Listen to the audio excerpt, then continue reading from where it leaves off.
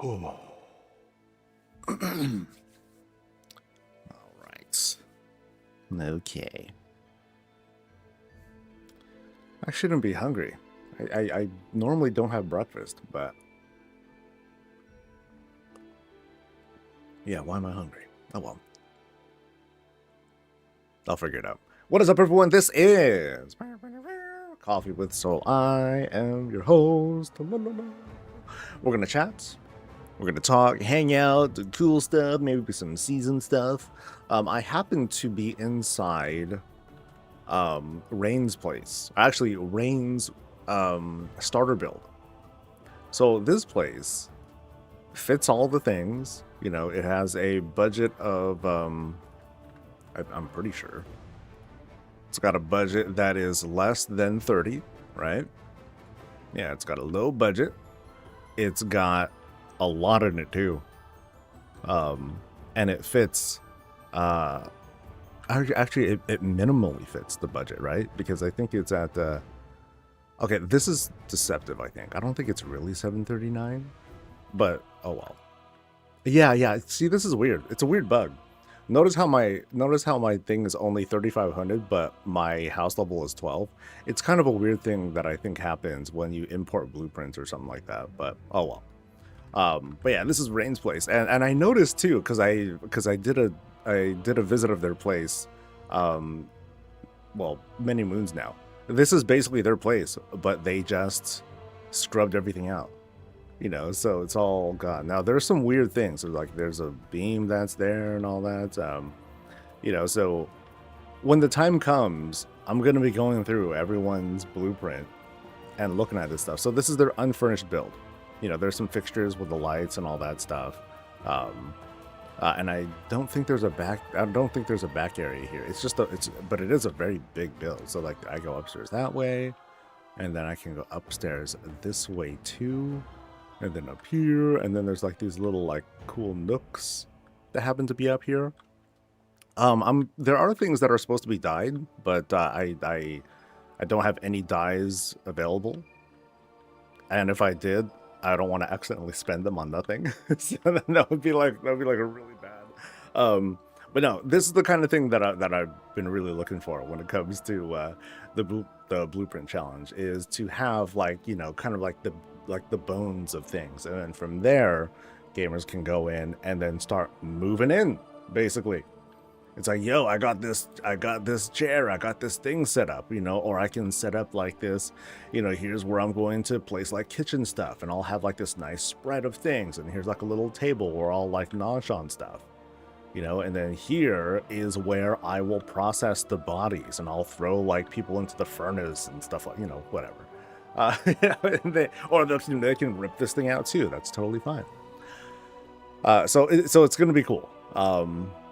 And there's like this whole process that I'm going through where I'm buying everyone's materials, and that is, well, it's gonna be it's gonna be more and more expensive as we go. So I'm probably gonna update folks with an announcement over on the Discord channel, like to clarify like some rules and go over some questions that I've been asked. And I've been contacting folks about errors that I've seen, like, oh, hey, there's like, for example, with Rain's build, sorry to call him out, there is somewhere in this build is supposed to be a Pandoran wall and a Pandoran fireplace, and that's gonna be a no-no, you know. So I reached out to them, and they haven't replied yet, but I reached out to ask, hey, can you just scrub that real quick and then just reply to me the new code, and then we're square, and then we're fine. The last thing I want to do is have an error like that. But the plan also is to feature everyone's build. Everyone's going to be seen on stream at some point. But then there's going to be a special stream where I have like the finalists. So as soon as the entry period ends, that's when I'm going to do like this very intense vetting process. I'm going to go through and just double check that people are following the rules and blah blah blah. And so like there's going to be kind of this cutoff where like if you happen to be over budget or you have like the wrong kind of decor, it's not like I'm going to unceremoniously like dump you and be like, oh, name and shame. You're still going to be featured, but I'm just going to point it out. and you won't be able to win, but I still want to feature you. You know, I don't want the efforts to be for naught. Why no Pandoran walls? The rules of the challenge are to only use the core that is bought with gold and bought from neighborhood vendors. That's it. So no coupons, nothing that's given to you from a quest, nothing like that. So sometimes that might be hard to distinguish. Like if you've been doing housing for a long time, but if you have been doing housing for a while, you probably have like a good sense of what it is that is probably like not okay.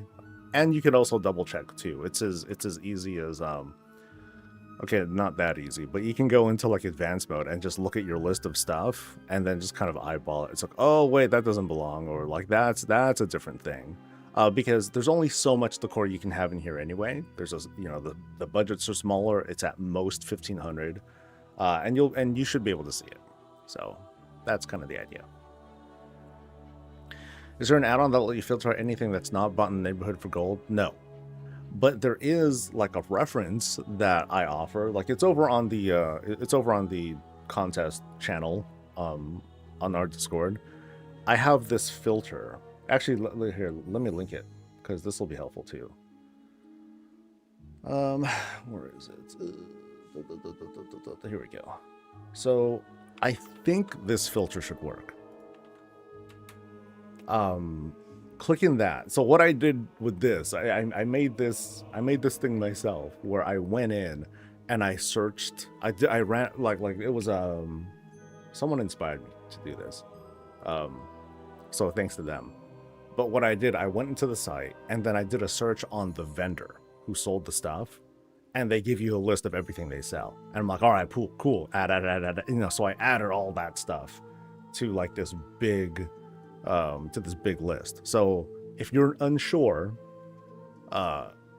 then go ahead and just type in the name of your core and see if it pops up in these filters. So like here, well, let's do a live example. So here's the filter thing, and what I'm going to do, it's a little finicky like the way you can work this. So here's like the list of everything. So I'm going to search for a Pandoran wall, and I should not see that on the list. Pandaran something, and then I'll click outside the box, and then it'll automatically search for it inside here. Now it's kind of weird because it's just the website doing it. So if I type here, let's reload if I can. Oh no, here, let me go back one. There you go. So if I hit Pandoran here in the search and do nothing really happens, and then if I hit enter, okay, I guess that works. So you want to do the actual search. So do a gazebo. Okay. So if I do gazebo, here's what works. The tusked one, the wooden one, the large razor one.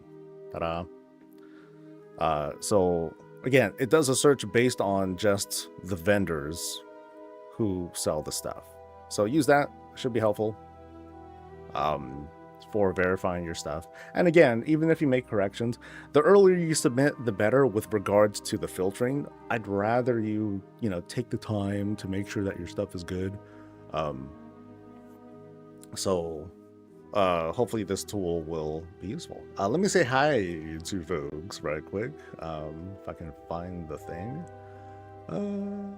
Hello to Susan Seagraves. What's up to Ravens and Blywin and Savitar? What's up to Dartazo, Malvenu, Talani, Valeri, Jolly Good Fella, Roxana, Arcadius. Hello to Hazelnut and Hex Raven. What's up to Puddle Jumper, Lord Marconius, Waste Mime, Kamazots, and Van I Am. What's up to Din? Whoa, that's a tough one.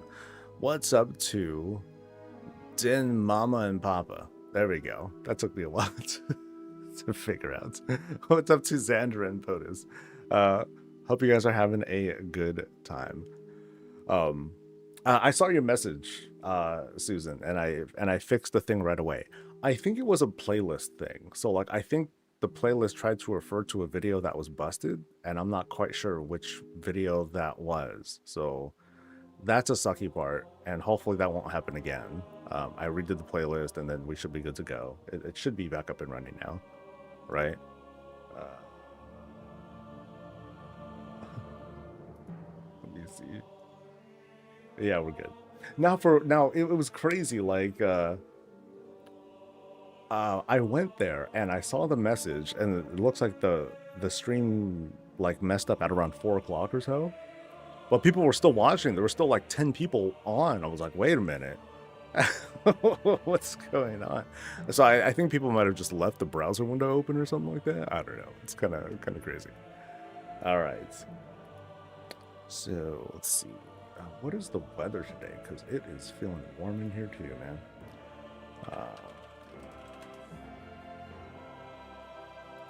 Weather today is going to be, yeah, not so, okay, not that bad. Yeah, it's only going to be like 70s. You know, I think it's humid today. That's going to be the worst.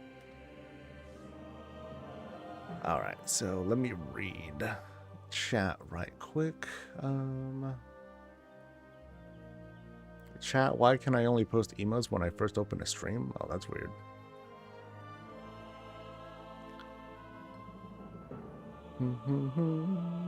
I had all the items in my own house and imported with the holes in the ceiling. Oh, that's odd.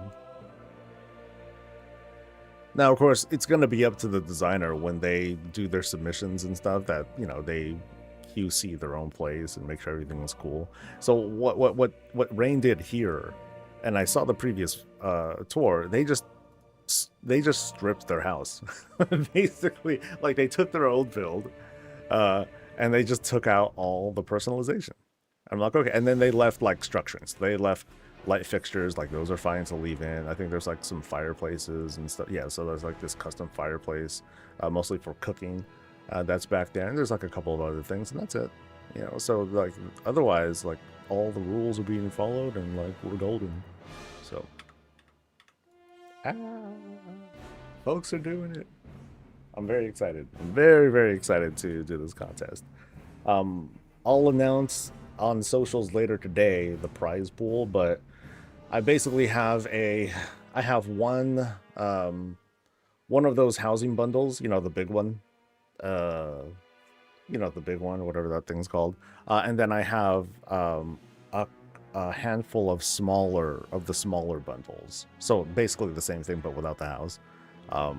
So I'll have those as parts of the prize pool. Yay! Part of me is hoping that between now and contest time that they're also going to do like some new housing package or something like that. And if they do, I'm gonna be like, Blizz, please hook me up. But if not, then I'm just gonna throw it out and buy it myself and use that as the giveaway. And I'll just buy it and then I'll gift it to like whoever. So that should be fine. Yay! But anyway, it's Thursday. How's everyone doing? What's everyone up to? I know that I need to find the time soon to like kind of like just give up and upgrade whatever gear I can, get some more stamina, and then jump into the whatever challenge thing, the Nemesis thing. I do want to try and get it. So I think I'm gonna have to like set up a build that's sort of particular to helping me survive that thing. But it's like there's like tank busters that really like fuck me up. So I might need to pick up like a little bit of more mitigation related stuff. I don't know if Sentinel's gonna help me much. Yeah, I'm not gonna like rely on that. But I might. You know, it's what it takes. Whatever. All right. And then what else would I need for that? Yeah, Lightsmith is gonna... I mean, I'm probably gonna switch to Templar for that. Yeah, I'll need to figure out mitigation-y things. And then it'll be fine. Did I share the blueprint by any chance? No. Not yet. So, something I plan on doing at the end of the challenge... I'm going to at the very not even at the very end. I might do it sooner than that. I might do it like after awards are put out. But I'm just gonna have the spreadsheet. I'm gonna have all the codes, all the names on a spreadsheet, and then I just give it out. I'm just gonna post it and like that's it. It's not gonna be behind a Patreon. It's not gonna be on something that I get advertisements on and all that stuff. It's just gonna be out there. So that way, you know, because that's the master plan. The master plan of this whole scheme. This whole scheme is to seed the housing community with a bunch of these starting homes, so you know, like a newer generation can get started with stuff, or there's just a bunch of very accessible builds that people can start building from. And so whoever enters this contest, you know, they might get picked at, like, let's say like 5 or 10 people pick up on like a certain blueprint, like Rain's blueprint or something like that, and like, oh, this is cool, this is easy to build and put together. I just buy, yeah, I just spent like maybe like 10,000 gold or something like that to like buy all the parts that I need, something like that. And now I have this thing, and now I want to do more with it, and you know, so they can start, you know, that's kind of like their starting point. That can be very cool. I'm very excited to see how people take this contest and all these like blueprints that are going to be like unleashed among the community. And while I am going to make like video showcases and I'll be doing stuff live stream and all that, ultimately the codes themselves, blob, they're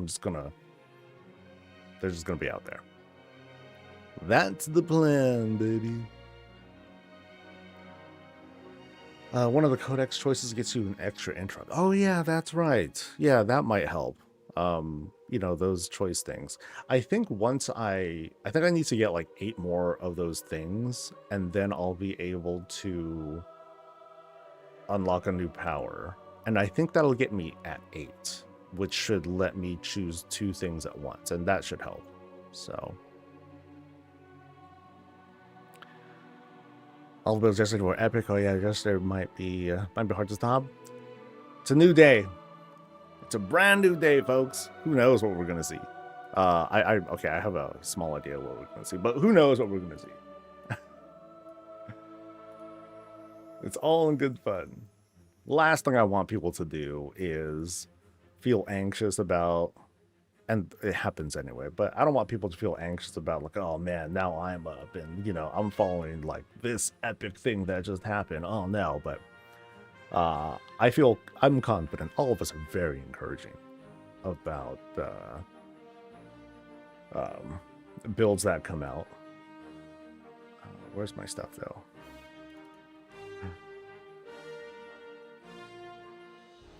All right. No word on basements either. I haven't tried reaching out. I'd feel rude trying to ask about that. I'll just find out whenever everyone else does. Something to point out too, there is a you know, pretty much at the top of every hour. So like at 9 o'clock, before I start visits, I'm going to double check and see, okay, are they going to reveal the 12 and 5 yet? And that will probably cause an interruption to the day. So I just want to let folks know that could be, that might happen. All right. All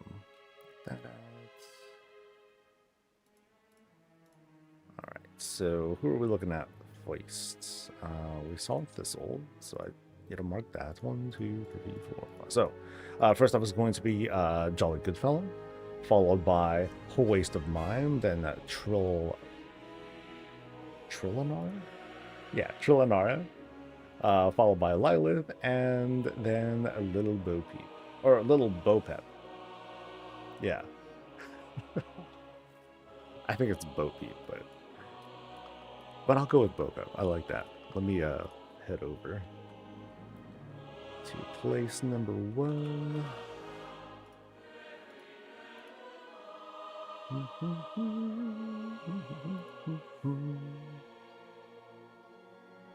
You know, I'm gonna fix myself a little something for the tummy.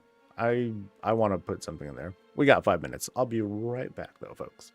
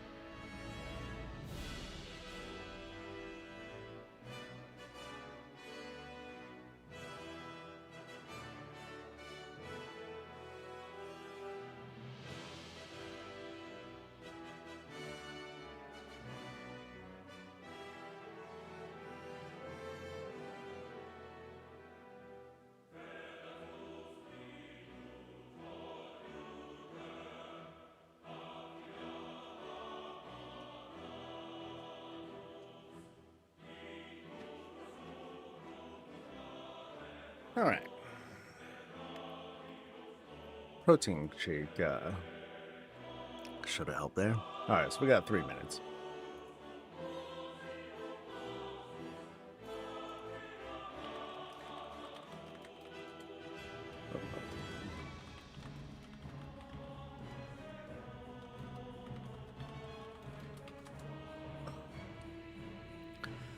Ooh, all right.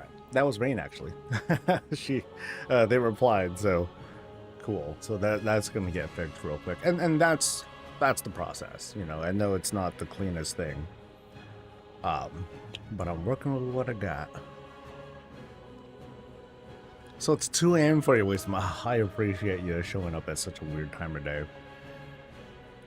That's awesome of you. Hopefully you won't suffer too much, because for all we know, in the next 2 minutes, I won't be doing the first tour, and I might be talking about 12.15 stuff, so that's gonna like kind of set things back by almost an hour or so. But don't worry, once we get to you, we'll get to you. And because you're second in line, okay, it shouldn't be so bad. I appreciate you though. Let's see, it's all spaced out. All right, cool. Oh wait, 1, 2, 3, 4, 5. Oh no, wait. Oh, yeah, for the voodoo is also they're gonna be last. I did not list that. Okay. I was in New Zealand years ago, and boy, it was hard to get back to the time there. All right, 9 o'clock hits. What's gonna happen? I'll give it until 9:01. Should probably check socials too. Let's see.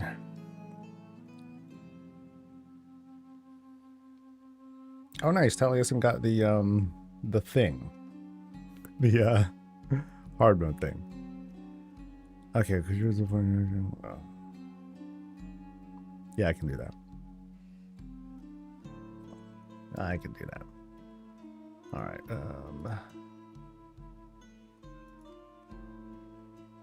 It's almost 9:01. Come on, news.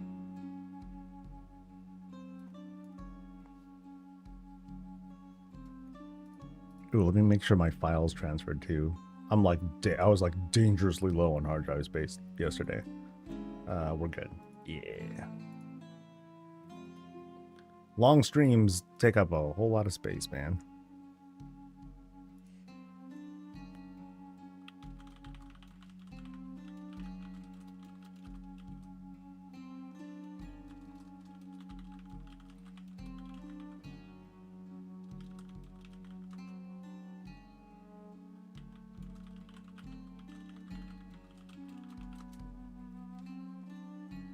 All right, I think we're good enough.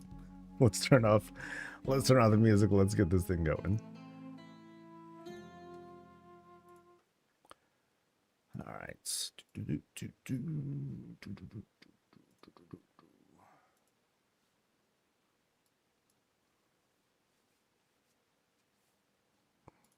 All right. Let me get this thing back to normal. Normal. I shoved my whole UI like way off to the side. Yeah, that's normal.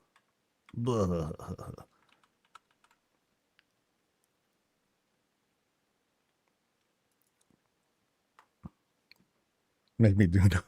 Jeez. All right. Oh, and then there was that one message from BattleNets. Let me pop that out. Cool. Hem. I love gnomes. Yeah. I like mechagnomes. That's the truth. I mean, of course, that's not going to be a hardcore thing, but mechagnomes are, I find them to be a very fascinating race, oddly enough. All right, folks, this is Jolly Good Fellows Place.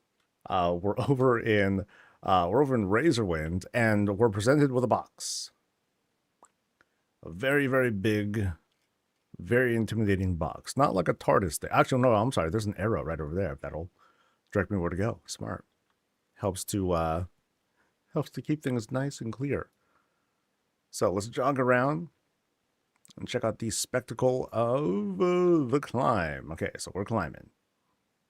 And we are entering a thing. And I think that's the entrance of the house. And wait, hold. Oh my. Nice. So, wow. This is a very large arcade uh machine.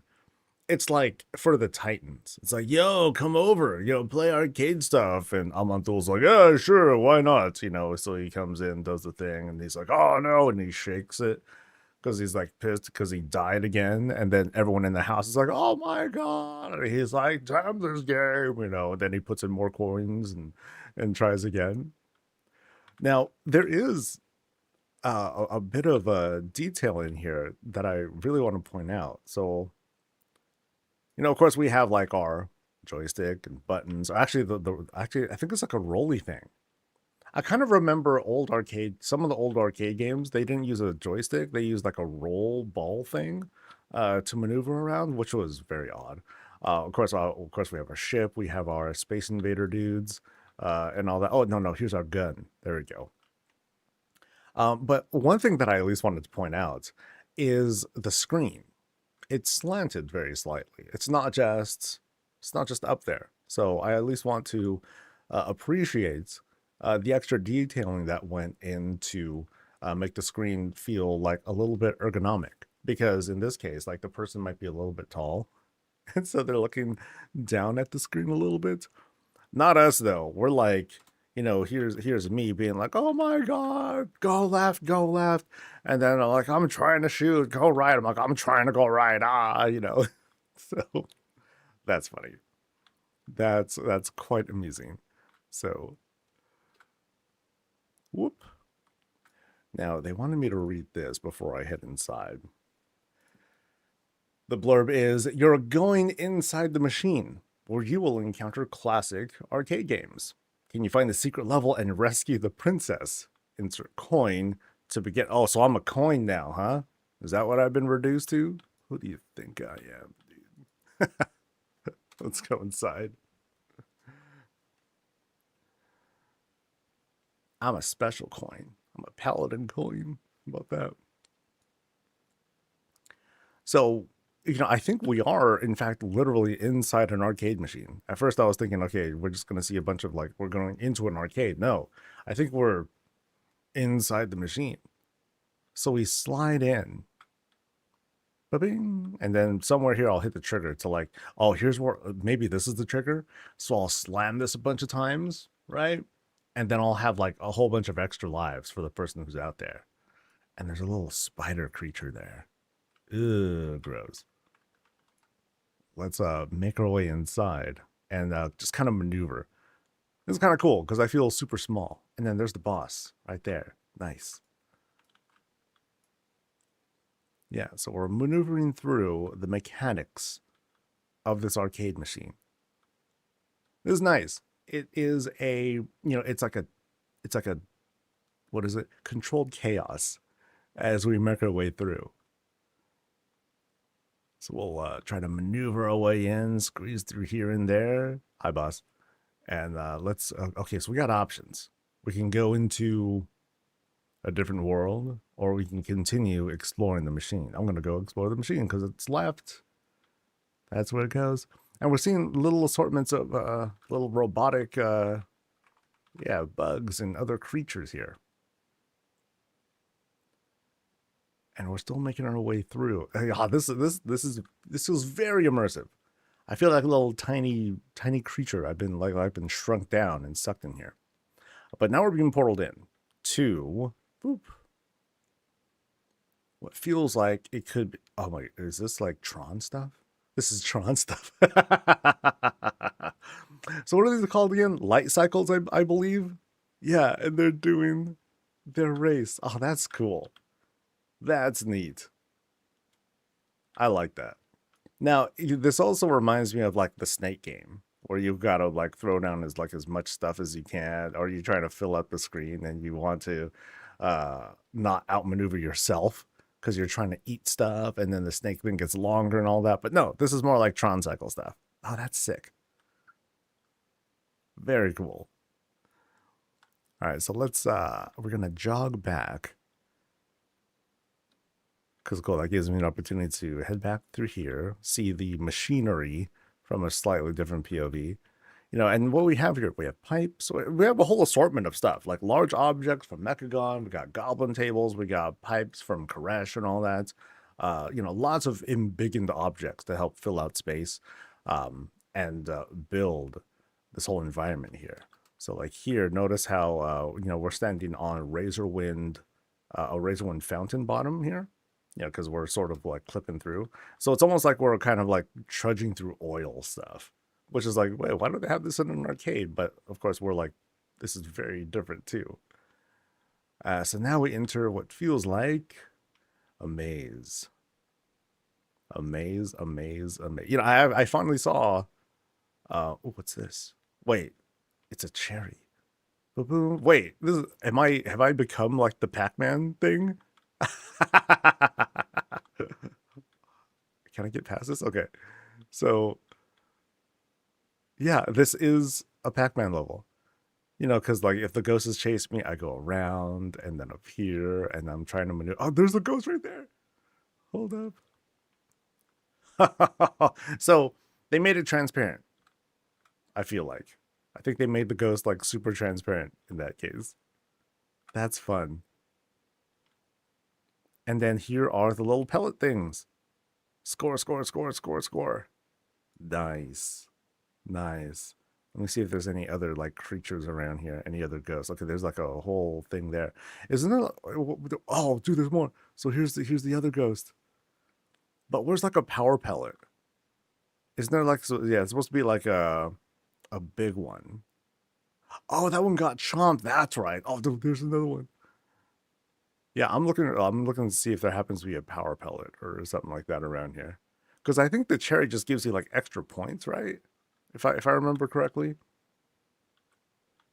Oh, maybe this one. It's glowing. Nope, not that one. That's a oh, here it is. Yeah. Bam. And then I get the money. Oh, you're right. They're on the I forgot like the fundamentals of that.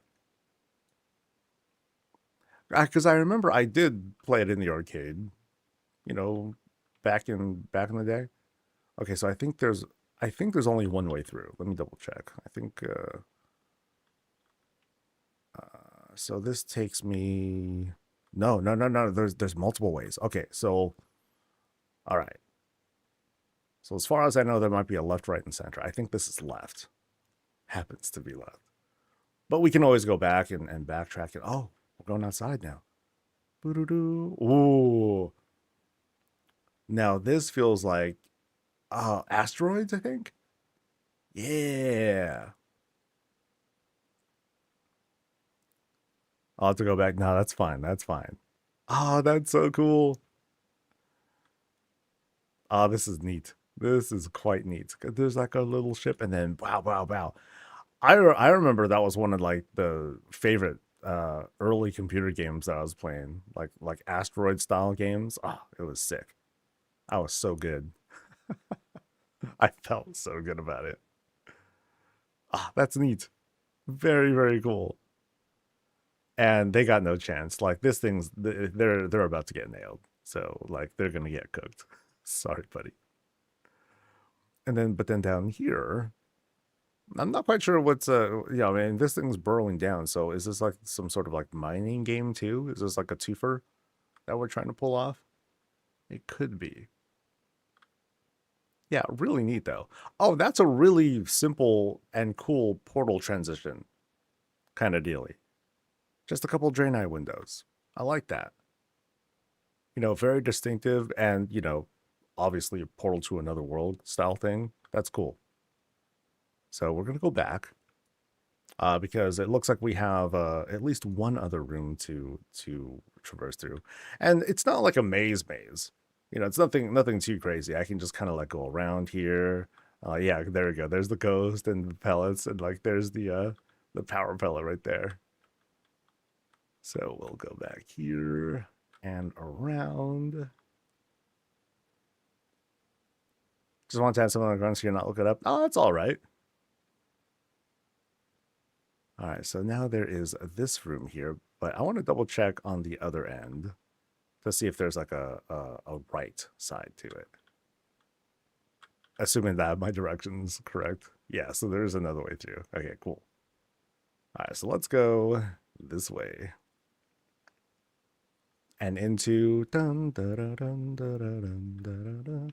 Oh my god, is that Cubert?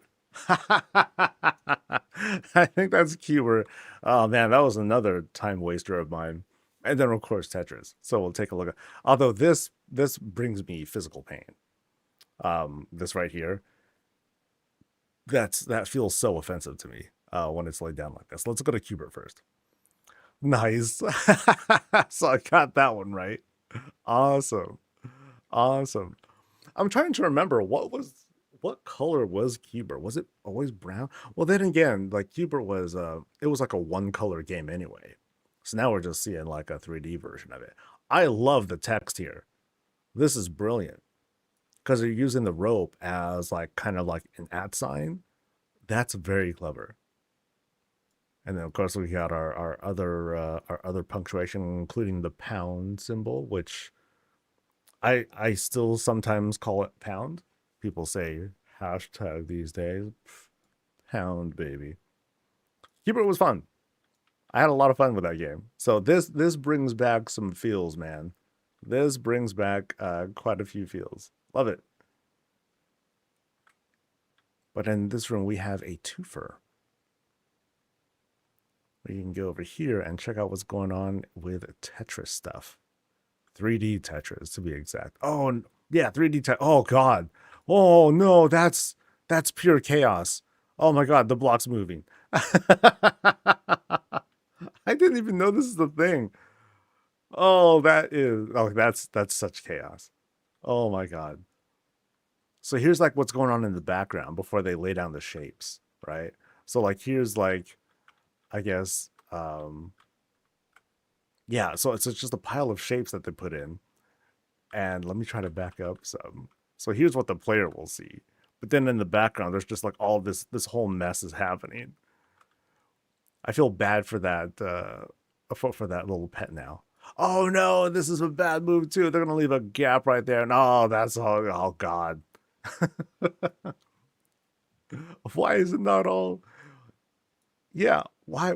Oh man, that's just terrible. It's terrible. They better be at a high level, otherwise I'll be losing my mind. So what's kind of neat is that this kind of depicts like the behind the scenes of Tetris. It's all chaos and madness over there while this blind person is like trying to lay down the next shape to put in. And that's why you see the randomness of it. It's not random, like they're doing their best. They want to help us out, but they can't because they can't even see, which is just terrible. All right, so let's cut right. And now we'll go through what I believe to be is the center room.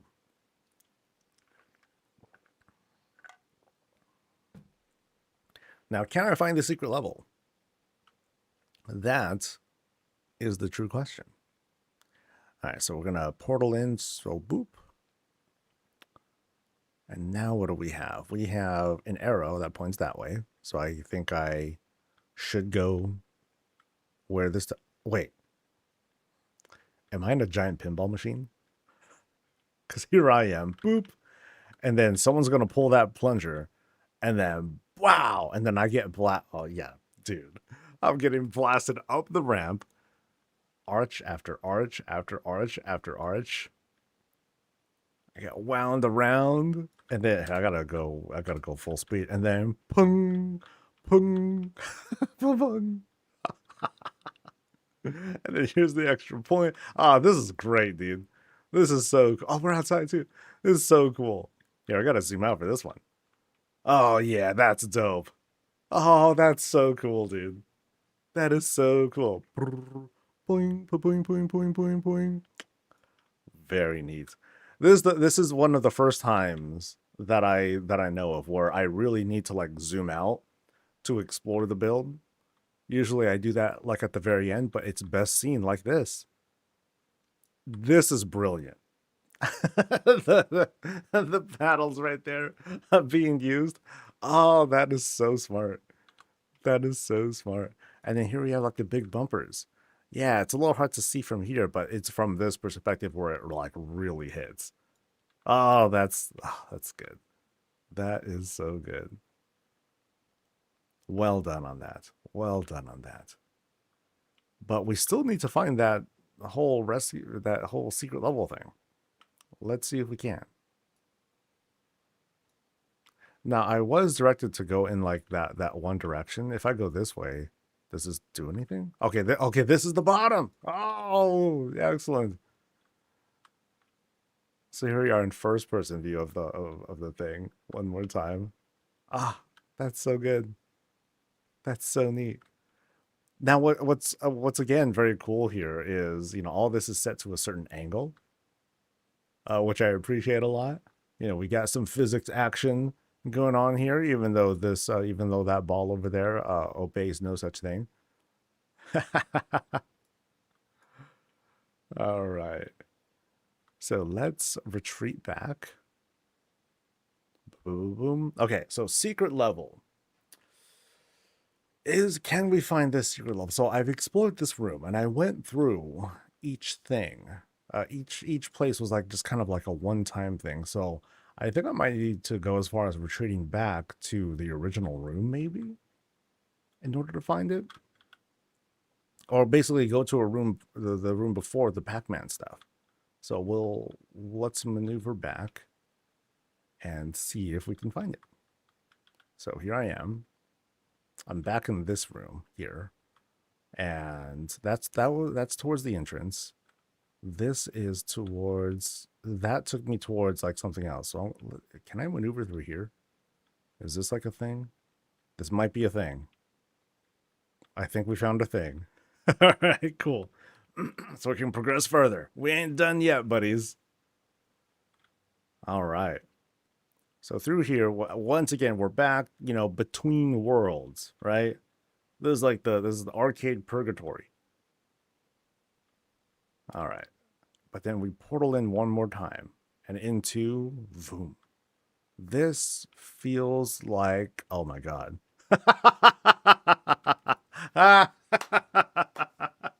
Excellent. Oh, that is excellent. Can we save the princess? Indeed, can we? Oh, that's so good. Oh, yeah, this really brings it back, dude. Them Donkey Kong days. Ah, that's so sweet. And then we have like all his reserve barrels and all that stuff. They just kind of mysteriously like make his way over to him. So we got to do the climb. All right. We got to do the climb. So, we kind of like jump over the things. We try to climb up the ladder if it's a shortcut, but oftentimes it's not. Then we go up. Oop, oh, I fell through. Oh, okay. It's very sensitive to placement here. Okay, so boom, I grab the hammer and then blah, blah, blah, blah, blah, blah, and I'm just like wailing on dudes, right? And it'll last for like a while at least. And then back up we go. We keep going. We continue this epic climb. There's no more hammers though. Not for a while. I gotta like maneuver stuff and jump over them barrels. I love how this is like functional. Oh, dude, that barrel could have came down on me too. This is actually harder to do than you think. I gotta like make sure I'm going in the right, that I'm stepping on the right spot. All right, one more hammer, boop, and then I'm just gonna blast. Ooh, bloodlust, dude. Just boop, boop, boop, boop, boop. And then just one more thing to climb up. Yes, and then a little bit more maneuvering. Boop, and then we saved her. We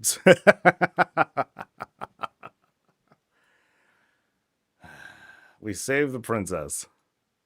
Yay. this is highly amusing, dude. Oh man. And then here's Donkey Kong and his little friend. Nice little baby Kong. Great rendition here. Fantastic. I mean, from the angle in here, perfect. right? Remember, this is like 8-bit stuff we're looking at, so it's not like it's got to be like anatomically perfect or anything like that. It's just gotta check the boxes, and this one did. Ah, that's great. What a great room. But what's behind here now? It's oh, the origin story. Of course, brilliant build. Nice. Oh, that's good. That's good. Ah, what a great build. What a great whimsical build that we have here. Very well done. It's like this great mix of like great kit bash construction with like the in-between spots in the arcade as we're traveling through video game dimensions and all that, followed by the more simplistic depictions of each of the rooms here. So these are like great exhibits. Yeah, really fun. Really fun. Thanks for showing us this build. This is fun. And I made it. Yay. It's kind of cool what seeing like here's the whole 8-bit part of it, right? But then we kind of look behind it, and it gives the designer, it gives whoever an opportunity to kind of show us, okay, what else is happening here if this happened to be a 3D space. So then it becomes this more interpretive sort of thing. So it's kind of fun. I think they had a lot of fun with reimagining like what that could be like. All right, let me, I forgot to switch my add-ons here.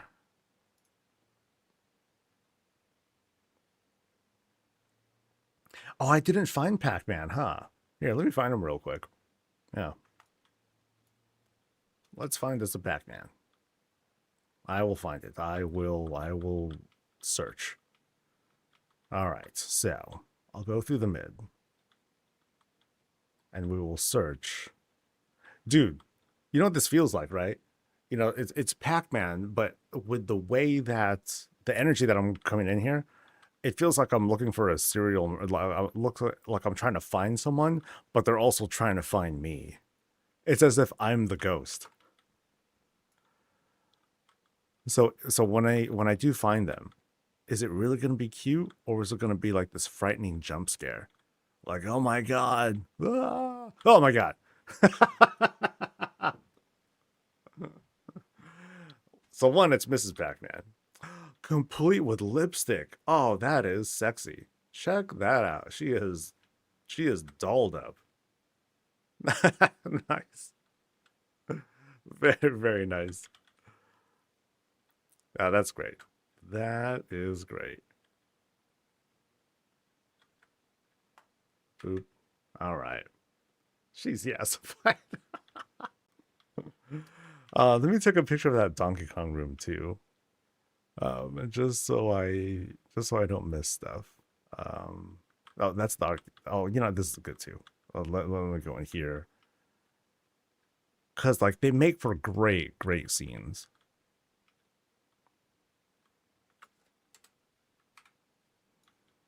So eventually, if I can manage a screenshot of this or a thumbnail or whatnot, then it'll be like maybe multiple exhibits that we look at. Okay, so this is the one on the. So this is okay. That was that direction. I think I gotta go north, or I gotta go this way. Nope, that was asteroid stuff. Dang it.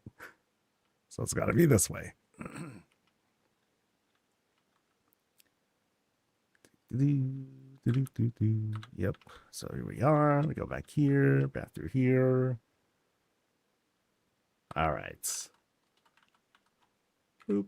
Excellent. All right.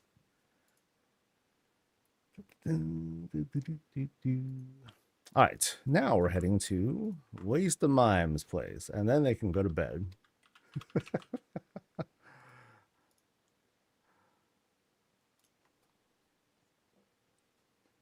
What do you use to make the portals? The portals are made from Torghast portals. So type in Torghast and you'll find your thing.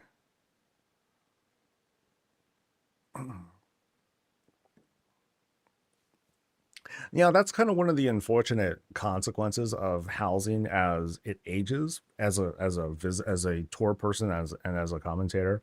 Um, I'll end up making some assumptions where it's like, oh, what's that fascinating thing? And I think to myself, oh, we know about that. No, we don't. Not all of us are going to know about it, dude. But yeah, sometimes I will just kind of like look at a thing and it'll look awesome, or like I'll look at a certain piece of decor and it's really neat, but it's something that we've seen over and over and over again. So it's going to, so I'm going to overlook those sorts of things. So I mean, definitely ask when those things come out. Or, whenever you have questions about that, chat is very good about helping to identify stuff, often much better than I am. So yeah, don't be shy about asking and all.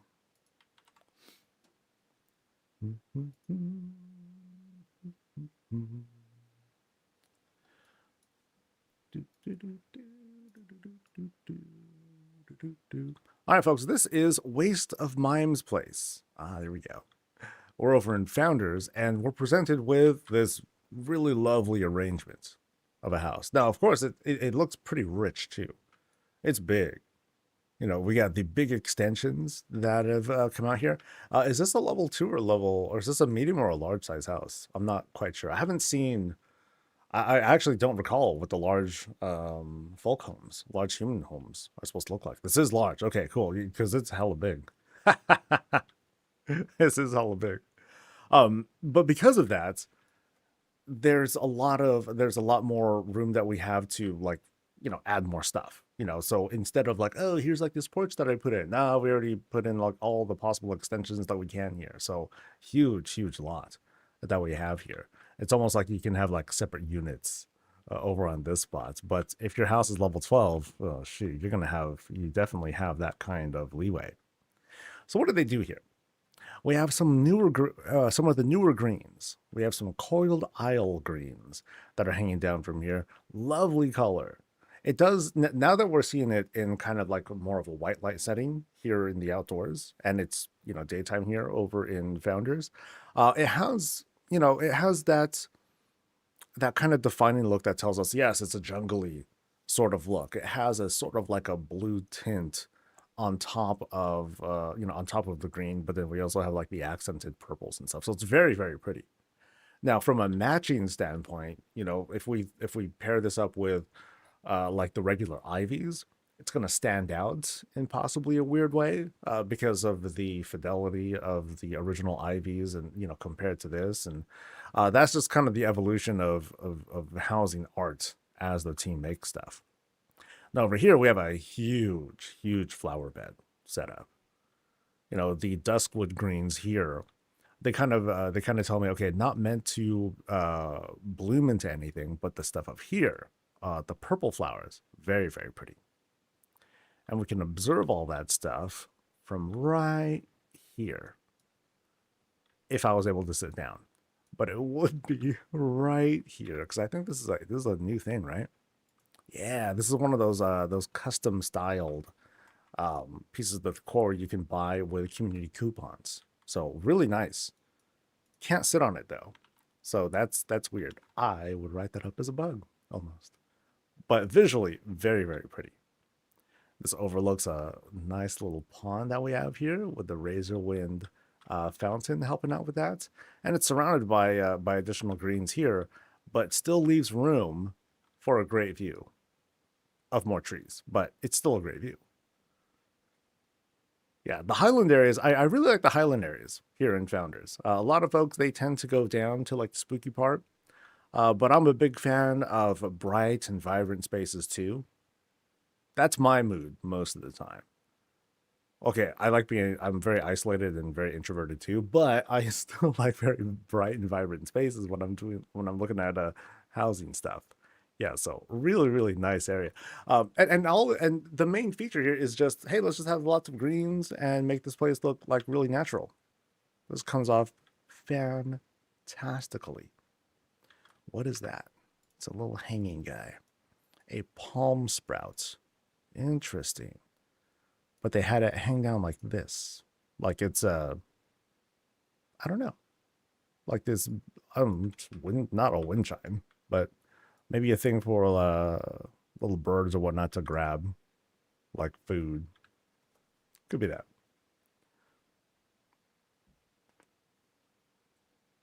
33 or half an hour till 10. All right.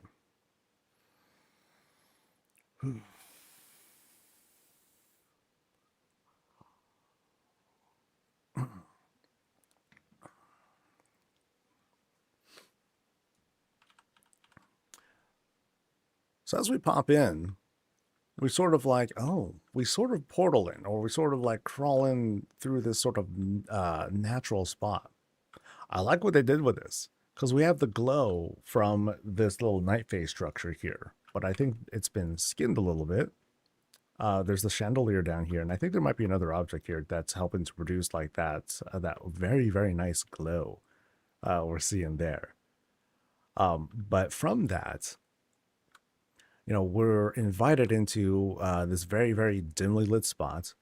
The chandelier here helps to illuminate the flowers and everything, so it's a great centerpiece, nice little contrast that we have here. But for the most part, it feels like it's nighttime, or there are no windows here, so we don't have a whole lot of illumination. There's the boss to say hi and also provide their little bit of illumination right there. Very nice. As we and so we go around, we see like a secret shelf there, but I want to sit for a bit, give ourselves a moment to kind of soak soak in the environment here. Really nice. Like it's it's very spacious here, right? But then as I sit in this spot, I feel like the darkness for the most part just kind of close in on me. But because of the illumination that's right in front of me, it's more like this sort of hug, and not like it's nothing that feels creepy or spooky or anything like that. Against this wall, though, lots of collectiony stuff, paintings, booksies, little Murgles and all that. Collections. Things that they've acquired. Very lovely. Now the boss is over there. There's a door there. There's a secret thing there, and then we're invited to go upstairs. Here, I think I'm gonna go to the right, and chat is gonna tell me what the upside down pineapple means.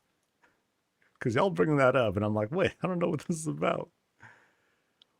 Okay, great. So here we have like the full thing. We have the full kitchen spread. We got a helper. Hey, thanks, buddy. As well as a full feast. Oh, this place is filled. You know what I like about this one is just how tight of a space this is. It's not like this grand feast of a table. It's not the long table where I'm here and then there's like a bajillion things in the way and then somewhere is like the other chair or whatnot. No, this is like some tight family style stuff that we're seeing here. So it's like, yo, pass the thing. It's that sort of energy, which is great. Now, I saw these gloves here, and I'm thinking to myself, oh, these are oven mitts. It's like, no, these are tenderizer mitts. Let's go. And then they're just, blah, blah, blah. They're just wailing on stuff.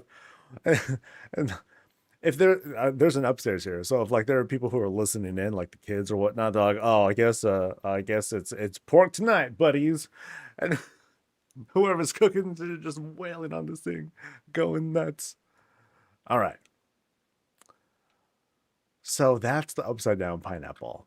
Ah, God. I thought it was like if you put a hanger or something like that. Anyway, here's the best part of the kitchen. Coffee stuff, obviously. The full station is all set. I love how it has like this pretty big a whole wall panel just for itself because it's that important in this house and to me too. We also have this very lovely prep. Now, what's cool about this kitchen is I like the style of this because it's Warcraft natural, if that's a term. It's not heavily kit bashed. It's not trying to be like, hey, let me take all these parts and let's like smooth it out or whatnot.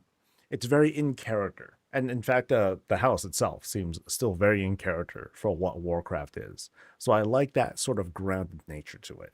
Um, I mean, not to even talk smack on the other styles, but I guess I would say I'm particular to keeping things inside, like to make it feel like it's still in universe.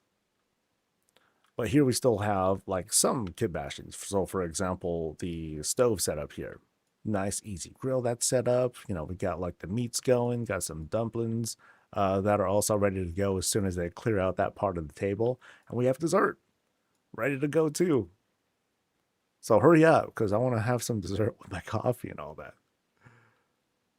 Really fun. Really good kitchen setup. I like this. I like this a lot. Like this is all in the confines of a T-shaped room.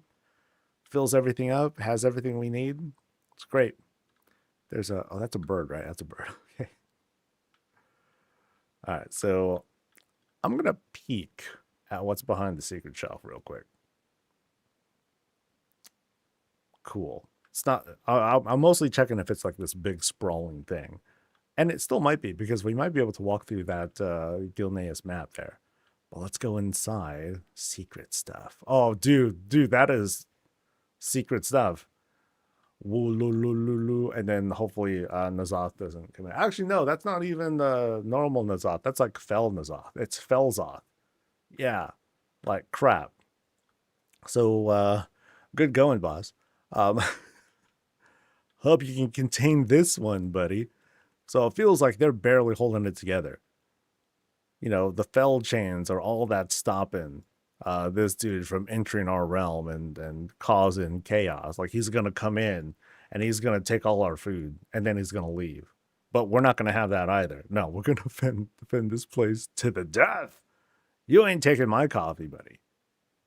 Really nice though. I like this. I like this depiction. Very, very spooky because you got like the Fel candles that are just like, wow, you know, like this dude is like, you know, it's like phasers armed, torpedoes are loaded and all that stuff. Like he's ready to go, but these chains, they ain't having it. Sorry, buddy. Back there, possible secrets. Oh, there's containment stuff here too. Oh, we're containing books, forbidden knowledge, and all that.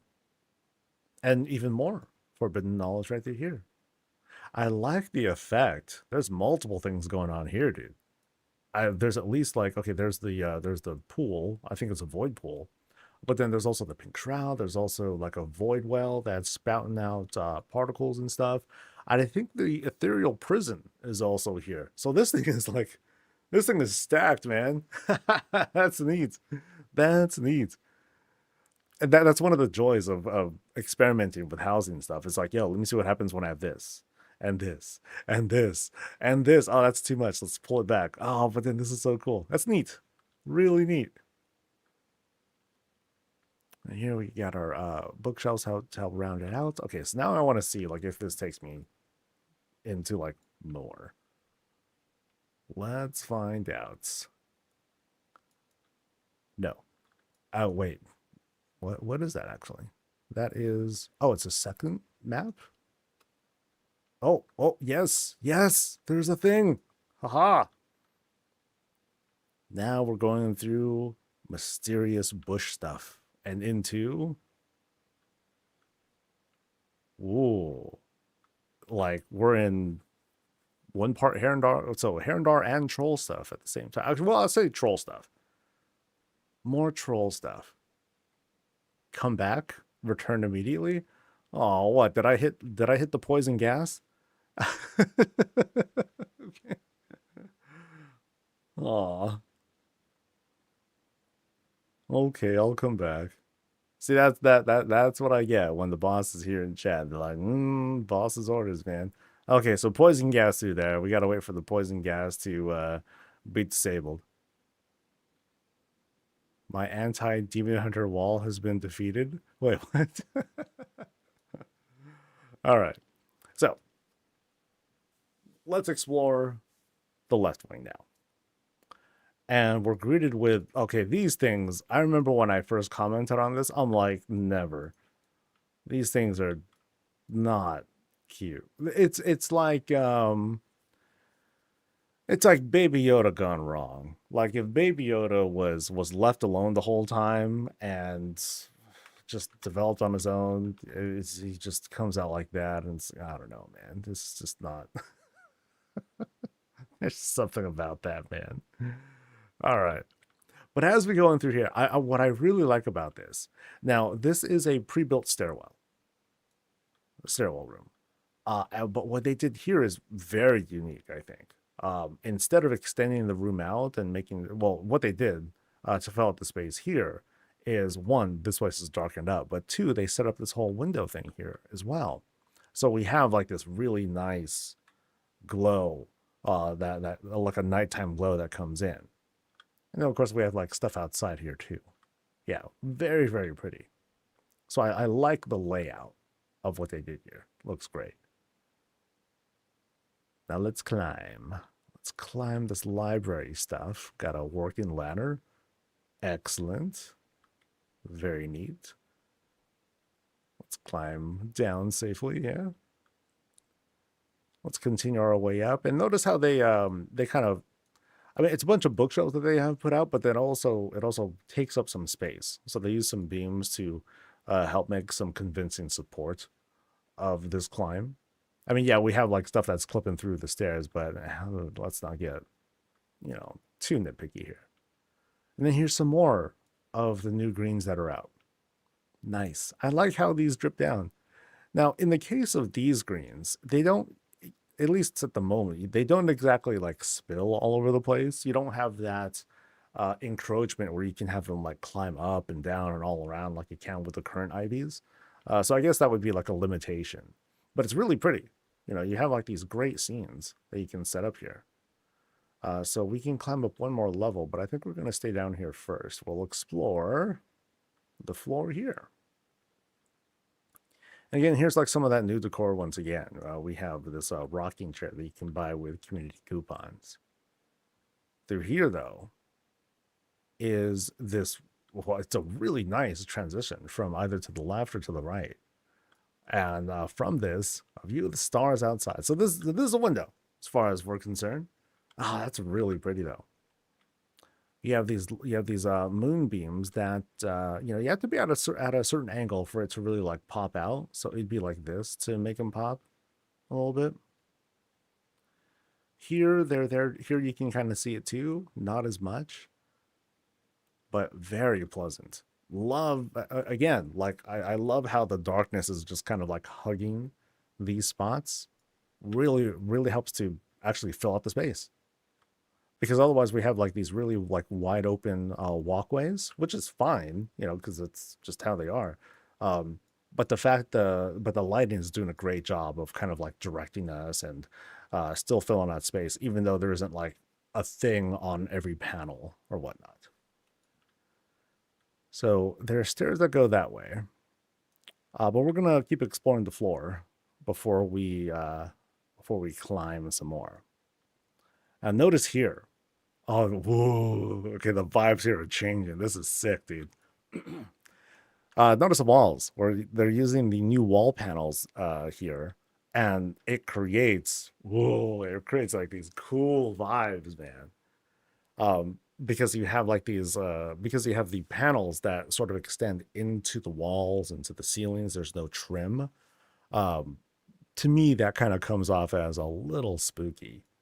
So we can go in that direction, and then there's this direction here. This place is pretty big, I think. But which way should we go? We'll go this way. Let's see what's here. I tend to direct myself towards places that I think might be a dead end, and I'm usually wrong. Because, oh man, we got more choices. Here, though, check out the centerpiece. It's acting as a window of sorts. And from this, you have like this, I keep forgetting the name of this darn thing. The Night Phase Shrine. Let's remember this all. The Night Phase Shrine. And it's being dressed more. It's adorned by multiple lampposts here. Very, very pretty setup. Yeah. Highly unique. And then from this, we get a glance of what's on the outside. Troll stuff. That's so good. Yeah, the dressing on here, from the greens to the duskwood stuff, it's the bottom of the frame is it's using like this altar, more greens on the side, some Amani decor. That's great. And then check out the ceiling too, super filled out. Yeah, really, really nice. It's hard to tell what my dude, these choices, man. I'll do my best to remember. where we're going here, because it is remarkably filled out with like these big greens, but the variety is great. You know, this mix of giant herondar mushroom gazebo thing, duskwood greens to help fill out spots. You got like a trellis that's somewhere behind there too. Different herondar flowers to help illuminate some of the spots here. We're walking on top of both paving stones and herondar flooring. Yeah, this is great, dude. And it's just a transition as we make our way to what I guess is behind that night fae window shrine kind of thing. So yeah, here's the statue, and then here on this side, see what's really magical about this is, we're seeing the other side of it, and it's like fully coherent. It all makes sense from both angles. Yeah, this is a magical place. Damn, damn. I can see why you stayed up at until 2 a.m. for this, so we can all like share in the energy. And here's our place to sit and just kind of enjoy ourselves. So I imagine myself here, and it's kind of airy because I can feel a breeze coming in, but it's also still like it feels humid in here somehow because we have lots of these heavy greens, and you can't really have this many greens without lots of moisture in the area. But of course, you have like evidence of life too. I saw some animals walking around too. Excuse me.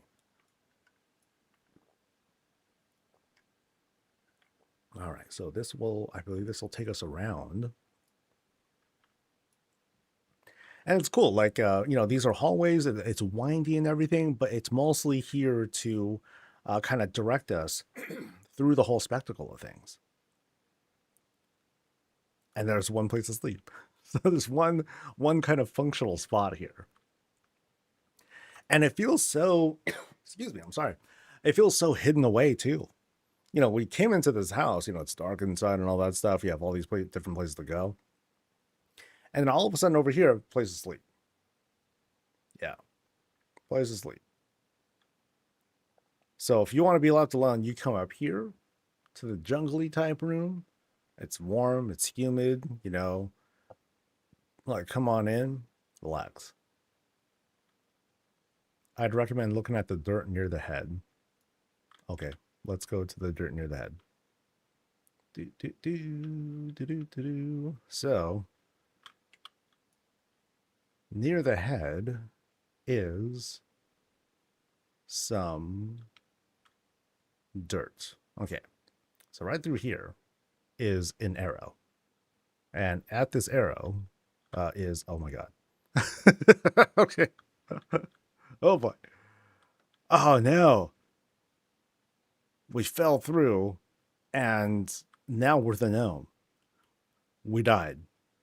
Oh, I think we took ourselves back to the beginning of this. No, this is a different spot. Where are we though? Okay, now we're in place of mystery. So actually, hold on. If I go through here, I think I return inside, don't I? Ah, and that is why you wanted me to turn back. All right. so the gas is clear. No more gas. Came out through here. But was there other stuff to explore around this area? Maybe, maybe not. Nope, maybe yes. Oh, the treasure room. Oh, that's sick. Yo, once again, this is the reason why troll stuff rules. It just, oh, it's so good. It is so good. Just grab a bunch of like walls and sarcophaguses and fountains, stack them, and then throw down some, whatever your choice is, like Zandalar tables. They could have grabbed a big old tablet and just bam, there's the floor, and it would have been so win. This room is great. Yeah, I love how he changed this thing too. That was sick. Ah, that's great. This is great. And of course, we gotta like see what's in the treasure. Who knows? We might find some dead bodies. I mean, let's be clear. There was someone who was trying to find stuff, and they ended up in a box. So watch out. Watch out, dudes. Ah, that's great. That is great. Now there's more house to explore. We are not done yet. We can we'll jog back upstairs. We'll retrace our steps a little bit. And return to crossroads here and there. So we have yet to go further up the stairs. Here's where we've returned. We were there. But we did not go through here yet. So let's see what's next. And then we got like the whole other side there too to check out. So now, yeah, this has the dude. I'm going through this and I think to myself, Maw of Souls. Somehow. Like maybe it's the green, maybe it's the green hue that's doing it to me. The sunken ship, the kind of feel that it's haunted, the kind of like empty space that has this really creepy vibe.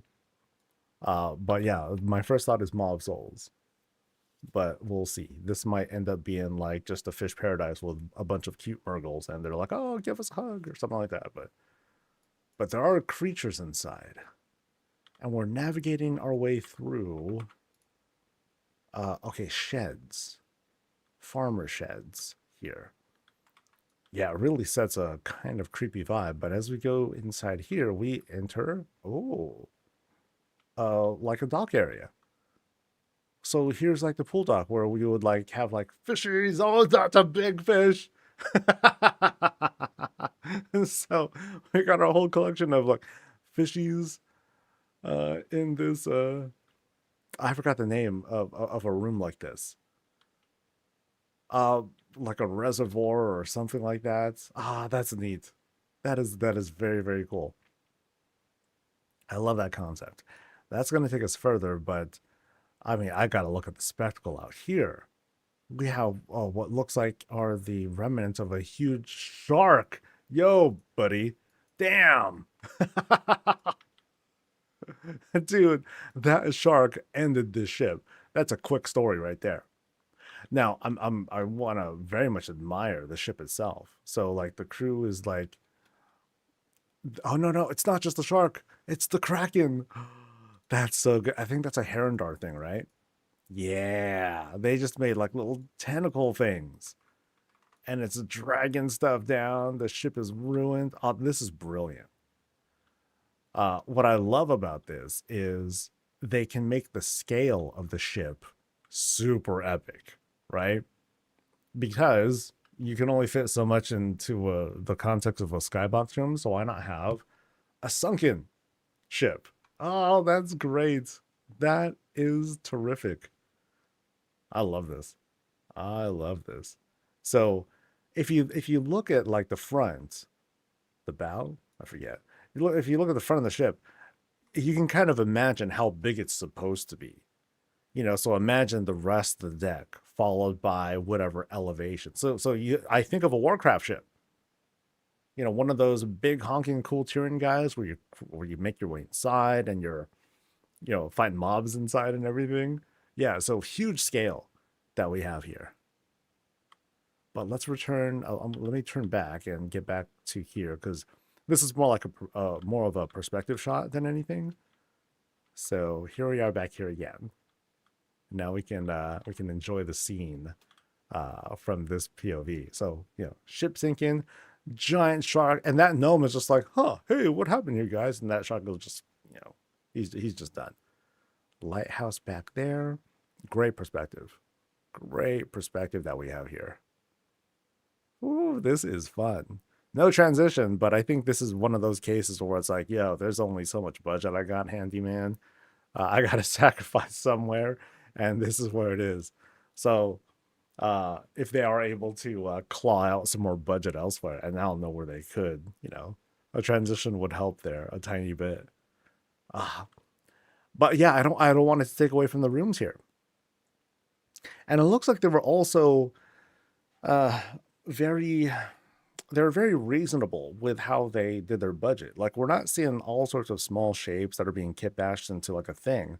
They're really making the most out of the decor that's being used here. Um, yeah, this works out great. So let's go through the wall of fishies. Fossil.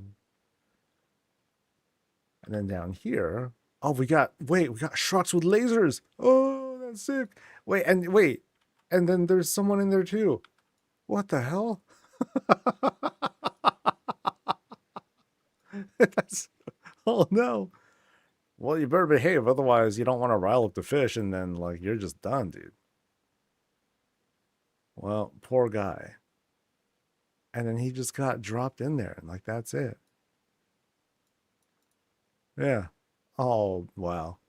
Well, I think he knows his fate.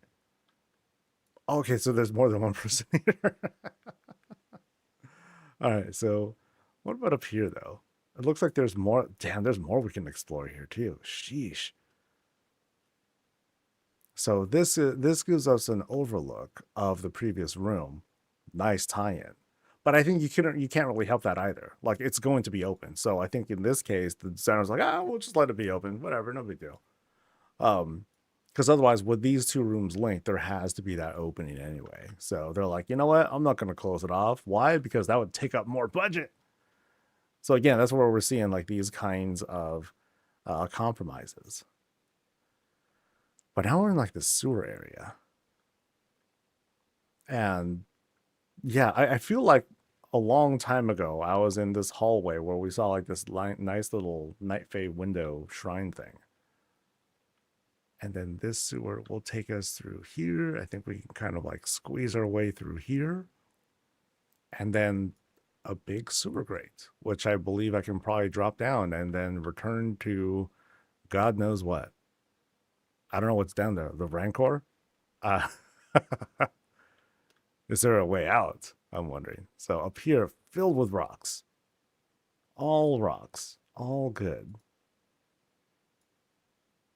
And then, oh my God, it's, oh, now it's Cthulhu. Oh no, wait, I'm in the wrong part of town, dude. Oh no.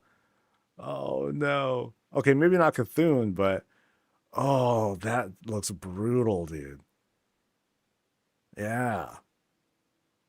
It's a lot of meat. Oh, but man, the way that's depicted is just gross. Ugh. It does. Oh God, the little tentacle things, and there's all sorts of like, it's like guts and like body parts and all that. That's what it feels like. But this almost looks like an eyeball of sorts too. Oh, that's neat. Wow, that's amazing. Am I stuck?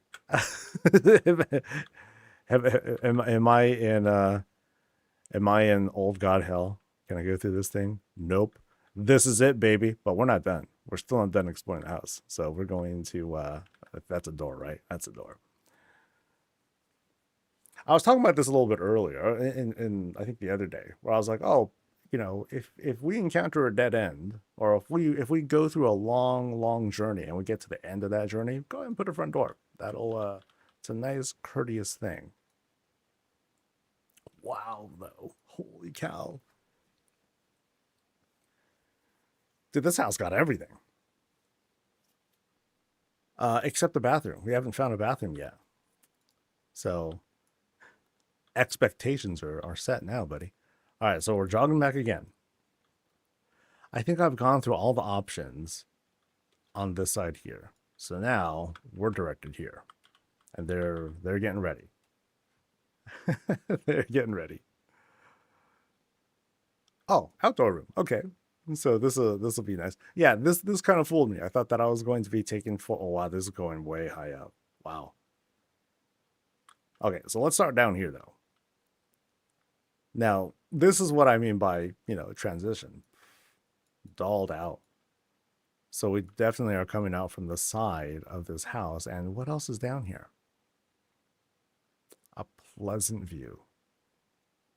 A pleasant view, a kind of perspective shot. So let's have a seat. And we have Something nice. Not unlike that gaping maw that chomped us up just earlier. No, we just got like this nice, pleasant place to sit and take a look at some of our favoriteest flowers. But now we got to climb. We got the Final Fantasy climb, or the end of the anime series climb. You know, this is where you do a lot of self-reflection. This is where the villain does their monologue. This is where we find out, no, we're not fighting the evil empire. No, we're fighting fear itself. Come on, guys. And then you pan out to each character, and each character is doing their quick monologue of like how it started and then where they ended up and all that. But then once we get here, we get to the boss room. And over here, we encounter the moon. And that's a hell of a villain, right? How do you fight the moon?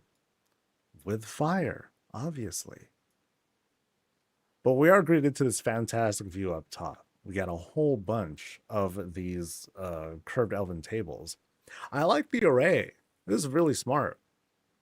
You know, because you got your curved Pandoran table things that are helping to run. Oh, look, it's a space creature. It's a space cow thing. Anyway. Yeah, these do a great job of helping to fill out space and otherwise to help complete the rounded shape without having to like, oh, let me just add like a fifth one, a fifth thing here. And that's not needed because they just use these to fill it out. That's hella smart. Yeah. They're disgustingly well aligned, rotated, and placed. Let's go with that. Let's get mad. This pet's $1 million gold for real, dude? Shoot. That's crazy. That is indeed crazy. All right. So with the villain defeated, the villain, oh my God, it's doing Starfall. Holy crap. Oh, that's wild. Yo, okay, here's an idea.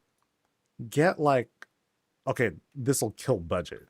But if you line this place up with 100 pet beds and spawn nothing but the calf, then all of a sudden, oh, Starfall. Oh, boy, that would be blinding, dude. All right. So, villain's defeated. Villain turns into a baby because that's how it works in those sorts of animes or Final Fantasy games. And now we're left to like raise this creature right, and it's going to do good for the world. Meanwhile, the hero goes off into, I don't know, whatever, the DLC content. That's how that goes. All right. And we're still not done. We still got to go up one more floor, buddies. Dude, what a place, man. What a place. Now, if they were brave, they could just they could claw back some budget and just use the spiral staircase, the pre-built one. I don't know. Just a thought. So, we're going upstairs now. And we're encountering something a little unusual, light. It's it's getting a little bit brighter up there. That's all thanks to the glows coming from the windows. Multiple windows, actually. You kind of have that overhead over there. You have the glows coming from outside there, too. Oh, yellow lights as well. You see, that's kind of I guess that's kind of a thing with these kinds of lights. You got to wait until you get to like the right angle to really see them, which is a bit unfortunate. But once we get up here, there's the boss. And here, oh, is that, are you inviting me to be here? Should I defrock myself? Oh, I'm facing outside. Never mind. Okay. At first I thought it was like, you know, the boss is like, all right, I want you to strip down and then get on the swing. I'll be like, all right. But no, I thought I guess because I'm not facing them, that's not it at all. Okay. It's just a very pretty swing. There's nothing sexual happening at all. But I'm going to sit here. And we'll both enjoy the view, right? Right, buddy? Fist bump. Boop. This is a really pretty swing. I mean, it starts off with the fell chains, but then it gets super dressed with all sorts of different greens, lilies, roses, all that stuff. What are we doing back here? Reading. Oh, dude. Okay, that Murgle is totally peeping at whatever's going on in here too. But is there anything behind like these shelves? No, nothing behind the shelves here. I think. Have we seen everything? I think we've seen every room here. Yeah. Yeah, because, dude, what we saw is fantastic. Dude, this was ballin'. And huge, too. We've seen so many different rooms and so many different, like, environments. Oh, man. I chose the two exits to explore first. That's my style. Thank you so much, though. This was quite the show. Very, very good. Love it. And it's past 10. Let's see. News stuff. Nope. No news yet. We'll wait for 11. We'll keep waiting. Yeah, so like I never ever want anyone to build a house based on like how I do my visits, because I always go left whenever possible. I try to explore I usually try to explore an entirety of a floor first before I climb up. It's the really sprawling builds are where I struggle a little bit. This one wasn't. Um, it's just big, but it's so great. Such a great place. Now, please get some sleep. Oh man, you turn on the lights. We'll do a quick walk or a quick jog of like some of the less illuminated spots. So, like for example, like here, here's like the wall paneling here. Yeah, and the very purposeful glows that were down here. And then here is the Brendan, what are they called again? Sheds. There we go. So these guys right here. So that's been used for like big wall panels. Really good. Yeah, that works out great. And then here's like the little tiny window, I guess, that we have there. Nice. Oh, interesting too. Huh. This can be okay, it can't really, but if you wanted to, you can try to make like a single piece out of this. Nah, you wouldn't. That wouldn't work.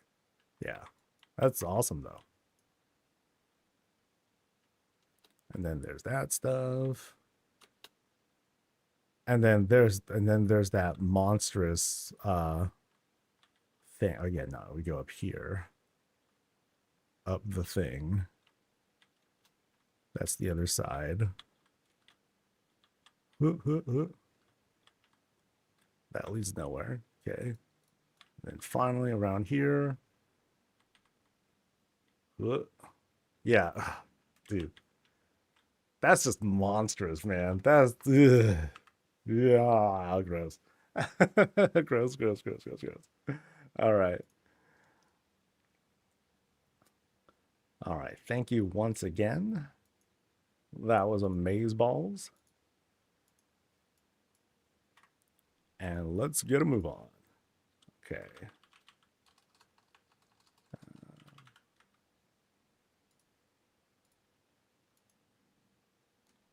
Going to Trillinara's place over at 4 to 6.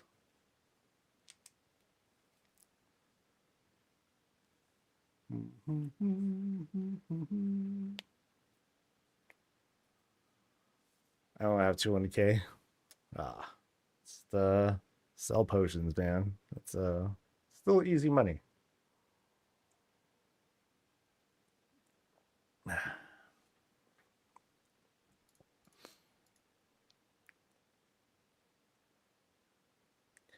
Yeah, I am puzzled that there was no patch announcement. Yes. Yet. All right. Boom, boom, boom, boom. All right.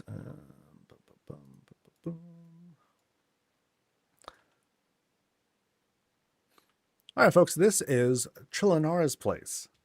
We're over in Razorwind, and we're presented with once again, like I see this rarely, but so I always want to point it out, at least for the time being. The Orcish hut, or the Orcish styled house that is using the leather top. Okay, okay, no, it's not. That just happens to be there. What we're seeing, what we're actually seeing here is this whole temple kind of thing. Okay, that's wild. It's like this side here was like, oh look, it's like orc stuff. Okay, cool. Ho, ho, ho. But here it's like, nope, no, we got way more than just that. Wow. I'm gonna back up some and just kind of admire the rest. So we're in Razor One's favorite plot of them all, uh, complete with the lake and everything. And what they did here, they made this fantastic entrance. That is crazy. So it's a little fenced off. We have a number of objects here, some fences, little rickshaw right over there, big tree in the other corner to help define the shape of the lot. But we're gonna spend some time like just looking at this. I love the fusion here. So it started off as the lights, whatever teleport pad, but then there's just like so much more, including the Zandalari bed that happens to be down there. Like that whole pad takes everything. Then it's skinned with the rugs before it leads into the regular steps for the hut. But it continues to be skinned with these Amani style like rugs and banners and tables and two lava balls that are down here somewhere. Yeah, somewhere inside there are where the lava balls are like shoved into or something like that. But there's also multiple particle effects coming from void wells. Wow, dude. This, yeah. For the budget, I'm kind of surprised that, it ends up being this like filled out. Wow. Now, of course, here there isn't as much activity going on. So that's kind of the trade-off. But yeah, a spectacle like this, that looks great. Absolutely great. It's not often that I take pictures of the exterior. It's usually the interiors that that I really want to admire. But yeah, I mean, we have seen some great exteriors too.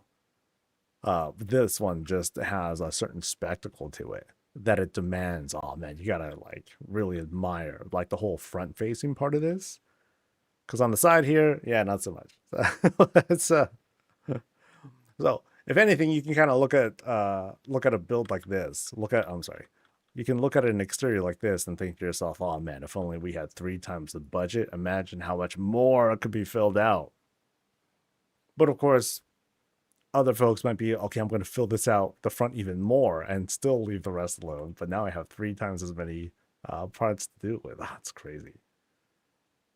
Yeah, this is epic. Like we're not gonna walk into this place. We gotta be like teleported in or zapped in or something like that.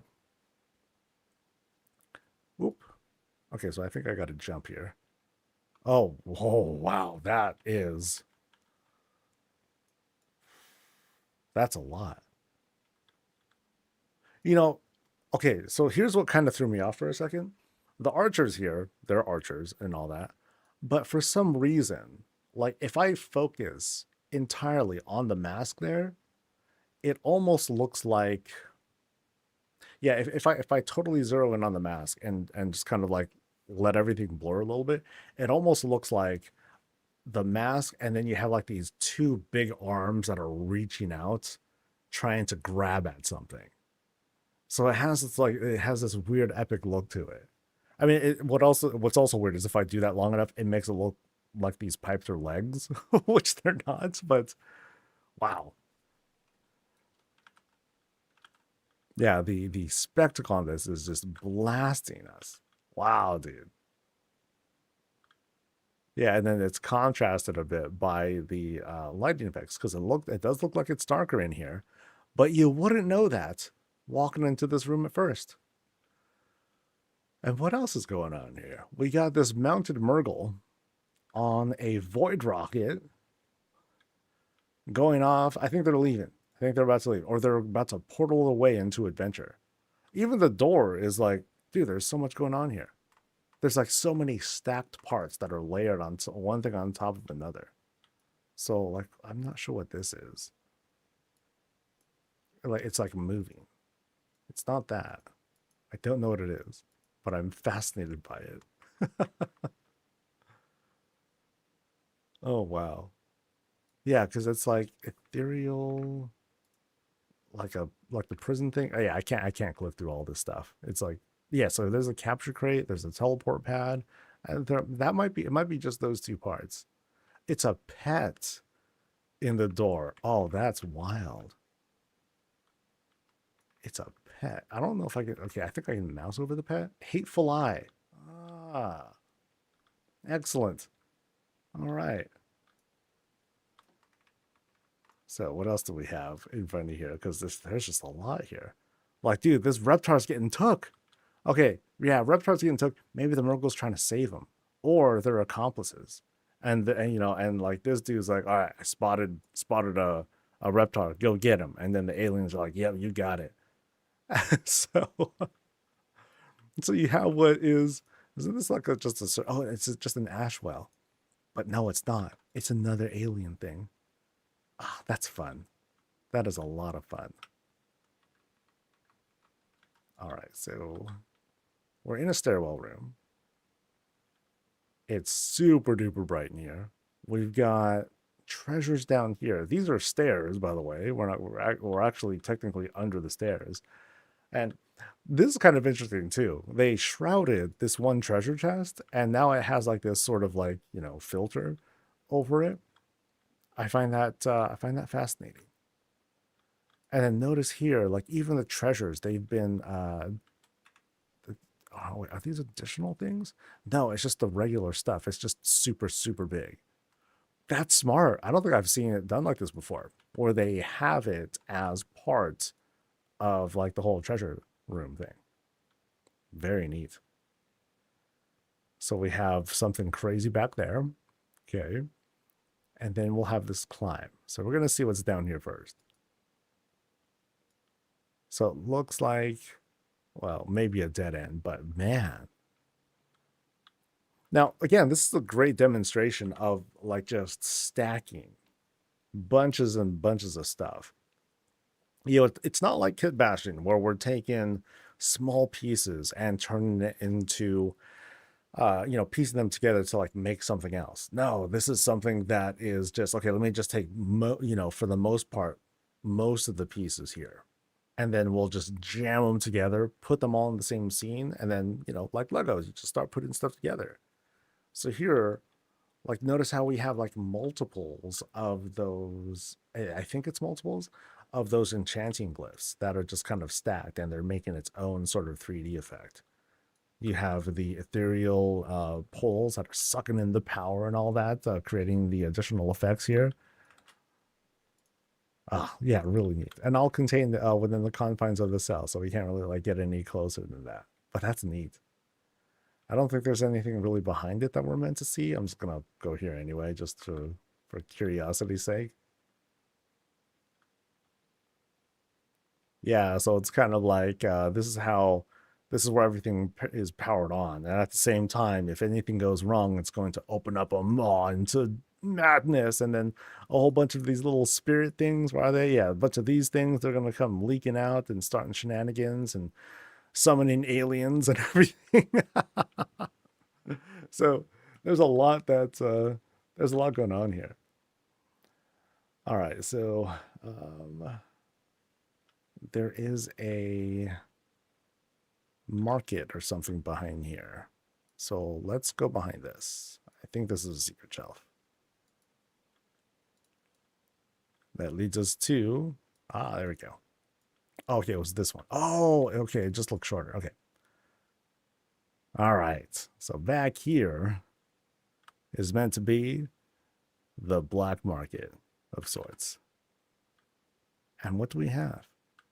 Assortments of weapons, collections, secret artifacts, illicit goods that are, you know, they're trying to be hidden among regular looking objects, but they're not all that regular at all.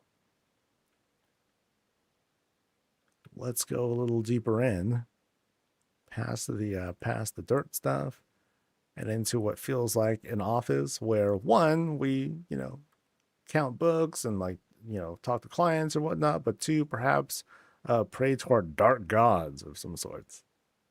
Now, they describe this as sort of like the slums too. So let's see what that means. Oh, this looks like a kind of like a laser fence door. So funk, it's for their own security. And from there, we have this spot here. What's that? Oh, creature. Oh, they're working on stuff. They're working on this spider turtle thing of sorts. Oh no, I think it's the underside of it. Yeah, it's the underside of it, but it's meant to be like this mechanical turtle, I think. Oh, fascinating. Well, Graves, good luck with that. Good luck with that. I love the inclusion of pets in here, dude. They add so much. Like a little bit more personality, a little bit more life into this face. Whether they're standing still or doing their own thing. Okay, some of this looks great. Yeah, nice set piece that we have here too. All sorts of little objects from what looks like the Legion control console to the Forsaken banner, Forsaken other stuff like the tables and chairs and whatnot. Yeah, make for a great set piece like this. Oh, that's really good. I like how this looks too. Well, with the Legion console, it makes it look like this sick demon head. Yeah, that's neat. It's funny because like we can take screenshots of like different places here, and they're all gonna look like so they're gonna contrast so hard. They'll look way different. Now, can I walk through this here? Yes, I can. Really? Oh, so this is meant to be a transparent object? Interesting. But this sort of transitions us over. And what these are, this is two of those drapes. One's going up, one's right side up, the other one's upside down. And you can kind of see how the two shapes, they kind of, they're clipping, but they're not clipping in a weird way. Not in a way that feels messy. Like it seems fine still. But now we're going through this kind of like blood elven corner of sorts. And then here we have is that a red Murgle with a special like living cloak? Are they praying to their god and they're about to bestow upon them the awesome power of Fel? Perhaps. Or this is like Astalor from the past, and he is granting his strength and power over to Red Murgle. And then Red Murgle can unleash justice upon all those who wronged him. What kind of justice? Super violent justice. What kinds of wrongs? Petty stuff. It was one microaggression too many, and Astlor just wanted to go on this campaign of destruction. So we continue going through like this sort of like slum market kind of spot, and even little things like these, they add so much into the flavor of things. It's like, oh, what kind of shop is this? It's an alchemy shop. Oh, who runs it? Me. I run this shop. I'm like, oh, okay, buddy. It's like, you gotta buy something or you're gonna keep moving. Oh, I'm gonna keep moving, buddy. Sheesh. Just relax, man. Just relax. I'm suspecting this is kind of their alchemy shop, and that looks cool. It looks very alive. But then, still in the same vibe, we sort of transition a bit. Once again, here's like a little pet being used as like just a piece of decor. Here, not so much. Here, we're adding like a little bit of extra life to the space, and they act like they're a resident of the spot. And what are they watching? Nature shows. Watching the fish. All right, so let's go through here into this more ethereal spot where it's mostly collections of sorts sitting on market benches. Some of these things have been sort of combined in such a way. Like this here is multiple things. I won't be able to like really break it down because the ethereal prison is preventing that.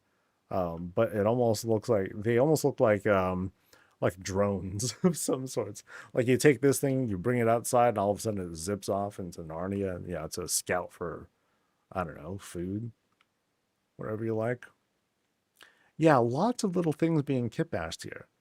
So like this thing is like either sucking in or spitting out that PvP dice. And is it shooting it somewhere? I don't know. I think it's like sucking it in, and then things are being piped in to here and elsewhere. Interesting. Actually, it's being piped into here as well. So it's a way of powering up or fueling these devices. Cool. And then towards the very back here, a Titan engine of sorts. Oh, I can click that too. Oh, this will leave me out. Oh, we ain't leaving yet, buddy. Nah, man, we can backtrack. It's all good. Yeah, very neat set pieces here. There's like all sorts of cool creations that try to tell like these different small stories. I mean, I'm not quite sure what, but very neat.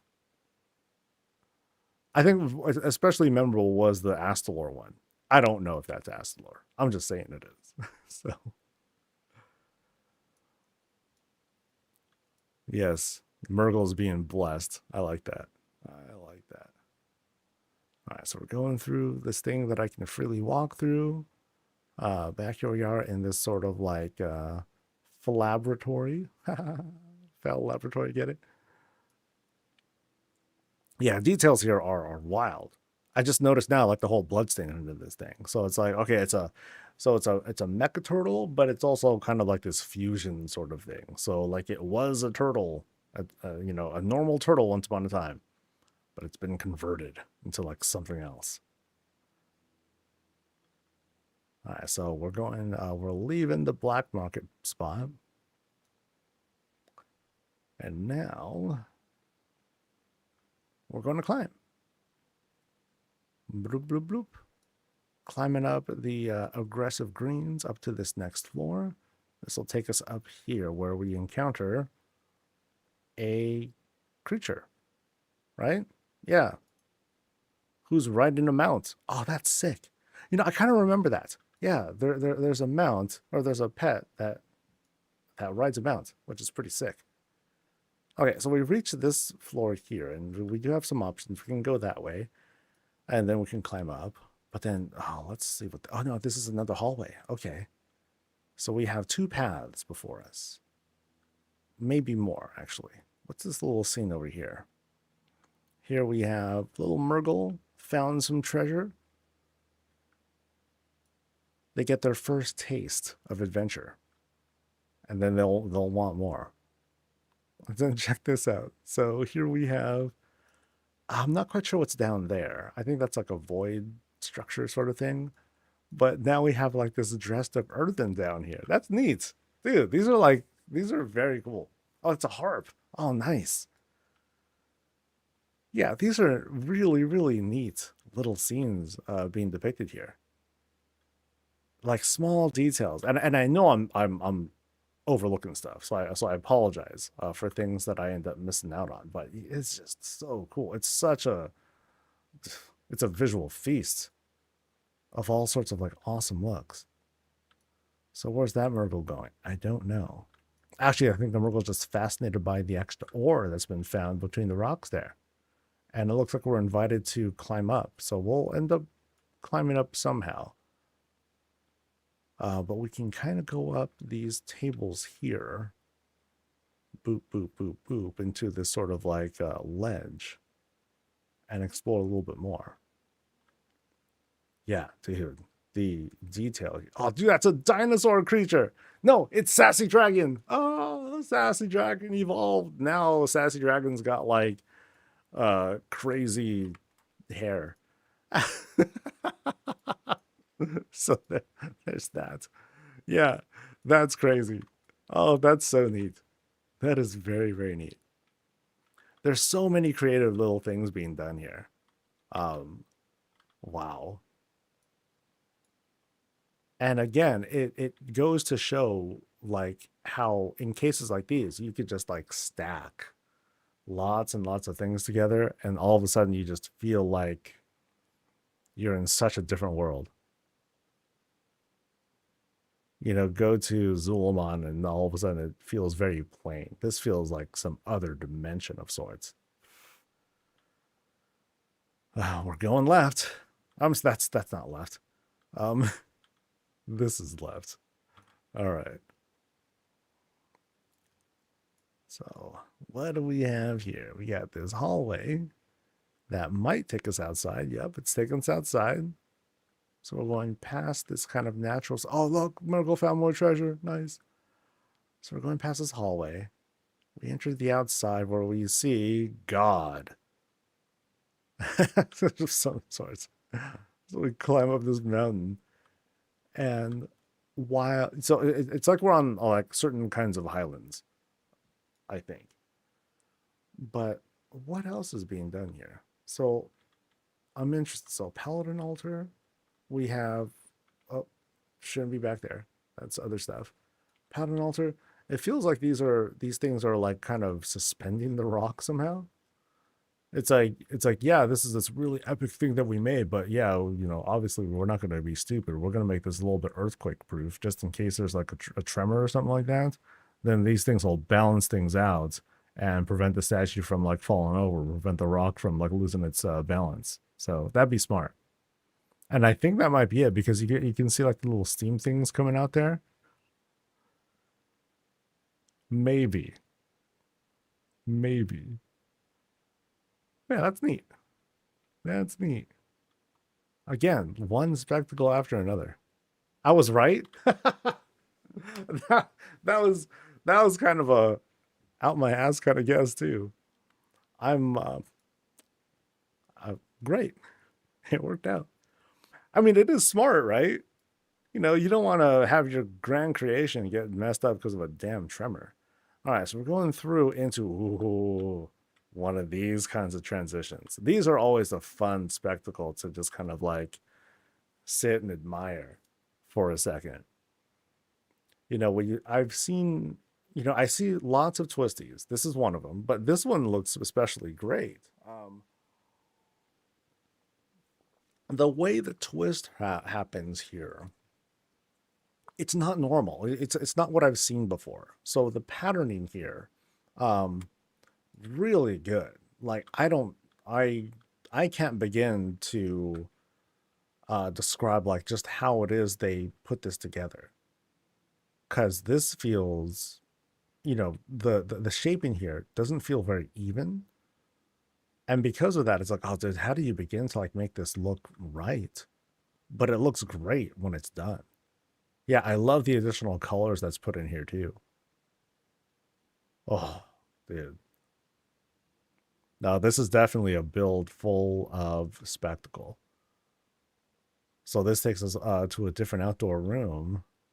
And here we have here we have like some blank spaces here. Never mind that though. I think we're meant to get like a certain tighter shot, kind of like this here. Oh, it's great. That is great. Nice lighting. Great use of the folio too as a centerpiece here. Yeah, so I almost feel like I'm not even meant to look at the floor. You know, like this is the shot. All right. This is what I'm meant to look at. And it's great. It's great.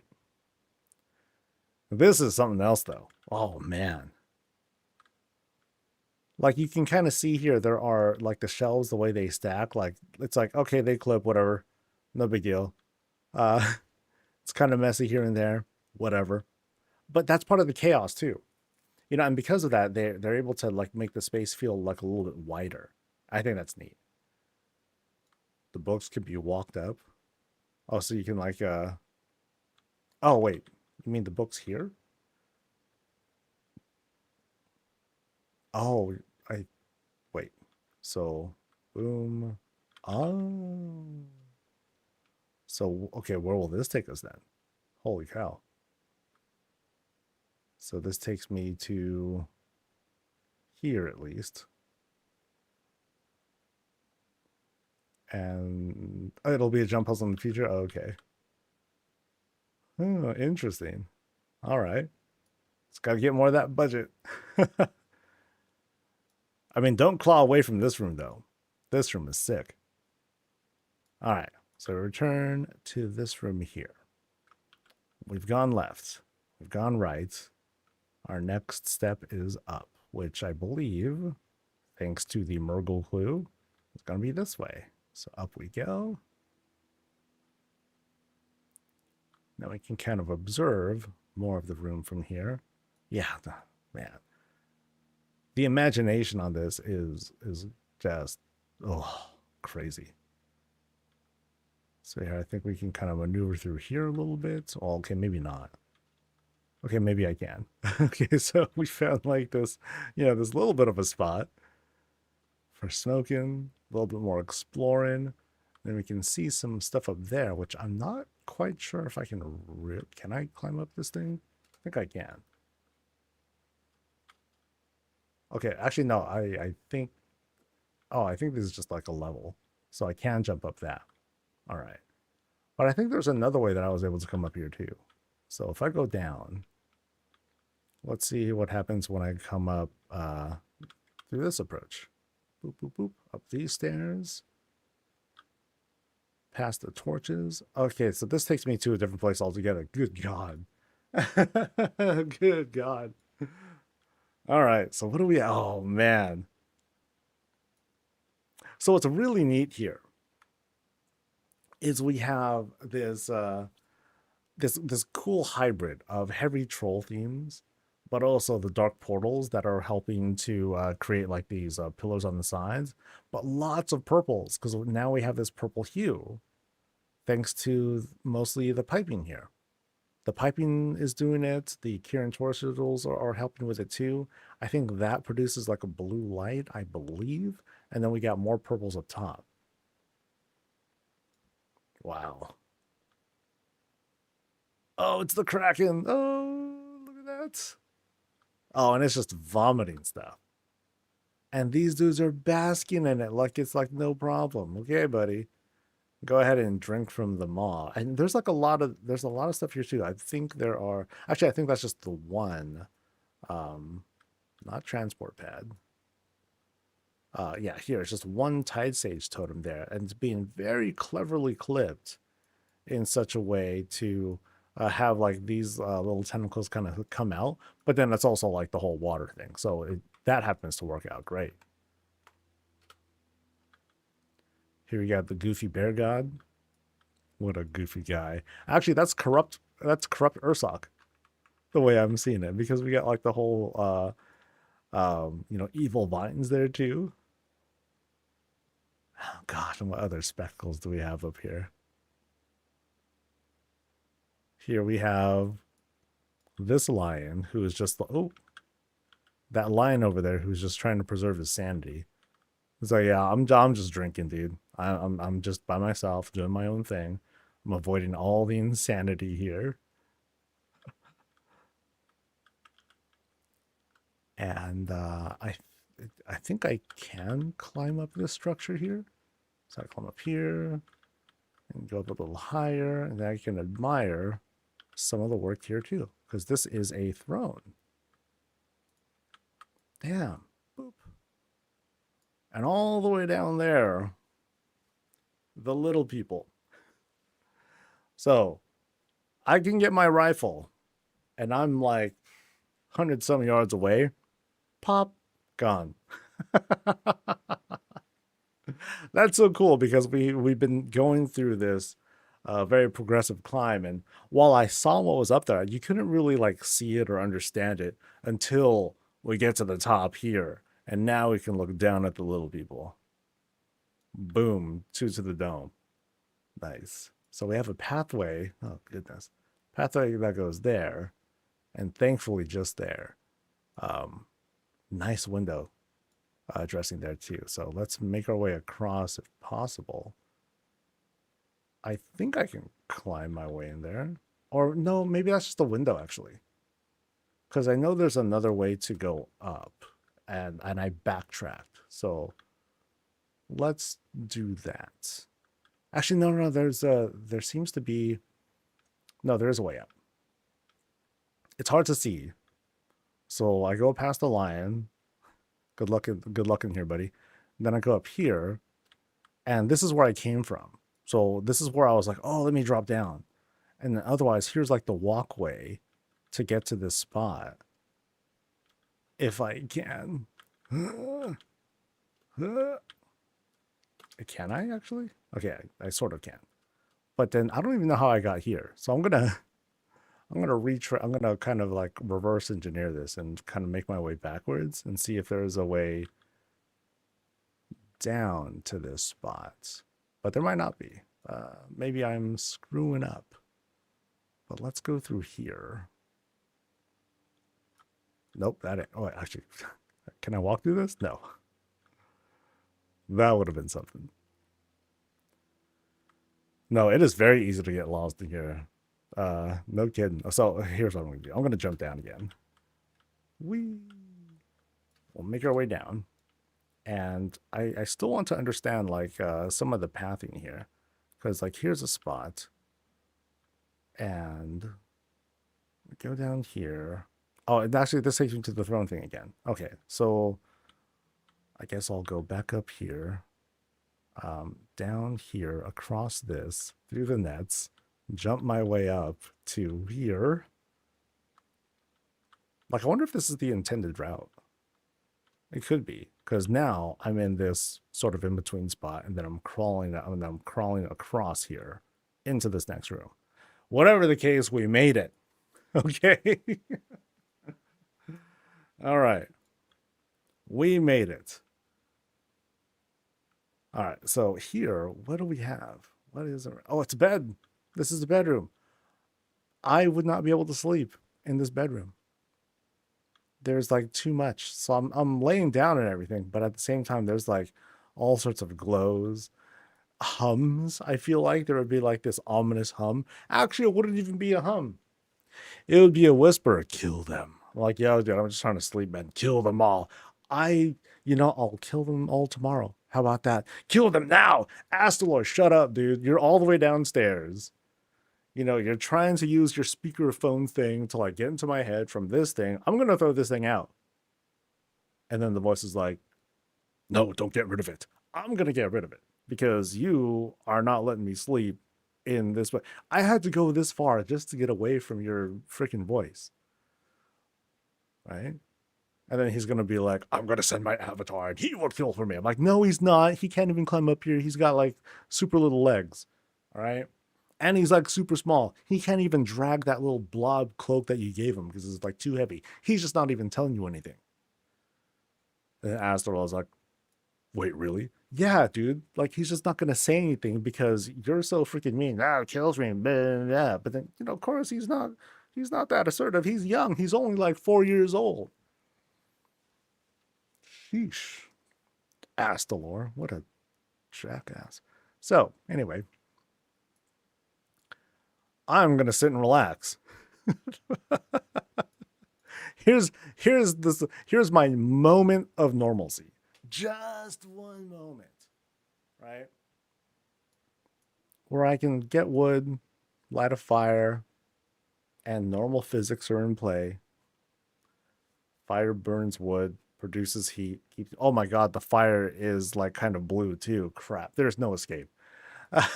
there is no escape from the spectacle of this house. It's just so much. It's so awesome too, though. Oh boy. I can imagine like, dude, opening this place up for visits and then people will be here for like days getting lost in things. Oh man. And so what do we have back here? We have placeholder. Work in progress. Let's go. Yeah, it's a work in progress. We got felled trees. Things have been... oh, that's going to lead me to a weird spot. I'm going to avoid that. And now we're taken to one of the artisanal rooms. It's a big room, by the way. And so far, folks have not been quite brave enough to do a damn thing with it. I mean, it's only been, it's been like barely a week. So I'm going to be curious to see what more advanced designers are going to do with a space like this. Like, what do you do with this lighting effect? How likely is it that we're going to see somebody be like, all right, cool. Hey, check out this artisanal room. This looks great. And then they close off the whole thing, except for the hallway that leads to this lighting effect. And that's the only purpose of this room. It's to have this lighting effect be available and everything else is skinned. We will see that probably, or something like that. Or it'll be like a build that starts here, and then because it's a big room, right? Don't get me wrong, it's going to lead up, and people want to use the ceiling for a thing because you have like certain small minor effects happening with that ceiling as well. This part's my favorite thing though. This whole lighting effect. This looks sick. I want to see this being used for like something. So, chop chop, builders. Um, but I think we've seen everything. I hope. Have I? Let me ask that. Have I seen everything? There's one more room under the throne. All right, let's go. I mean, this is the kind of place where, boy, I would definitely miss things here. So I'm going the wrong way. I need to climb my way back up. So I'm going, uh-oh. Wait, that's not it, right? But I do need to climb up here. So I'll go the way I know. I'm sure, like I said, there's multiple ways to get here. This is the way that I remember it. So behind the throne itself. So let's go here and oh no. Here and up here. Under. Oh. Oh, the obvious place. Okay, I didn't go down the obvious path. There we go. Telling you, huge, huge place. So we go through this second hallway, which might lead us outside. That's kind of a trend that we see around here. Yeah, great stuff with the big claws. And then, oh, dude. Oh, that looks really good. This gives me Avatar vibes, actually. Yeah. So watch my mouse cursor as I trace the shape here, this triangular shape here. Like, doesn't that sort of reminds me of Avatar? Oh, that's crazy. Wow, though. Okay, so we transition out. Big tent is being used. One Murgle who, I guess, saw too much. they're stuck there. Places to at least have some noms. And then this crazy spine. I'm not familiar with this. Oh, no, these are the barricades being used as spines. Yes, I remember seeing this. I'm like, dude, people are totally going to use this as like this whole spinal column thing. That'll be sick. Okay, so I think it's more like it's trying to be like this whole snake god kind of thing. So like here's one, right? This giant skull. And this is a lot bigger than I thought it'd be. Like this is a big guy. And then here is like basically another one. But then this one is more or less together. It's not being depicted as like a dead person. Like it's like here's the thing with like a crown and all that stuff. That's some great framing though, because it's using just like this big console as part of the base, right? And then I'm not sure what that big gem is. Oh, that's the tank. Nice. Oh, that's good. Oh, that's really good. So let me try to get a closer shot of this thing. Okay, I can't. But no, this gives some really cool Ulatech vibes, man. So let's climb up here. Oh, I like how this is sort of like a, this is sort of a facade. Here's the real climb before we get up to the top. Yeah, that's great. Dude, this build is, dude, this is something else, man. Wow. This is really, really talented.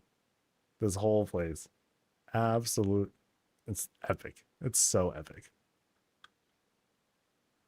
So here we are. We're going to just kind of like move straight down, straight line.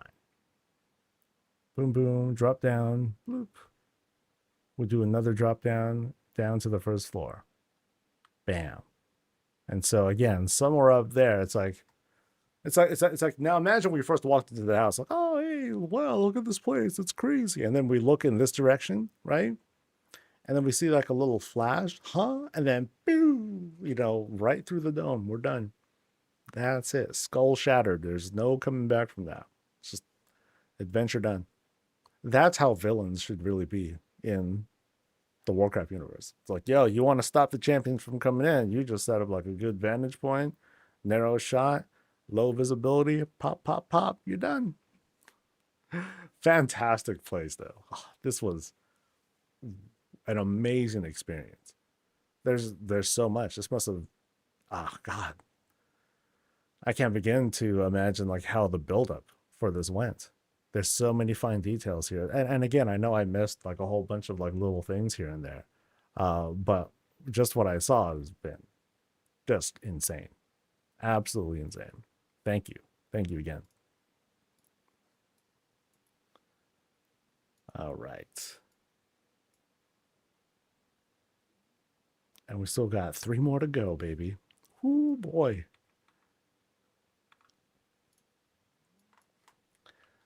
All right. We're going to Lilith's place next. Over at 4 to 6. It was very thorough. Thank you. I appreciate that. Because it's so overwhelming. It's so overwhelming. All right, so we're actually going to wait. We're going to wait for 6 minutes and see if there happens to be an update. Try to be diligent like that. Okay, it's the 20th now. So we are getting close to... So I imagine sometime next week, we're already going to see a preview for the September trading post. Man, time is flying by so fast. It's kind of scary. And I need to reorder shirts too. I think I'll just order shirts for the guild now. And hopefully it'll work out. And those will be the prototypes. Ugh. I hope that works out. Anyway, how you guys doing? Huh? You guys having a good day? Older you get, the faster it goes. Yeah, and I mean, I'm just even thinking of like the context of BlizzCon's coming up. I'm not even thinking, oh man, it just feels like yesterday when I was in high school. It's not even like that. It's just being constantly busy with stuff. It's good, but it also leaves me kind of anxious. It's like, oh man, am I gonna have enough time for like stuff? Okay, so while we wait, I'm actually gonna go back to my house. Or at least I'm gonna go back to the blueprint house. That's what it is right now. It's the blueprint house. So let's go there real quick.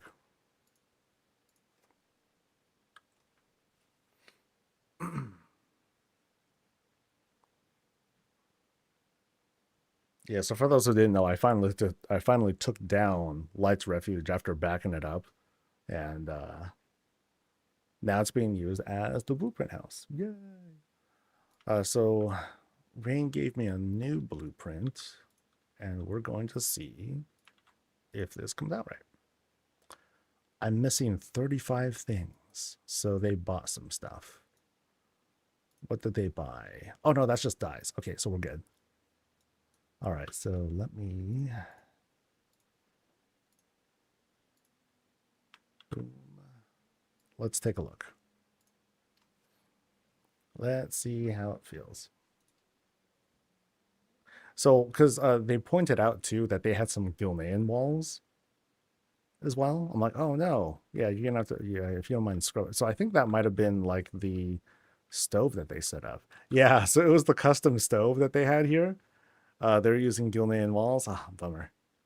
So they just put in a normal stove instead. Cool. And then they scrub the rest. Yay. Okay, so let's take it. So here's how I kind of look at things at a glance. So I'll look at the list of stuff. And I'll just look. And I gotta eyeball it. So if there's anything here that seems kind of sus, I'll like double check. And there are a lot of parts that could be used. The neighborhood decor, it's not trivial. There's quite a few things that come together. But yeah, here we seem fine. I just totally missed the whole thing about the Gilnean walls. So I gotta be a little bit better. But I know that part sucks. But no, it's great though. This is exactly what I'm hoping to see people get to enjoy when the time comes. Okay, let me see. Okay, there's one thing here that I saw. There was a beam sticking out, and I don't know if that was just like me screwing something up or if I accidentally clicked something. I'm pretty sure it's gone though, because I think it was like really obvious when I first saw it. I was like, oh, uh-oh. But I know I was like doing some other stuff in here too, because I was experimenting with things. I happened to be on your build at the time. So yeah, I don't think you have any flaws here. Perfect. Yay. Yeah. Great stuff. Great stuff. So it's like, here's where the bathroom is, and then here's like the super secret torture room that I'm gonna put in. It's gonna be great, guys. You know. Meanwhile, someone else is gonna come in here. They're gonna be like, so where do I put the beer? Or I'll put the bed right here, or I'll find like the room with like you know, like here's like a sleeping bag, here's the TV. Cool, got my house. Hell yeah, baby. Yeah, it'll be yeah, this will be neat. I think I have high hopes. You know, big copium here. Very high hopes that you know, a brand newish housing person is going to come into something like this and be like, oh, what do I do with this? Where do I put this? Where do I put that? Um, and hopefully having this preset layout will give them a good start. But of course, they can down like the fully furnished version as well. So that'll be cool. Um, wait, didn't you give me a? Did you give me a furnished version of this too, or no? I don't remember if you. I don't think you did. Did you, Rain? I hope I didn't accidentally delete it since you're here in chat. Because I know I saw the unfurnished code, but I'm just double checking. Did you give me a furnished code too? Because now I'm gonna get nervous. I hope I didn't lose it.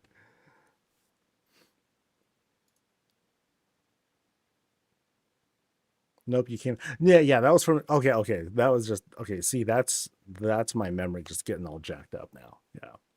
Yeah, because I remember when I first saw it, when I first came in here, I was like, it was the defining thing was this here.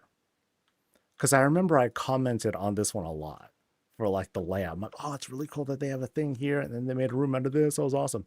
Yeah, that was what helped me remember. I'm like, oh, that's really cool. Ha ha ha ha ha. Yeah, no, your place was huge. It's much bigger than this, but of course, like it's cool because this is what's possible in a room that is that only takes up like the 30 at most 30 budget. So it's very cool. All right, let's head back because I don't think there was any news, right? Nope. Okay. So off to here and here. All right. All right, hold up.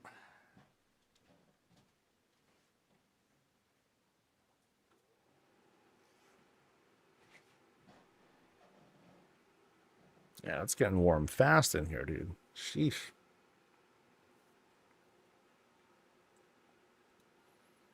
We are under the house, kind of. All right.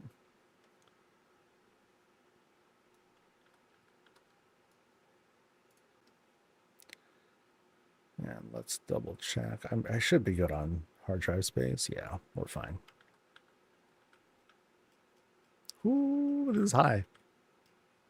Oh, dude. Okay. All right, folks. This is Lilith's place. We're over once again at one of the most favoritist spots in Razorwind Shores. And we have an elevated Blood Elf Palace, as if that's possible. Somehow, these trees are holding up the entire structure. But that's magic for you. Maybe this thing's made out of styrofoam. I don't know. As we As we enter the lot, we can see the paving stones take us around. So we'll use this as our path to give us a little path guided tour of this place. Now, off to the side here, we got our tent. We'll see what's inside in just a bit. Pillars are also helping to suspend this place. Here we have our nice little swing for a great view. One of the best views over here in Razor Ones as well. Over here, little place to hang out. Again, for some great, great views. But then we also have like this area under the spot, under the house. You know, so it would be, you know, at nighttime especially, it's going to feel a little bit darker. At least we're away from the rain. You know, we just got to make sure to give like the fishes some love because they don't have normal exposure to light sources and all that. So here's one of the cherry blossom trees that are, once again, you know, they're doing their job to try and support the suspension of the house. That's cool. It's very otherworldly. Now let's go back through the paving stones, past the wagon. We'll jog a little bit, and we'll start climbing. Actually, no. First, I want to see what's in the tent here. Ah, it's a little shelter for our little wyvern friend. Hey, buddy. No, it's all good. Just chill. We are just taking our tour around. Now, let's head up here, past these very expensive platforms. 3, 3, 3, 3, and all that. And then we're greeted with the entrance right here. We got some greens to help illuminate the spot. The trees, they're nice and present up here too, to help keep things nice and colorful. Over here on this side, place to sit, away from prying eyes, but at the same time, you know, we can see everyone who's coming. And we have a number of torches being used for lighting. Very, very meticulously spaced apart, so that way they're not causing conflicts with each other. Yeah, fun stuff with the greens up here. But now, let's portal our way inside, shall we? Have I been safe with the fires? Yeah, I'm fine. I live in kind of in what they say is Northern California, but I live in the Bay Area, so nothing around here, fortunately. The closest, you know, really forested area to us would be like Oakland Hills, which thankfully nothing there has happened for a while, but I mean, it's only a matter of time, so. All right, so as we enter the spot here, we go through this lovely skin door, right? We can lay down our stuff, set the mood, set the lighting. In the mid here, we got this nice presentation. Multiple things going on here. We have some Herondar greens. We have this bed of stones. We got that brand new bird phoenix thingamajig for the BlizzCon promo. Very pretty. In each corner, we have like little set pieces. These little kinds of dioramas, kinds of not. They're more like flower boxes or planters, where we have like nice little bits of growth on each side here. But then there's also a little bit of extras to add some texture to it. Notice how we have these Founders Point fences to help add a little bit more character here. I like that. That's really nice. Now let's go, let's see, we have options. We can go that way for like what looks like a stage. That way looks like food. This way looks like food too. So that looks more retail-y. This looks also retail-y. So I think we're in like this kind of like a bigger restaurant style build. Let's go to the stage first. So here, we got, oh, there's the boss right there. So here, though, we got a pleasant place to dance on, you know, on top of this dance floor. Not a drink in sight, though. You know, so this is an elegant sort of spot. It's not going to be a whole bunch of this, dude. Woo! You know, none of that stuff is going on here. No. This is like, so this has the vibe of like some ballroom dancing, right? And otherwise, if it's not that kind of music, then it's like just kind of like standing room only. People are just like standing, like enjoying their stuff, and hopefully not going, woo, not going crazy like that. So there might be a path that leads us back there. There could be like a backstage area, but it looks like we have some restful spots to the left and a library sort of spot to the right. Let's go in here first. Oh, there's a bathroom right here. How convenient. So when this place is in club mode, and maybe because there might be a club mode to this, at least the bathroom's nearby, so you can like go ahead and take care of business. And then it's like, okay, dude, I'm done. Let's go right back out to the dance floor. And then everyone's like, oh my god, close the door. It smells. Like, oh, I'm sorry, dude. Because it's not like it's this big public place. This is a house. This is a more intimate spot where everyone knows each other. So you open the door while the waft is out there, you're gonna have a bad time. So if anything, this here is a social challenge. It's like, do you come in? Do you come to the house as a guest? Do you come in empty, so to speak? Do you not care? Do you kind of wait until you empty yourself out? Because, if you gotta go, you're gonna do it here. Everyone's gonna know what you've been having for like lunch and everything. So it's a choice. Very much a choice. Now over here, like I said, it's a very restful spot. So let's have a seat here. Very pretty colors on the bench, by the way. And we can enjoy a little bit of time under the soft glow of this cherry blossom tree. Now, there's a lot of soft glows coming here, too. We have a lot of these ochre windows, even behind us. So regardless how the lighting might be set up here, it's going to be very, very bright, very inviting here. Very smart, too. Making sure that the flowers are here so that way they will definitely thrive. Yeah, really pretty here. And I'll have some drinks. But I won't take them not into the dance floor. Gotta be polite about it. So let's go backstage now. Let's see if there's anything behind us. We get nope, joke. We lied. All right. So I built for me this time. Hey, that's what housing is, right? Housing should be for you first. Don't do housing because I want to make money or something weird like that. Yeah. You want to make something for your interest. So anyway, we come out here into this outdoor spot now. And we have room for training grounds. Heck yeah. So here we are. We're making war on, well, either the Amani or ourselves. So it's a thing for everybody. Choose your favorite target, grab a practice weapon, have at it. Death Knights are like, yo, you're using our rune blades as practice weapons? Yeah.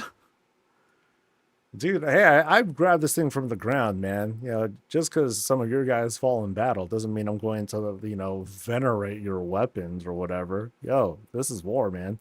Sometimes I gotta work with what I got.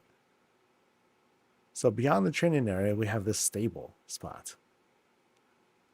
Ooh, it's gonna be nice when the time comes if we can have like, it'd be cool to have like, how people really want NPCs to be like a thing. I think it'd be a cool start to have animals first. So what if we had livestock NPCs? Or like, what if we had a thing called like a hitching post, right? Boom, we throw that thing down, and then maybe there won't be mounts yet, but give me like just regular horses or cows or something like that. Because even when like mounts displays and all that, even when that becomes a thing, we don't really have cow mounts. We got like bulls and yaks and stuff. But what if I just want moo cow or something like that? Maybe that'll be a thing that comes out at the same time. So remember where we're at. We're in one of the best places over in Razorland. So predictably, we got our boat here that's going to be taken out of the lots, taken onto the water for some fish and stuff. We got our whole outdoor barbecue set up here as well. Very nice. So it's the kind of build that still respects the fact that, we're in this certain spot. Obviously we've seen builds that, start off as a house, but we're taken into this very otherworldly place. This house has the vibe of it being more or less grounded in where it originally is, from the outside. So I respect that. I appreciate that. It helps to keep the senses from feeling overwhelmed, I think. A lot of the times we get impressed by these absolutely dazzling creations, otherworldly stuff, things that feel impossible. But it also feels like sort of a cleanse when we can just enjoy what feels like a house. Variety is king. And sometimes this serves as a sort of palate cleanser. Not even to say this is like a bland thing, but it helps to bring that sort of variety in to help bring us back into housing, the house part of things. So here we are in this like little kitchen opening. So the real kitchen's back there, but then here's where, if this was like a retail-y spot and this kind of comes off like that, grab stuff. The helper is doing that. They can start serving guests. Here is a different table where maybe other things are ready to go, or it's just there because, hey, maybe it's a private banquet and people just go ahead and grab and go. The processing, of course, is done here. We have this nice, very Warcraft style kitchen, with sort of minimal kit bashing here, but things just fit. Multiple objects that have been thrown in here. There's that serving table we're talking about. Here we have like that, not tub, but we have this, actually it is a tub, there you go. The tub that's been sunk in so we can get like the scrubbies over there. Very, very clever. Haven't seen this used as a cutting board. We've seen different things being used as cutting boards, but seeing that is kind of nice. It's like one of those kind of cheaper plastic cutting boards, I think. So, like I said, the processing's happening here. Those things are good to go. Got a nice, easy fridge. Very spacious pantry area. Nice and filled out. Let's retreat back and go into this corner here, which is very similar to what we saw before, next to the ballroom / club area. Still have places to sit, still have like a bunch of these ochre windows to help illuminate the spot. Now, these are the ones that you get not for free, but these are the ones you buy with resonant crystals. The ones that don't have them little nubbies up top there, those are the ones you get from the meadery dungeon, for those who are a little curious about that. No, it's a nice, peaceful place. We have some great enhancements using the cherry blossom tree here. Now, this is the one that includes the watery stuff. Watery stuff. Excellent choice of words, buddy. Excellent. Yeah, very breathable. Very relaxing. But again, we also have like, on the other side here, or in these other rooms, so the lights are turned down. It's just that there you can't tell. It's very, very bright in those spots. So let's retreat back here. We're back in the main room. I think we have another direction to go in. That's the door. So we're going this way now. Yes. So unlike the restaurant area, this is more like a bar spot. We don't have bar stools necessarily. So it's more like a wine bar than anything.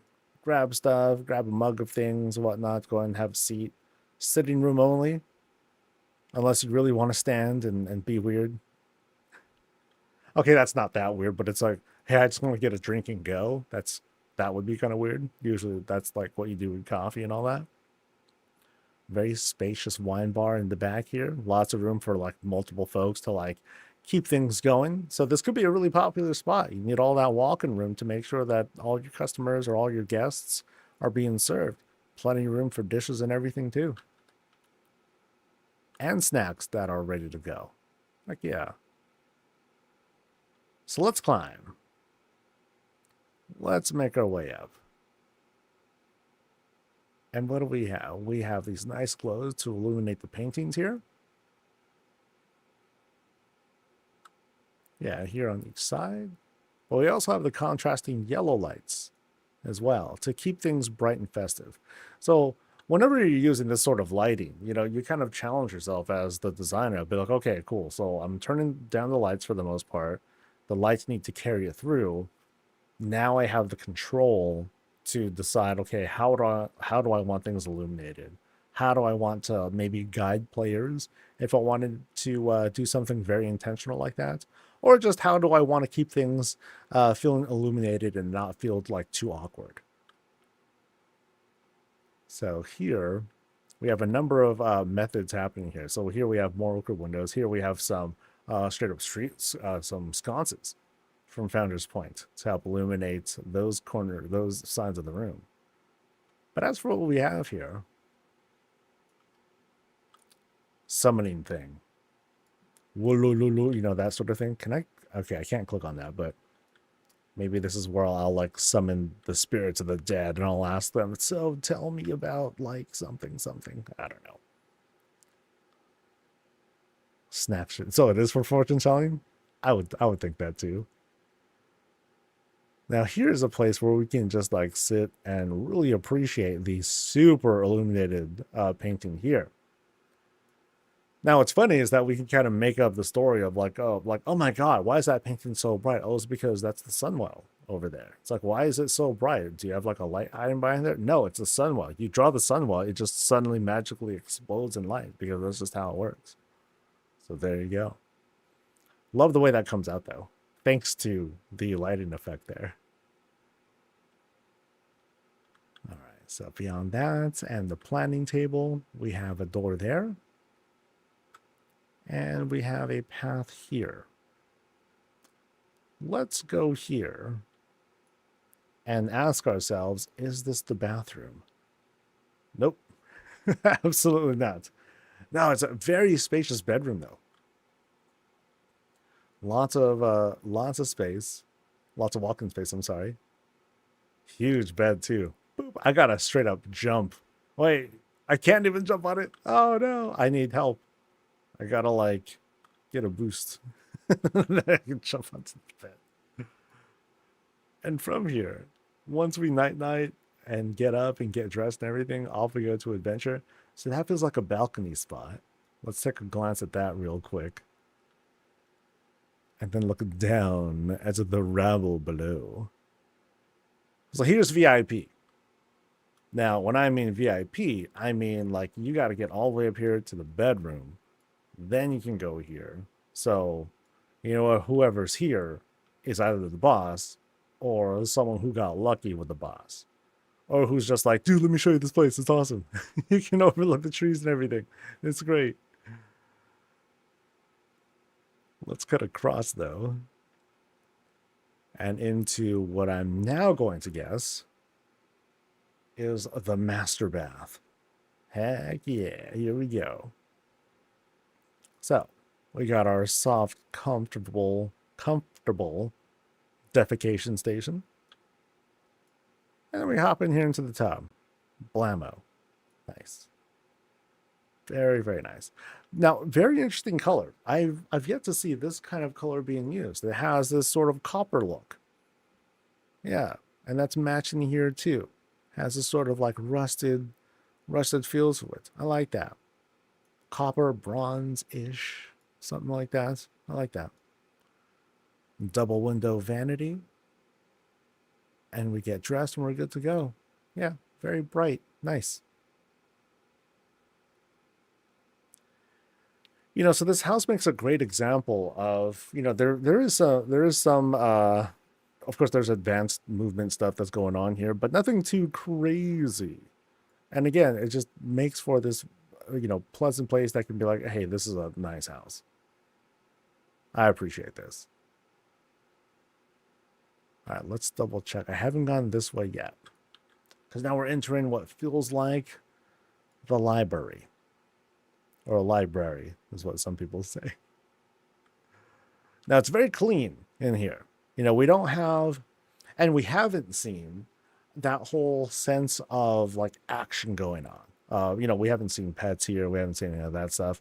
And, maybe we'll see it eventually.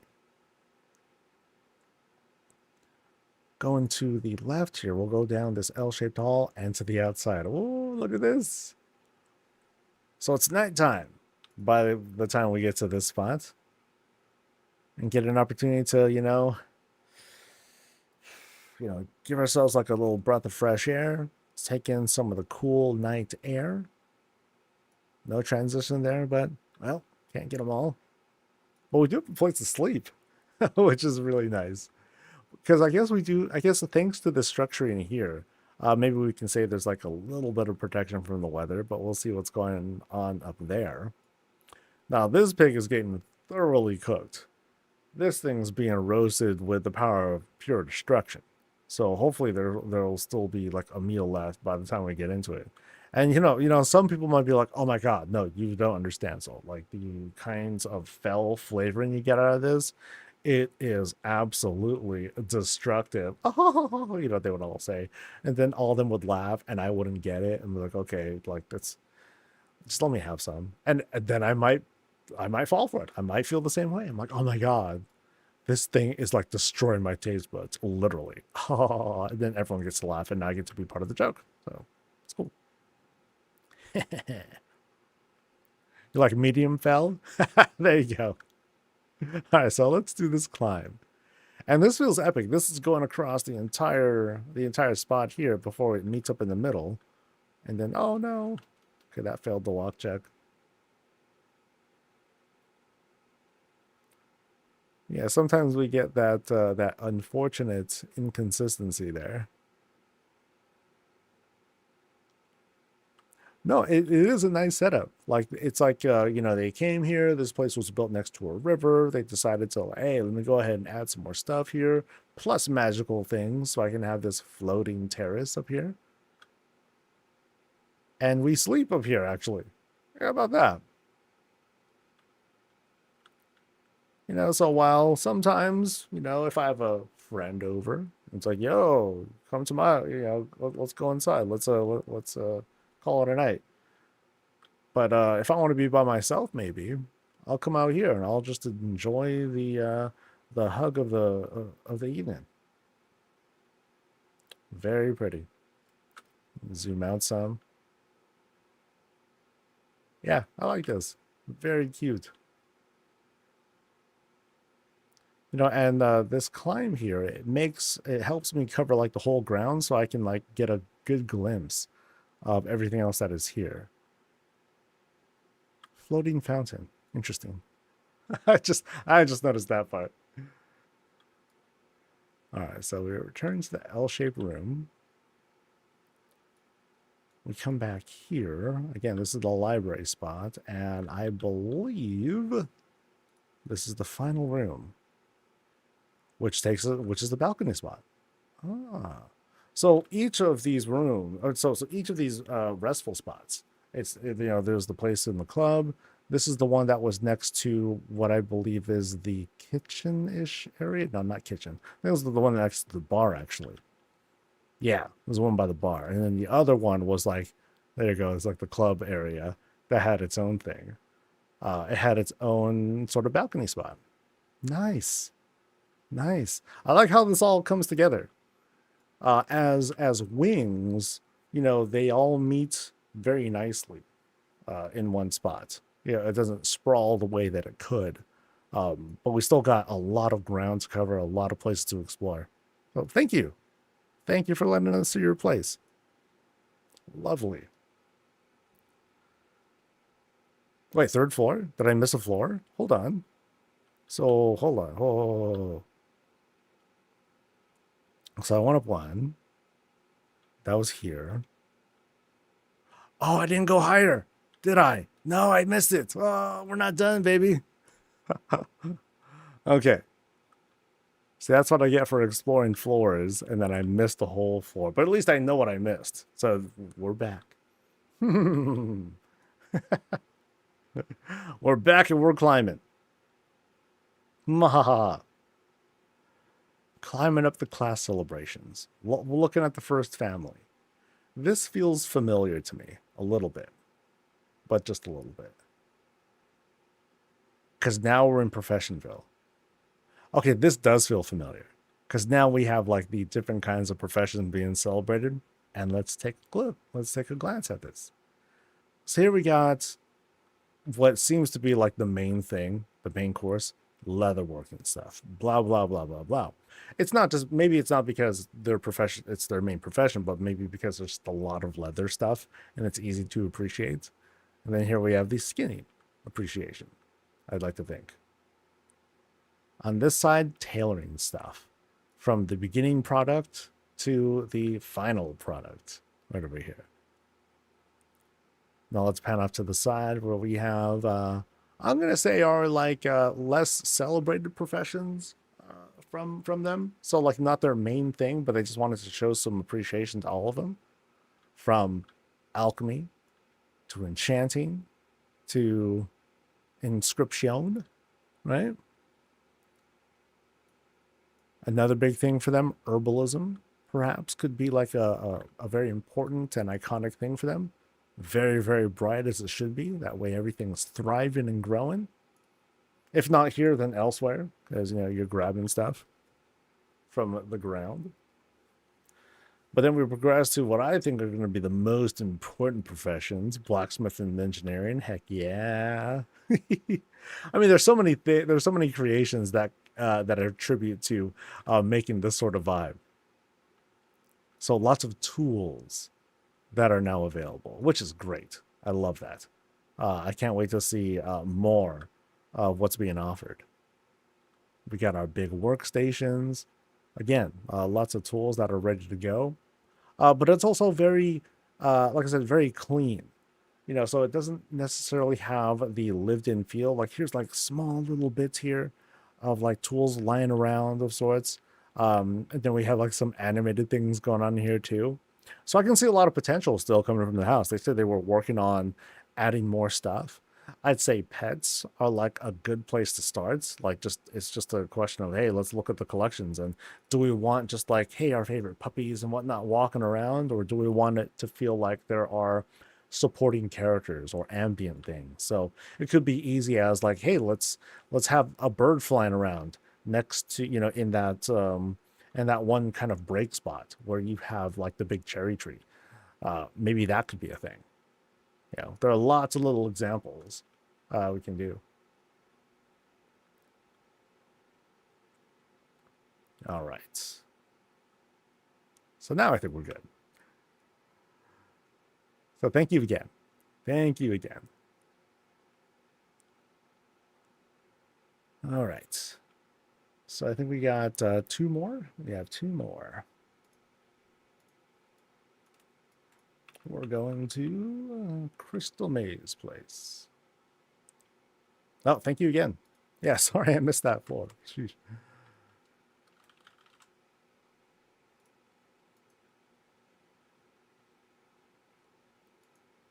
All right, so before I start this one, I want to ask. I don't know if the boss is in here. They are at least in they're in game right now. Is it Little Bo Pep or is it Little Bo Peep? I just want to double check the phonetics here. I mean, it looks like Little Bo Peep, but the lettering suggests I can change it up. I'm probably going to default to the former out of safety. But we'll see.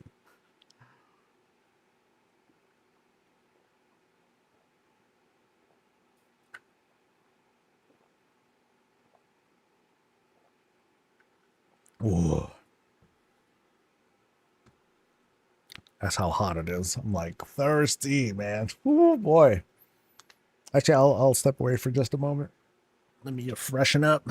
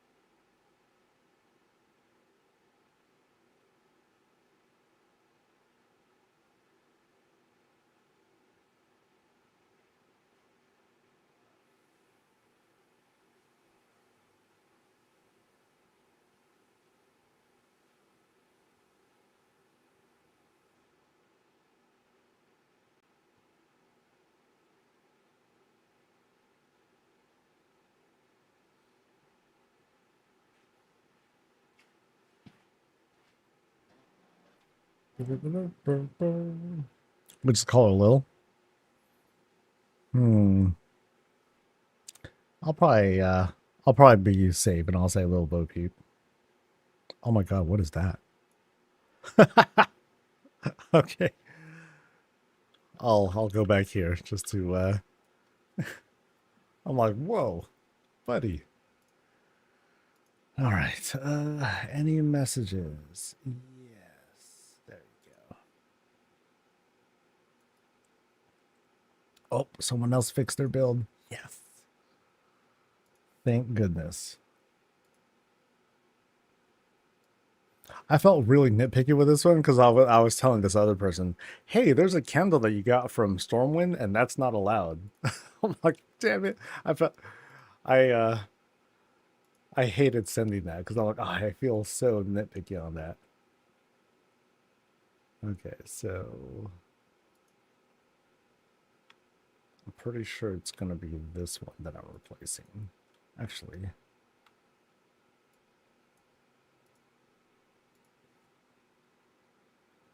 I'll put that there and then I'll check it later. All right. Hem, hem, hem, hem, hem, hem. La, la, la, la, la, la. All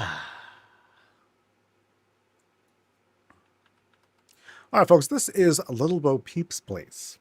Now, over on Founders, and the first thing that I saw as soon as I came into this was, yo, look at this creature. Oh, we have multiple creatures. Hold on. We've got a void giraffe kind of creature. Or at least I think it is. Or it's a big, tall bird kind of thing. And that's like a beak. It could be something like that. But it's super voided out. And it almost looks like actually I can hop on the thing. Maybe. Oh, no, that's a light. Never mind. Now, here's what I want to look at. Dude, check out the elephant. Ah, dude, this unit is thick. Look at this guy. Look how short the legs are. This dude eats so good. Like he's taking these rocks or these eggs and he's just playing with his food. And he's gonna slurp all that stuff up. Because, yeah, this unit is, oh boy. I mean, look at the dump truck on this guy. Oh boy. Don't mess with that guy. Especially because it's made out of rock. But then this guy might. A crystal rhino. Oh, that's so neat. That's so good. But it managed to have like a little stubby tail. That's adorable. Oh, these are cute. These are very, very cute. Now, actually, see how the rhino here, like you see like the little whites of the eyeballs there? I kind of like this look the most because you don't see the irises and it just looks like little blank dots. And I think of it's the big marshmallow looking dude. It's called Big Hero 6 and it just has like these blank deadpan looking eyes. And they never have an expression on them. They're always like just dots. I forgot the name. But I think of that character when I see this rhino from that position, and it looks like triple adorable. Baymax, there we go. Yeah. Yeah, that's fun. And over here, we have not fake flamingos, not the boarded flamingos that you get from like Undermine, I think. No, they made some. That's adorable. They're made out of, okay, oh, that's crazy. So here's what's going on. These birds have they have they have glass heads and you can see their brains inside. Ooh, that's wild. Like their top part, like the top part, like their skin is translucent so you can see their guts inside. So is it really that cute? Yeah, because I'm just kind of overthinking it. Now here's some ducks. Yay. now that's darling. That's all. They're just chilling. I love that. I love that. Dude, pets add so much. They're just adorable. Like, yay. It's like, hey, look, we're so happy. We have a home now. Yay. look at us, we're so happy. Yeah. Almost makes me emotional about it. Yeah, very nice. Very, very cute. But now I'm curious. What else do we have inside? We got some cool animal stuff on the exterior. What can we expect here?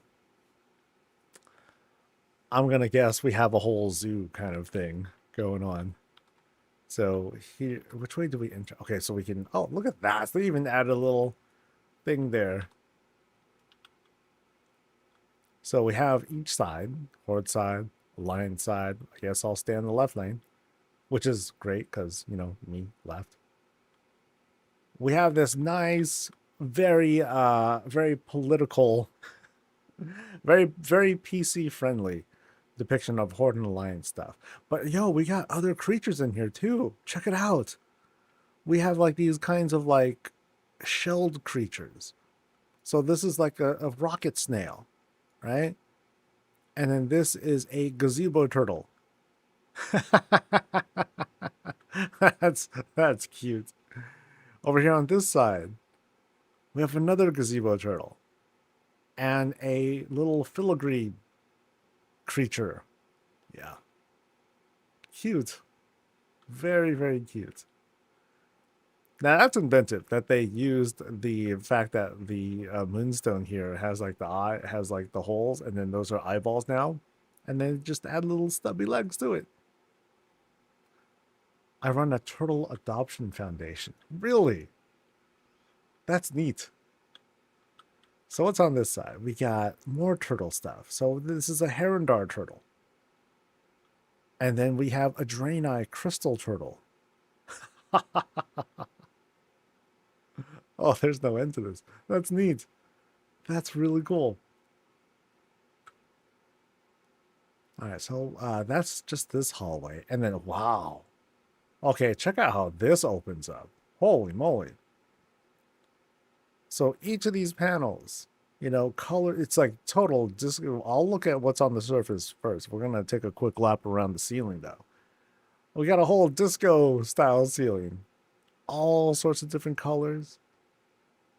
Making it very, very vibrant. Also very gruesome because there's like a trapped person in there in this zoo. Oh no. Hey, it's a zoo. We trap animals. Some people are just animals, which will be like, you know, hugely offensive to our earthen friends out there.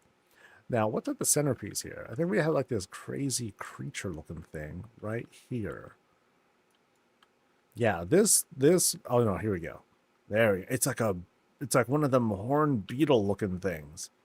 Yeah. That's sick. And it's bathing.